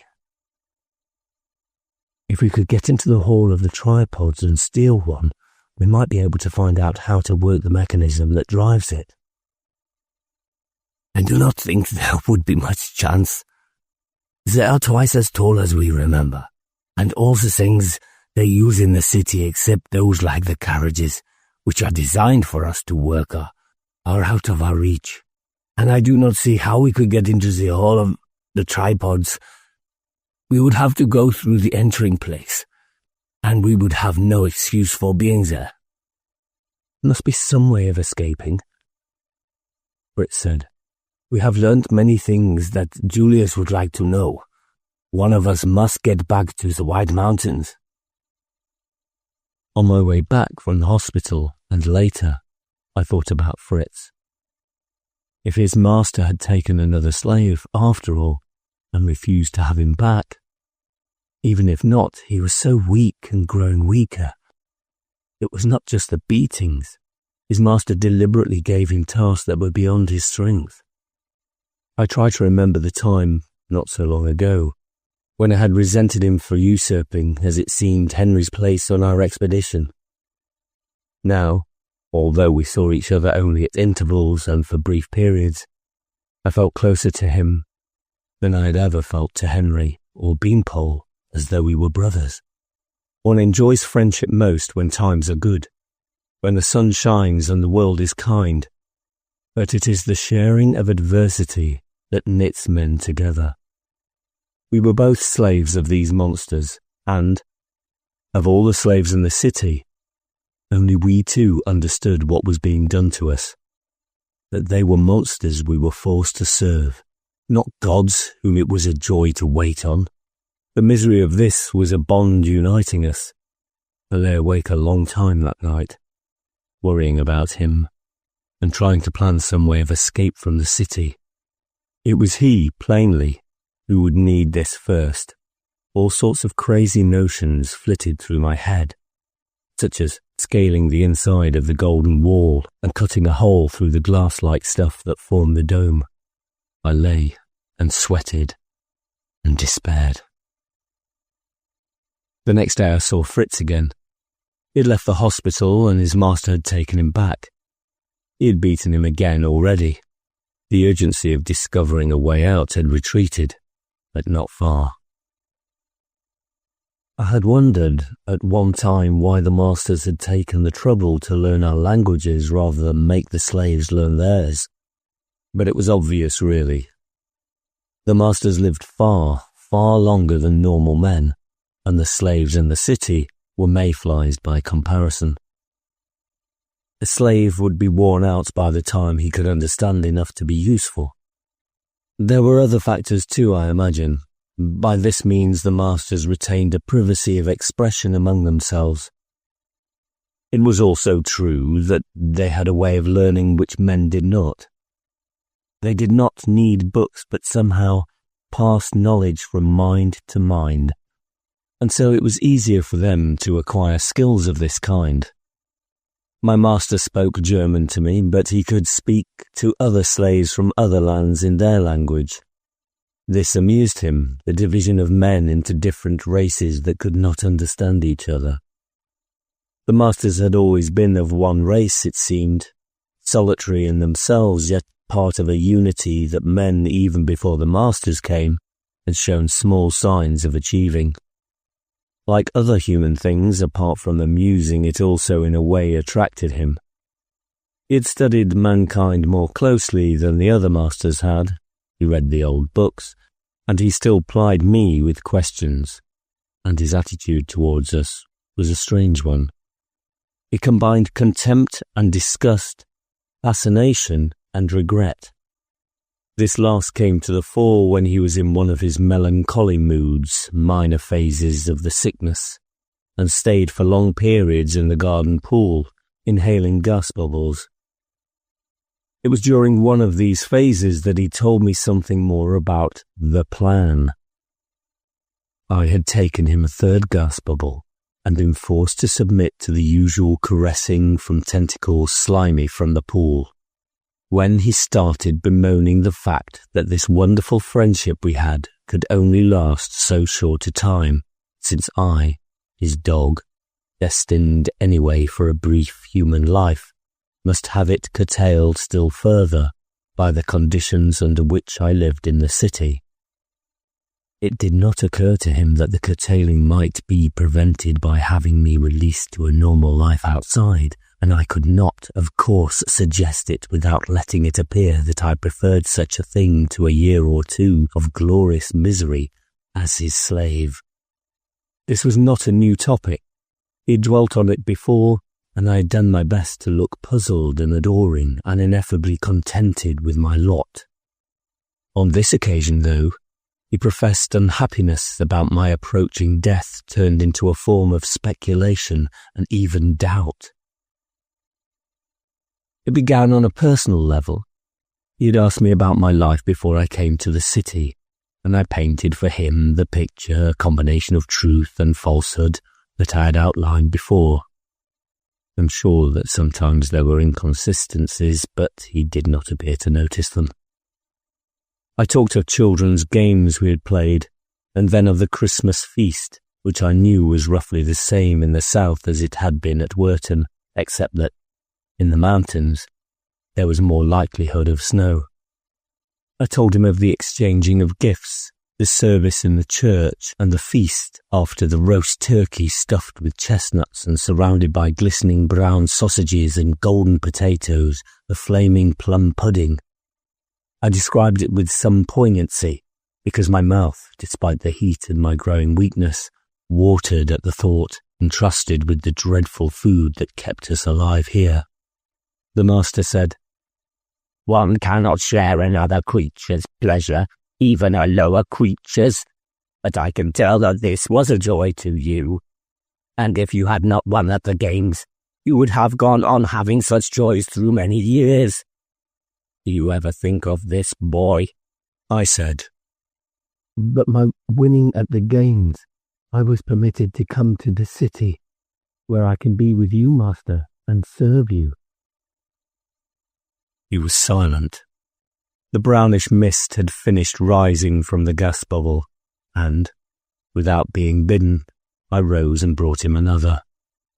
He accepted it, still silent, put it in place and pressed it. As the mist rose, he said, "So many of you, year after year. It is a sad thing, boy, but nothing compared with the night feeling that comes when I think of the plan. And yet it has to be.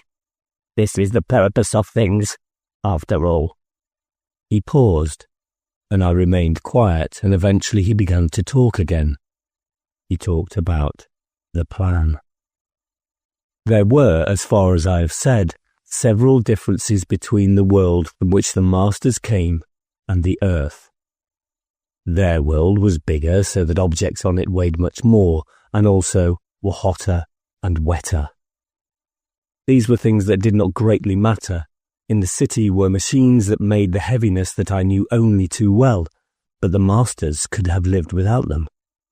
The present heaviness was less than had existed on the home planet, and they, or their successors, could learn to live naturally on a world like this. As for the heat, there were parts of the earth, it seemed, that were hot enough in the far south where the other two cities were, but there was, of course, another difference to which they could not adapt themselves. The fact that our atmosphere was as poisonous to them as theirs to us. This meant that outside the enclaves of the cities they could go only masked, and not just head masks as we slaves went here, but with their whole bodies covered by a clinging greenish envelope, because the brightness of the sun's light burnt their skins also. In fact, except on extremely rare occasions, they never left the shelter of the tripods in this cold part of the earth. Never at all. All this, though, could be changed, and would be. The success of the expedition, the conquest of this world, had been reported back to the home planet. Samples had been taken of air, water, and other natural constituents. Their wise men had studied them, and in due course the message had been sent. The Earth's atmosphere could be altered to enable the masters to live naturally in it. The colonization would, in due course, be a complete one. It would take time. Mighty engines had to be created, and while some part of them could be made here, others had to be shipped across the gulfs of space. Once they were set up, at 1,000 different places on the Earth, they would take in our air and breathe out an air suited to the masters, and it would be thick, and green like the air inside the city's dome, and as it spread the sun's light would dim, and the living things that now flourish, flowers and trees, animals and birds, and men, would choke and die. Within 10 years of the setting up of the engines, it was calculated the planet would be fit for the Master's habitation. Long before that, the human race would have perished. I was appalled by what I was told, by the revelation that man's subjugation was not, as we had thought, a final evil, but the precursor of annihilation. I managed to make some insane remark to the usual effect that whatever the Masters desired was good.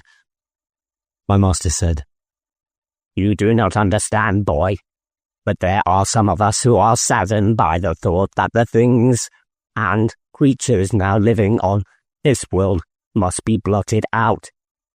It is a heavy burden to the mind." I pricked my ears up.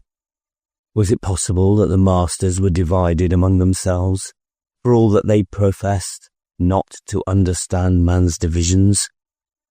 Was there a possibility of disunity, and could we exploit it? He continued, "Those of us who feel like this believe that places should be made where some of the creatures could go on living. The cities, for instance.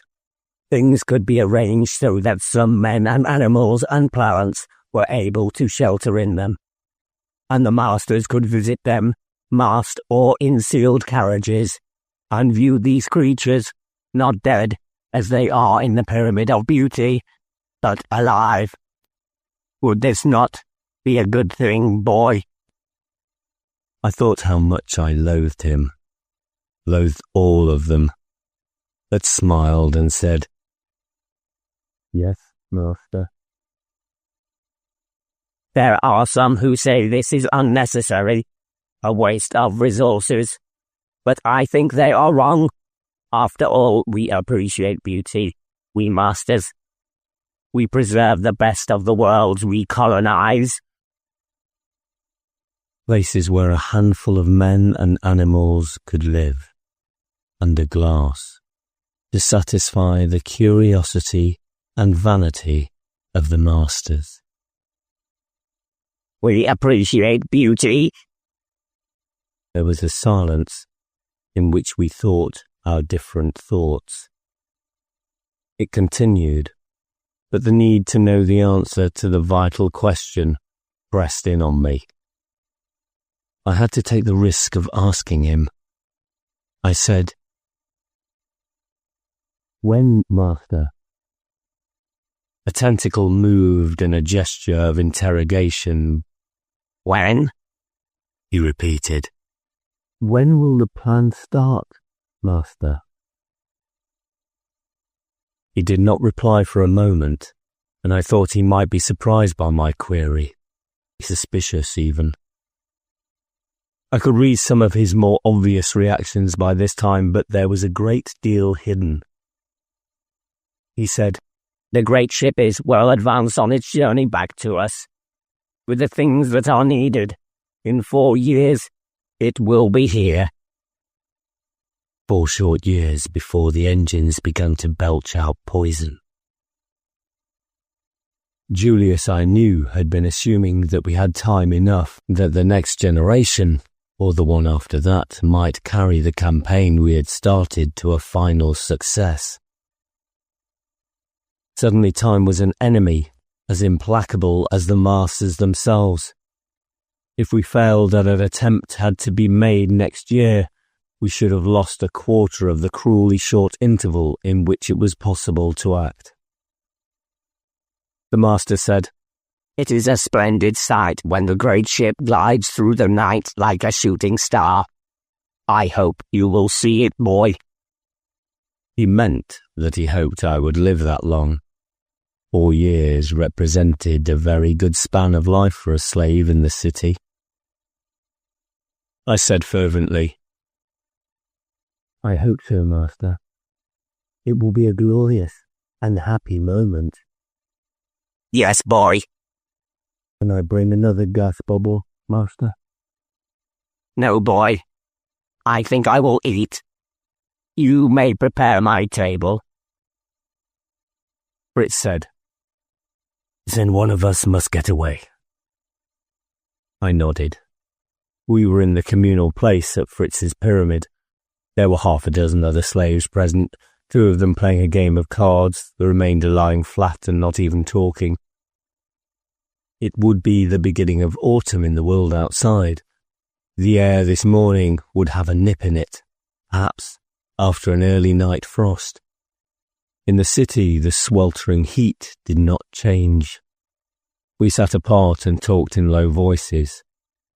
I said, "You haven't found anything, I suppose?" Only that the whole of the tripods is impossible. The slaves' work in the entering place have nothing to do with those inside the city. They are ones who were not chosen by masters, and they envy those whom they pass through into the city. They would not let anyone through in the opposite direction. If we could trick our way in, attack them. There are too many of them, I think. And there is another thing. What? Your master told you about the tripod being destroyed. They know there is some danger, but they think it is only from uncapped boys. If they found out we managed to get into the city wearing false caps, they ought not to have that warning. But if one of us escapes, I argued, won't that be enough to warn them anyway? None of the truly capped would want to leave the city. Except through the place of happy release. There are no checks on who goes there. It must seem as though that is what has happened, and therefore the escape must be secret. Any kind of escape is better than none. We have to get this news to Julius and the rest. Fritz nodded, and I was conscious again of his thinness. His head, although gaunt, large against the frail stalk of his neck. It must be he who escaped, if only one could do so. With a master kind by their standards, I could hold out for a year or more. He had said he hoped I would see the great ship returning in its glory, but Fritz would not live through this winter unless he got away. That was certain. Fritz said, I have thought of one thing. What is it? He hesitated and said, Yes, it is better that you should know, even if it is only an idea. The river. The river? It comes into the city and is purified and made right for the masters, but it flows out also. Do you remember that we saw from the tripods the outflow beyond the walls? If we could find the place inside the city, there might be a possibility. Of course. I thought about it. It will probably be on the opposite side of the city from where the river flows in. Probably, though it need not be. But that is the part where the masters who do not have slaves live. One cannot search there as easily, for fear of drawing attention to oneself. Anything is worth trying, Fritz said. As soon as we find a way out, one must go. I nodded. There was no doubt of that, nor of whom the one should be. I thought of the loneliness of staying behind, with no friend in this hideous place, no one to talk to, except, of course, my master. That only added a further shudder to the prospect. I thought of the autumn world outside, the early snows already falling and lying on the white mountains, covering the entrance to the tunnel for another half-year. I looked at the clock on the wall, marked in periods and ninths master's time. In a few minutes, I would have to put on my mask and return to take my master from his work. It happened 4 days later. I had been sent on an errand by the master. One of their habits was to rub various oils and ointments into their bodies, and he told me to go to a certain place and get a particular oil. It was something like a shop with a narrowing spiral ramp in the centre and items laid out at different heights. I say a shop, though there was no one in charge, as far as I could see, and it seemed that no money was paid. This pyramid to which I was sent was much farther away than the ones I customarily went to. I presumed the oil he wanted, he gave me an empty container to identify it, was not available nearer at hand. I slogged my way across the city, taking well over an hour to get there and back, and returned exhausted and soaked with sweat. I wanted desperately to go to my refuge to take off the mask and wash and rub myself, but it was unthinkable that a slave should do that without first reporting to his master. So I went the other way, to the window room, expecting to find him in the pool. He was not there, but in a far corner of the room. I went to him and made the bow of reverence. I said, "Do you wish the oil now, master, or shall I put it with the others?"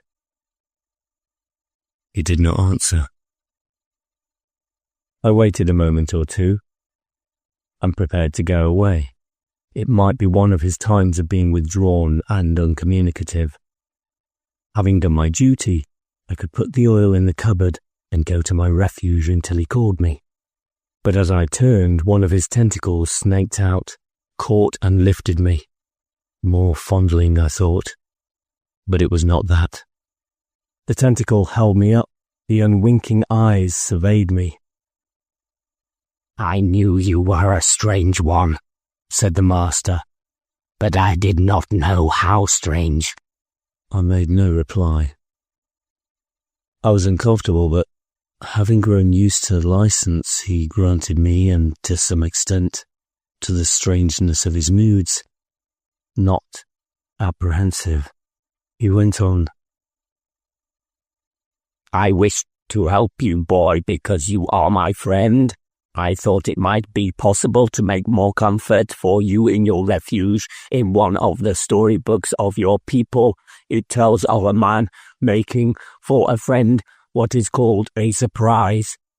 This I wish to do, so I sent you away and put on a mask and went into the refuge. I discovered a curious thing." It had been held behind him by another tentacle, and now he produced it and showed it to me. The book in which I had written the notes of what I had learned. I was anxious now, all right. Desperately, I racked my mind to think of something to say, some explanation, but nothing came. "A strange one," he repeated. "One who listens and writes down in a book. For what purpose? The human who wears a cap knows that the things concerning the masters are wonders and mysteries, which is not good for men to learn. I have talked of them, and you have listened. You were my friend, were you not? Though even so, it was odd that you showed little fear of being told that which was forbidden. A strange one, as I said. But to record afterward in secret, in your refuge, the cap should forbid that absolutely. Let us examine your cap, boy." Now he did what I had feared might happen on the day he beat me, the day he called me back and told me I was to be his friend. While a tentacle held me in midair, a second one moved to the lower part of the mask, where the material was soft and its hard tip probed upward. I wondered if it would break through the material so that I would choke in the poisonous air, but it did not.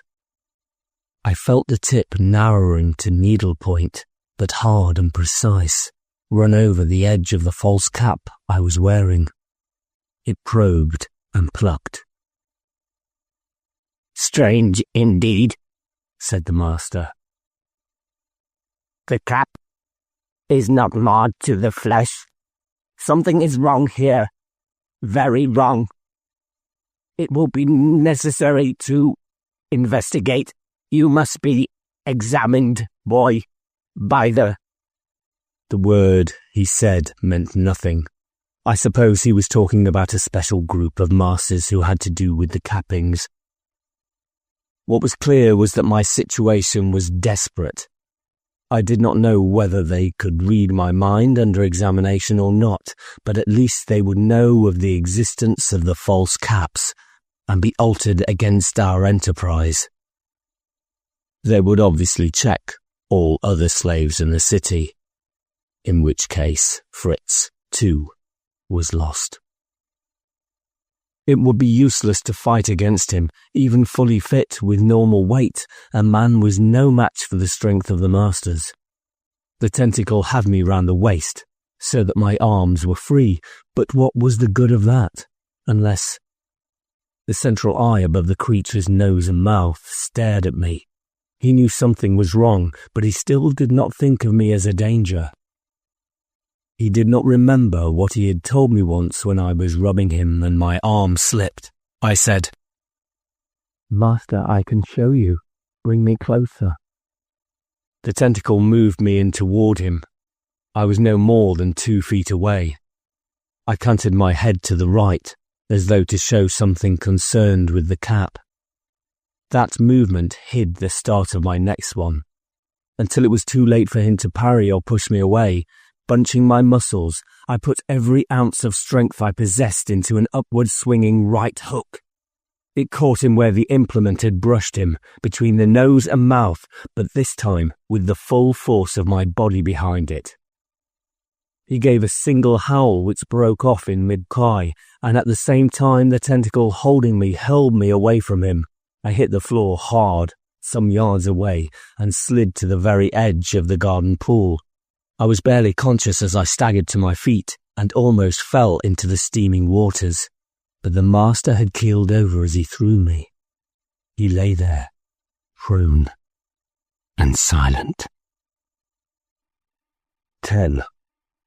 Under the golden wall. I stood by the pool for a moment, trying to think of what to do. I was dazed from being dashed to the ground, and dazed also by what I had achieved. That had dispatched my opponent in the final at the games. I had knocked out one of the masters, with much the same blow that had dispatched my opponent in the final at the games. I had knocked out one of the masters. Now that I had done it, it seemed incredible. I stared at the great fallen figure, with wildly conflicting feelings.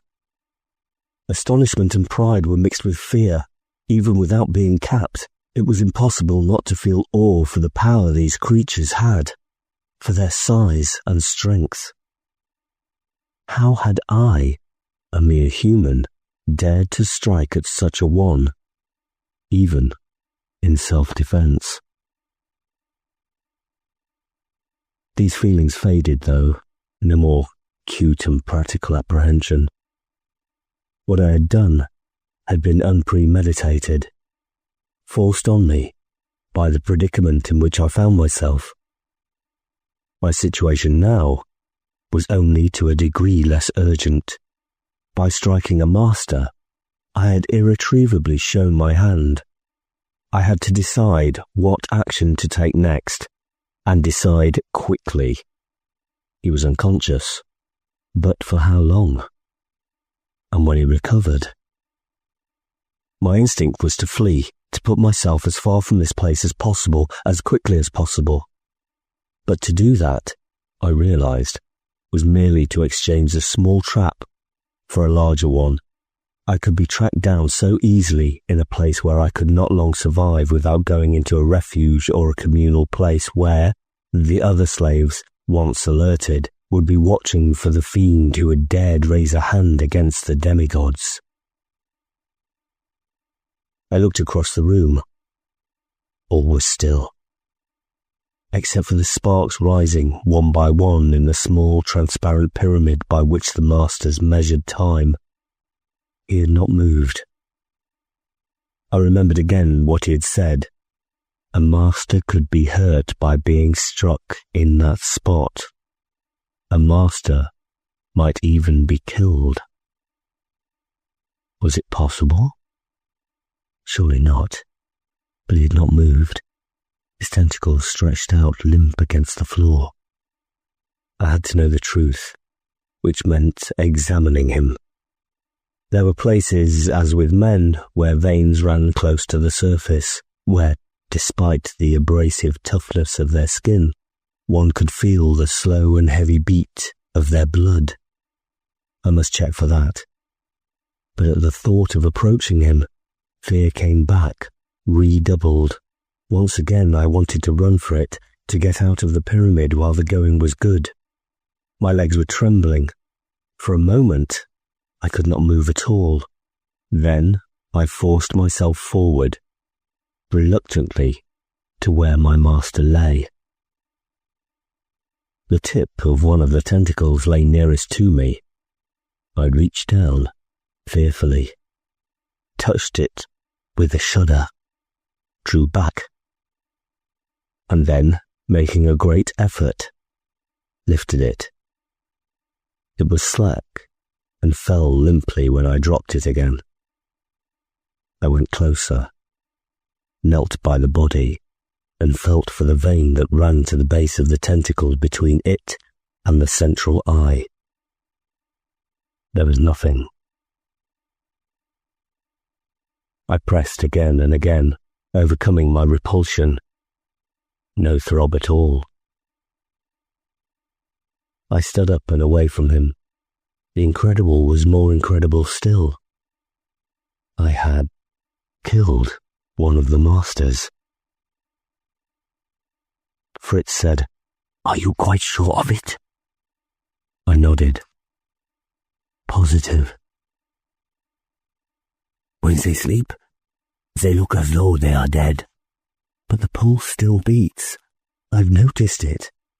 When he fell asleep once in the garden pool. He's dead all right. We were in the communal place at Fritz's pyramid. I had sneaked into his master's home, attracted his attention without the master seeing me, and whispered urgently that we must meet and talk. He'd come down a ninth later. He'd guessed something important had happened, because neither of us had approached the other in this way before. But the truth stunned him, as it had earlier stunned me, following my assurance that the master really was dead. He was silent. I said, "I'll have to try and get out somehow. I thought I would try for the Hall of the Tripods, even though the chances are against it. But I thought I'd better tell you first." "Yes." He braced himself. "The Hall of the Tripods is no good. The best chance is the river. But we don't know where the outflow is. We can look for it, but we need time. When is he likely to be missed? Not until his next duty." "When is that?" "Tomorrow? Second period?" It was late afternoon. Fritz said, "That gives us the night. It is the best time for searching anyway, in a place where slaves are not expected to be. But there is something that must be done first." "What?" "They must not discover that someone wearing a cap is capable of defying the masters, of striking and killing one." "It's a bit late, now that I've done it. I don't see how we could get rid of the body. Even if we did, he's going to be missed." "It might be possible to make it seem an accident." "Do you think so?" "We must try. He told you that being struck in that place might kill, so it has probably happened in the past, though not through being attacked. I think we must go there at once and see what we can do. There is an errand I have been saving up which will be my excuse, but better not together. You go, and I will follow in a few minutes." I nodded. "All right." I hurried back across the city, but found my steps faltering as I reached the familiar pyramid and stood outside in the corridor for several seconds, trying to make up my mind to press the button that opened the door. Perhaps I'd been wrong. Perhaps there had been a faint pulse that I had not detected, and by now he had recovered, or perhaps he had been found by another of the masters. It was true. Their lives were solitary, but they did sometimes visit each other. It could have happened, by ill luck, today. The impulse to run away was strong. I think it was only the realization that Fritz was coming after me that nerved me to the point of going in. He lay there, motionless, silent, dead. I stared at him, once more bemused by the awareness that it had really happened. I was still staring when I heard Fritz's footsteps approaching. He, too, was awed by the sight, but recovered quickly. He said, "Spubbles, I have noticed that my master is confused when he has taken. I have noticed that my master is confused when he has taken many, in his movements as well as his mind. Once he slipped and fell in the garden pool. If it could seem that this had happened with York is a long way from the pool. We must drag him over there," I said doubtfully. "Can we? It'll be a tremendous weight." "We can try." We dragged him by his tentacle. The touch was hateful, but I forgot that in the effort to move him. At first he seemed rooted to the floor, and I thought we should have to abandon the idea. But Fritz, these days so much weaker than I, was straining his gaunt body against the load, and it shamed me into pulling harder. He moved a little, then more. Slowly, panting and sweating even more profusely than usual, we dragged him, with many rests, across the room to the pool. We had to get into the pool ourselves to complete the job. It was very hot, only just bearable, and an unpleasant ooze squelched beneath our feet at the bottom. The water came up to the belt that secured our masks. We waded out, brushing our way through rubber-like plants, some of which clung to us. We really had to heave now on the tentacles, concerting our pulls and moving the body over the side in sharp jerks.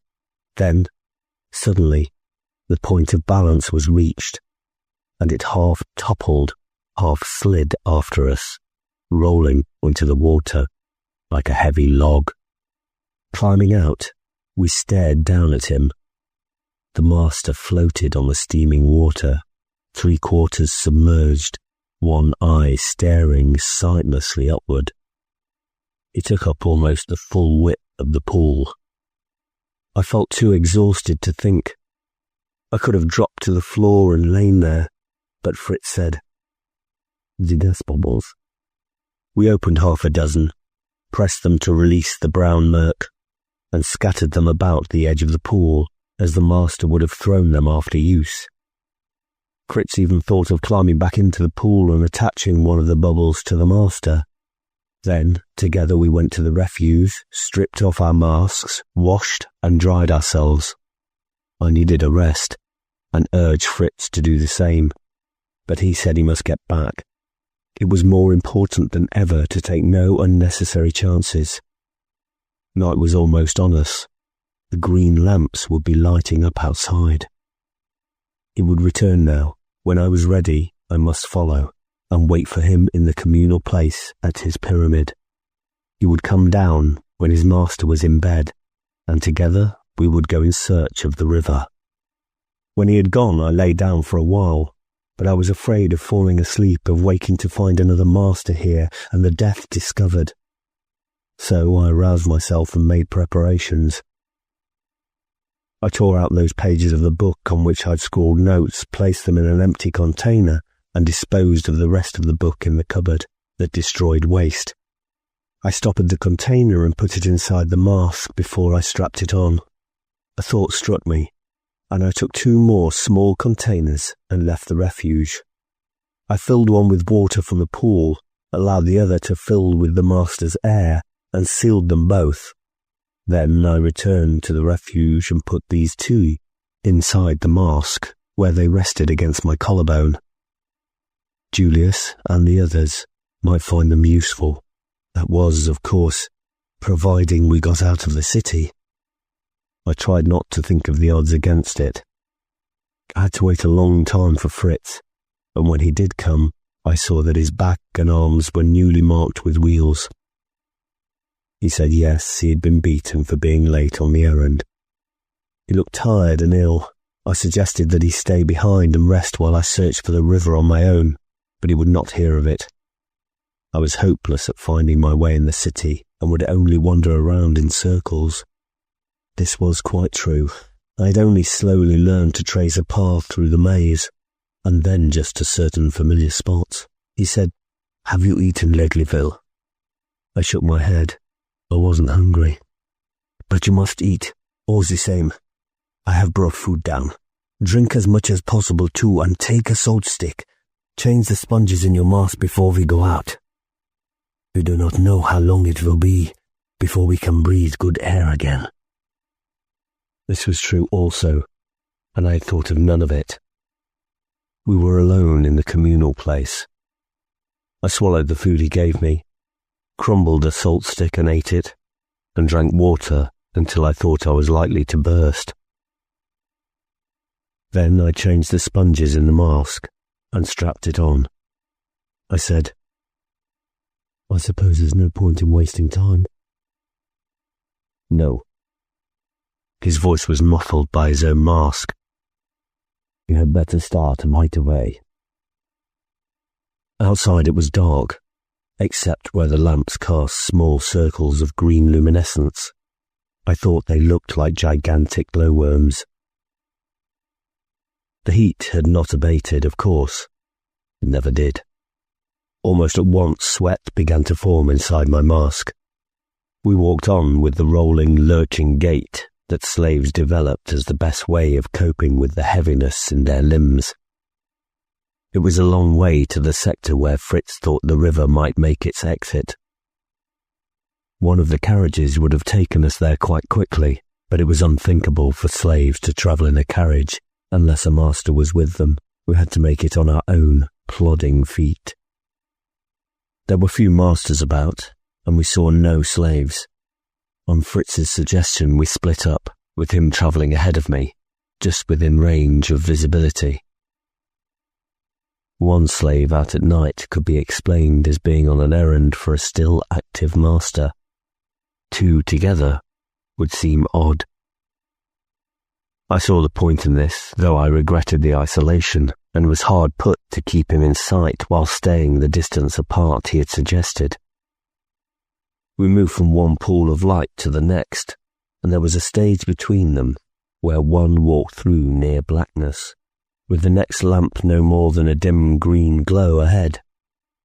It was a strain on eye and mind alike, particularly in the follow-my-leader role that I had to adopt. One could detect the approach of a master some way off.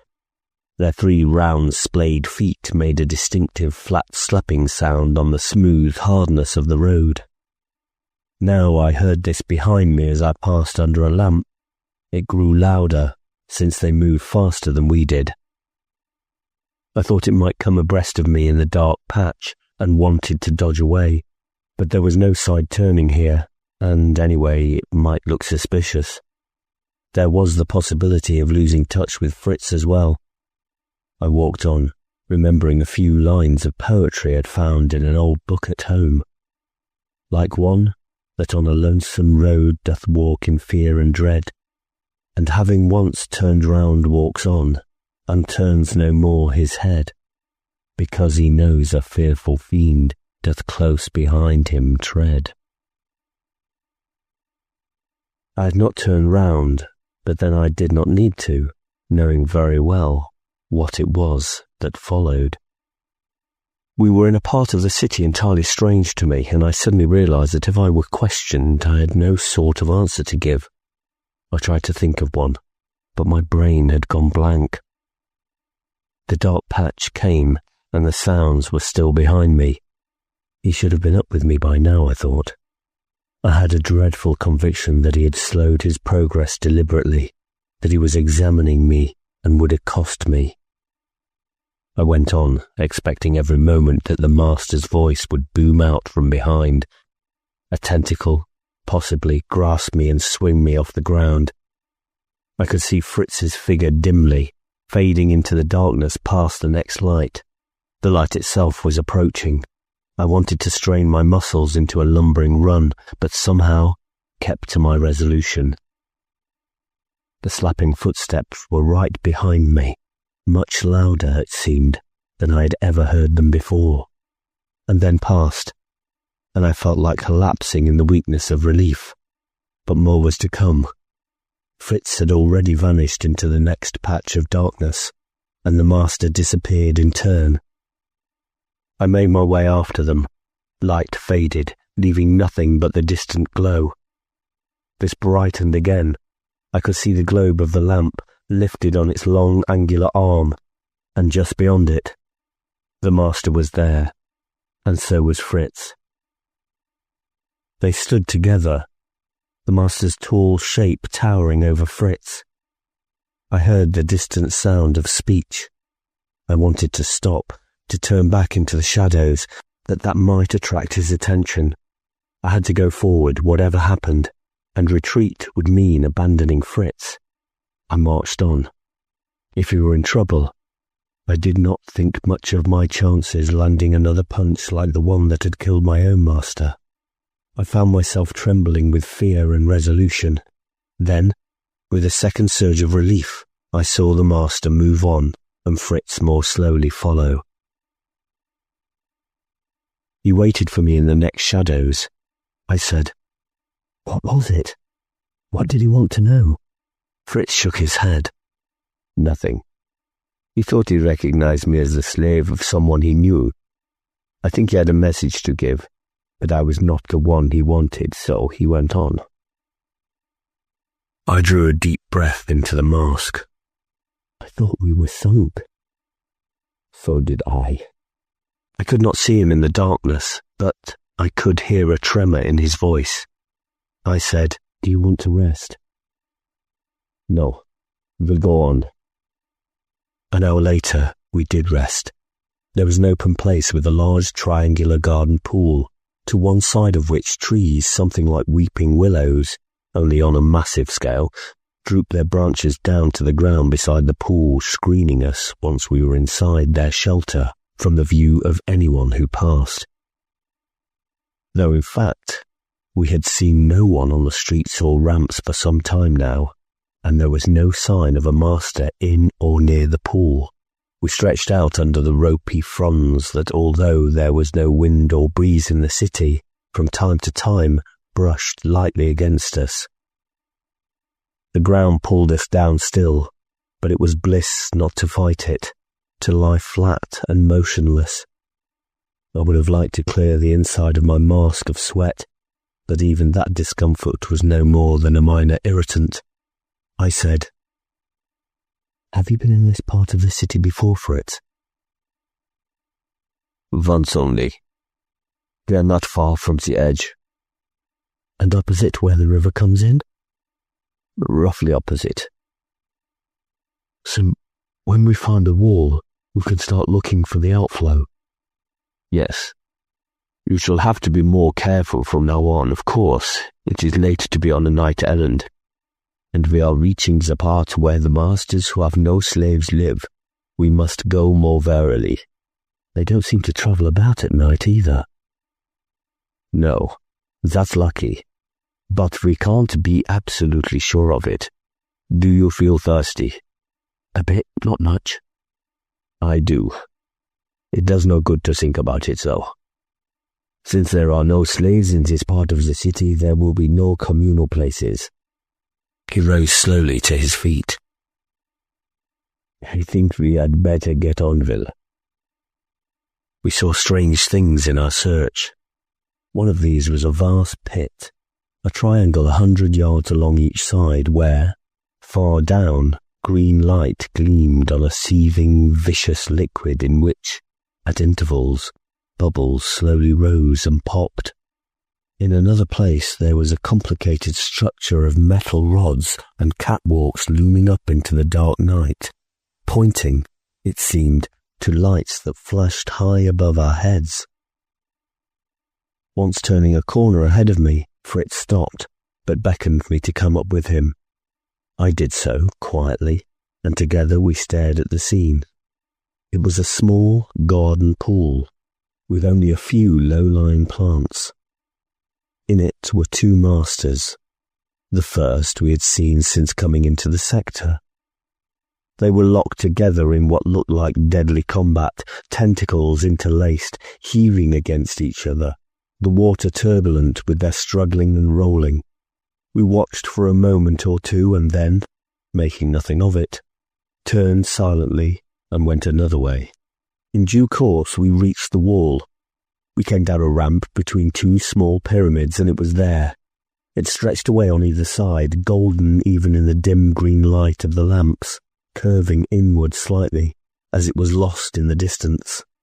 The surface was smooth and hard and unbroken, offering not even a toe-hold, and upward, as well as to the size of it, showed no change as far as the eye could see. It was discouraging to look at it. I said, "Do you think we are near where the river ought to be?" I saw Fritz's thin ribs rise and fall in the lamplight. I was exhausted, but he much more so. He said, "We should be, but the river would be below ground." "Will there be a way of getting down to it?" "We must hope there is." I looked at the featureless wall. "Which way do we go?" "It doesn't matter. Left. Do you hear anything?" "What?" "The sound of water." I listened intently. Nor do I." He shook his head as though to rouse himself. "Left will do." Thirst began to attack me soon after. I tried to dismiss the thought, but it came back insistently. We were searching for water after all. I thought of it, cold, crystal clear, like the streams that ran down below the White Mountains. The picture was a torment, but I could not put it out of my head. We investigated wherever there was a ramp leading down. We found ourselves in weird labyrinths, some piled high with crates, drums, metal spheres, and others packed with machinery that whined and hummed and sometimes sparked.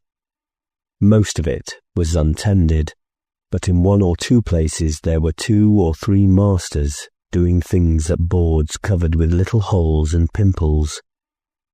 We were treading warily and softly, and they did not see us. In one great cavern, gas bubbles were being made. They rolled out of the jaws of the machine down a sloping V-shaped channel and dropped into boxes, which, as they were full, closed themselves and were automatically moved away. In another place, even bigger, food was being manufactured. I recognized it by the color and shape of the bubble bag, as being a kind of which my master was especially fond. Had been fond, I corrected myself. The thought gave me a twinge of panic. Had the body been found yet? Were they already looking for his missing slave? Going back up a ramp to the surface, Fritz said, "I think left was wrong, perhaps. We have come a long way. We must turn back and try in the other direction. Rest first, for a few minutes." He sounded discouraged. "We have not much time." So we plodded back along the way we had come, stopping every now and then to listen for the rushing sound of distant water, but hearing only the noise of the machines. We reached the point at which we had come to the wall, and toiled on. I became aware of a difference, and looking up, saw the blackness of the night tinged behind us with faint green. The night was coming to an end. Dawn was breaking, and we were no nearer to finding a way out, no nearer to the elusive river. The day brightened. Thirst overrode hunger, but physical weakness seemed greater than either. The green globes winked out. We saw a master in the distance, out in the street, and hid behind the edge of a garden pool until he had gone. A quarter of an hour later, we had to dodge 2 more. I said, "The streets may be swarming with them soon. We will have to give it up for tonight, Fritz, and get back to a place where we can take our masks off and eat and drink. In a few hours they will find him." "I know, but what else can we do?" He shook his head. "I must rest." He lay down, and I lowered myself to lie beside him. I felt giddy with weakness, and thirst tore at my throat like a furious animal. Fritz seemed to be in a worse case still. At any rate, we could not stay here. I told him we ought to get up, but he did not answer. I got to my knees and pulled his arm. Then he said, his voice suddenly kindled with excitement, "I think... Listen." I listened and heard nothing. I told him so. He said, "Lie down and put your ear to the ground. Sound travels better that way. Listen." I did, and after a moment heard it. A thin, rushing sound that might be the whisper of distant, tumultuous waters. I pressed my ear closer to the surface of the road, hurting my face against the hardness of the mask. It was there all right, a torrent underground. Thirst was sharpened even more by the tantalizing sound of it, but I felt I could ignore that too. At last we had found the river. That is to say, we knew approximately where it was. The actual finding might take quite a bit longer. We tried systematically all the downward ramps in the area, testing them by listening to the ground. Sometimes the noise was louder, sometimes fainter. Once we lost it altogether and had to cast back on our trail. There were avenues that were deceptively promising, but that led to dead ends. More and more often we had to dodge masters or lie low till they had passed. One promising ramp led to a huge hall in which a score or more of them did things in front of benches. The river might be somewhere at the far end, but we dared not go through, and time was passing. Above ground we were in full day. Then, quite unexpectedly, we came on it. A very steep ramp on which we found ourselves slipping and in danger of falling led across a level space and dipped again. Curving round on itself, Fritz clutched my arm and pointed. Ahead lay a cavern with a pointed roof, in which there were stacks of crates the height of a man, at the far end only dimly visible in the light of the green globes that hung at the intervals from the ceiling. Water gushed from a huge hole and formed a pool, some 50 feet across. "Do you see?" Fritz asked. "The wall." It was true. At the end of the cavern, beyond the pool, was the dull gleam of gold, unmistakably the inner surface of the barrier that ringed the city, and on which the great dome rested. The pool frothed against it. The water gushing in was that which had circulated through the city, the waste and overflow of hundreds of garden pools. Steam rose up from it. It filled the pool, and from the pool it must go out, under the wall. There could be no other explanation.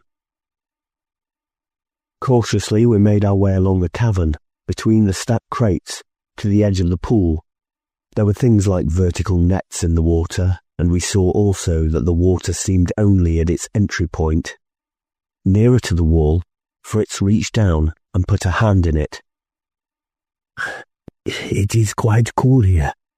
The nets must take the heat out, so it is not lost to the city." He stared down into the churning depths, green from the lamps hanging over them. "Well, let the current take you. Before you go, I will put sealer on the air vents of your mask. There is enough air inside a mask to give you 5 minutes breathing. I have tried this out." What he called sealer was a substance the masters used for closing containers that had been opened. It came out of a tube liquid, but dried and hardened almost right away. I said, "I'll do yours first." But I'm not coming. I stared at him. Don't be silly. You must. No. They must not suspect anything. But they'll do that when they find I've gone. I do not think so. Your master died from a fall, an accident. What would the slave do then? I think he might go to the place of happy release, because there is no point in him going on living. I saw the force of the argument, but said dubiously, They might think that, but we can't be sure. We can help them to think it. I know some of the slaves in your pyramid. If I tell one that I saw you, and you said that was where you were going? I saw that too. Fritz had worked things out very well. I said, If you escaped, and I went back. He said patiently, It would not help, would it? It is your master that is dead, not mine. You who should go to the place of happy release. If you go back, they will question you. It would be fatal. I don't like it, I said. It doesn't matter what you like, or I like. One of us must get away to take the news of what we have learned back to Julius and the others. It is safer if it is you. He squeezed my arm. I will get out. It is easy now that I know where the river is. In 3 days, I will tell the other slaves in my pyramid that I am too sick to work, and therefore have chosen the happy release. I will hide out of the way, and come down here at night. I said, I will wait for you outside. Wait 3 days, no longer. You must get back to the White Mountains before winter sets in. And now you must hurry. He forced a smile. The sooner you dive, the sooner I can get back and have a drink of water. He spread the sealer on the air vents of my mask after first telling me to take a deep breath. In a few seconds he nodded, indicating the seal was hard. He pressed my arm again and said, Good luck. The sound was fainter, more muffled than usual. I dared delay no longer. The surface of the pool was about 6 feet below the top of the low containing wall. I climbed up on this and dived down, deep down, into the swirling waters. 11. 2. Go home. Down into darkness. The current tugged me, and I went with it, pulling myself through the water in a crude and feeble attempt at swimming.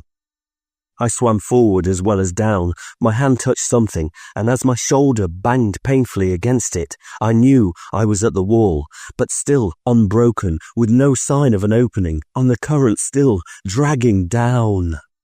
Possibilities and fears crowded in on me. The water might flow out through gratings, which I would be unable to remove, or there might be more nets, and I would tangle myself in them. The whole enterprise seemed hopeless. There was a pressure of air in my lungs, the beginning of a roaring in my head. I breathed out a little and drew a small breath of air in. 5 minutes, Fritz had said. How long had I been under already? I realized that I had no idea. It might be 10 seconds, or 10 times that. Panic, the fear of drowning, clutched me, and I wanted to turn and swim back up, against the pull of water, up to the surface, where I had left Fritz. I swam on and down, trying to blank my mind to everything but the need to hold on. If I abandoned things now, we were lost anyway, and we must not lose. One of us had to get through. Far above me, there was a dim green radiance, but darkness was all round and below me, and I was diving deeper into it. I took another shallow breath to ease my aching lungs. I wondered if I were already past the point of no return. Then there was turbulence, the current breaking up and changing direction. I reached forward, but there was still an impassable solidity. Down, an edge, an opening, The tide carried me into it, and I realized that now, finally, I was committed. The current was stronger, more closely channeled. I had to go on because there was no hope of getting back. So I swam and I was carried along in utter blackness. I took shallow breaths when I felt I must. Time, as it passed, became more and more immeasurable. There was a sense of having been hours down there, not minutes. Occasionally I bumped my head against the hard surface above me. If I swam down a few feet, I could touch the bottom of the conduit. Once my outstretched hand brushed against the side wall, but I was too concerned with getting through to want to establish how wide it might be. The shallow breaths were no longer enough. I had to breathe more deeply, and this did not help either. I was breathing in my own exhaled breath. I felt a hammering inside my head. A blackness was growing there to match the blackness of the water. It was all hopeless. A trap with no way out. I was finished, and so was Fritz, and those we had left behind in the White Mountains, all mankind. I might as well give up. Stop struggling. And yet, it was the faintest of glimmers at first, something that only inextinguishable optimism could read as light. But I flailed on with my weary arms, and it grew. Brightness filtering through, white light, not green. It must be the end of the tunnel. The pain in my chest was savage, but I found I could almost ignore it. Nearer, brighter, but still out of reach. Another stroke, I told myself, and another, and another. The brightness was right over me, and I kicked and fought my way up to it. Brighter and brighter, and a bursting through to the eye-piercing brilliance of the earthly sky. The sky, but not the air for which my tortured lungs were crying out. The sealed mask helped me. I tried to release the buckle of the belt, but my fingers were too feeble. I was being carried downriver, the mask buoying me up. Buoying and also suffocating. I tried again and failed again. What a terrible irony, I thought, that I should have come so far only to choke to death in freedom. I clawed at the mask ineffectually. I was filled with a sense of failure and shame, and then the blackness, for so long barely held at bay, swooped down and swallowed me. My name was being spoken, but from a long way off. There was something wrong about that, I thought drowsily. It was my name, but pronounced in the English fashion, not with the initial V, to which I had grown accustomed since we had been speaking German. Was I dead, I wondered? In heaven, perhaps? Are you all right, Will? Did they speak English in heaven? But it was English with an accent. A voice I remembered. Beanpole. Was Beanpole in heaven too? Are you all right, Will? I opened my eyes and saw him kneeling above me on the river's muddy bank. He said with relief, "You are all right." Yes. Yes. I gathered my scattered senses. A bright autumn morning, the river flowing beside us and the sun from which my eyes still automatically turned away, and farther off, the great rampart of gold, topped by the vast green crystal bubble. I really was outside the city. I stared at him. But how did you get here? The explanation was simple. When Fritz and I had gone, taken by the tripods, he had intended to go back to the White Mountains and tell Julius what had happened. But he had not been eager for it, and had stayed in the town a few days, listening for anything that was said that might be useful.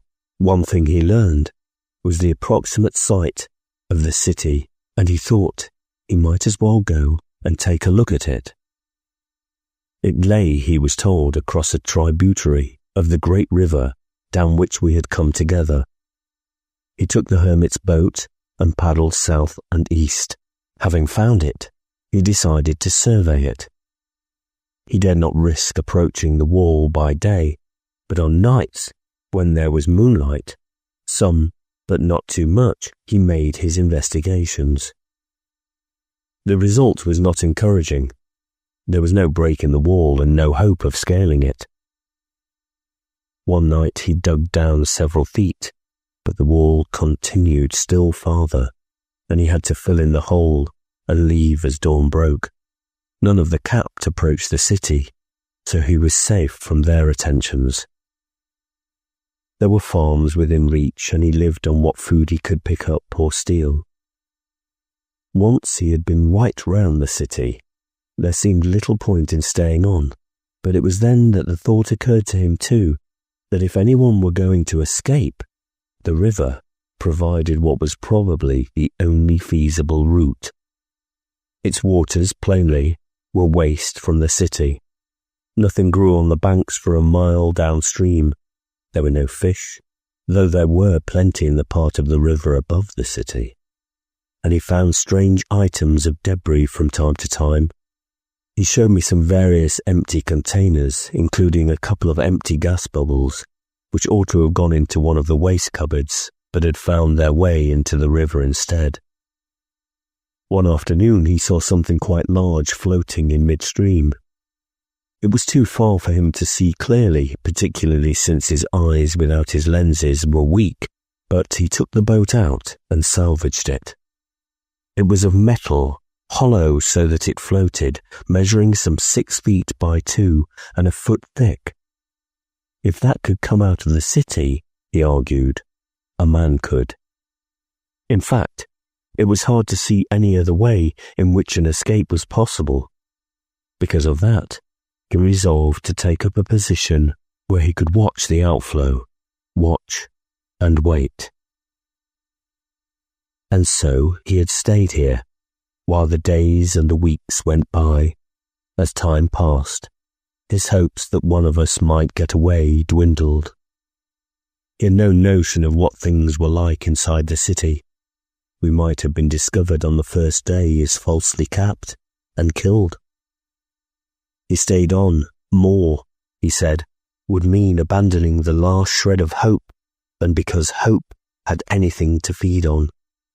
Now with the autumn, he realized that he could not delay much longer if he were to get back to the White Mountains before the heavy snows. He had decided to give it another week, and on the morning of the 5th day had seen something else floating downriver. He had taken the boat out again, found me, and with a knife had ripped open the soft part of the mask to let me breathe. He said, "And Fritz?" I told him briefly. He was silent, and then said, "What do you think the chances are?" I said, "Not good, I'm afraid. Even if he finds his way back to the river, he's much weaker than I am." "He said he would try in 3 days?" "Yes, 3 days." "We'll keep a close watch, and your eyes are better than mine." We gave him 3 days, and 3 times 3 days, and 3 days beyond that, each time finding a less convincing argument for our vigil. Nothing came out of the city that we could see, but ordinary debris. On the 12th day there was a snowstorm, and we huddled shivering, cold and hungry, under the upturned boat. The next morning, without discussion, we set out under a watery sun, peering through grey clouds towards the great river and the south. Once I looked back, the snow was melting, but the land still stretched bare and white on either side of the river. The river was a grey arrow in the alabaster desert, pointing to the circle of gold and the dome of green crystal. I lifted my arm. It was still a positive joy to be free of the leaden weight, that had crushed me for so long. Then I thought of Fritz, and the joy turned to sadness, and a deep and bitter hatred against the masters. We were going home, but only to arm ourselves and others. We would come back.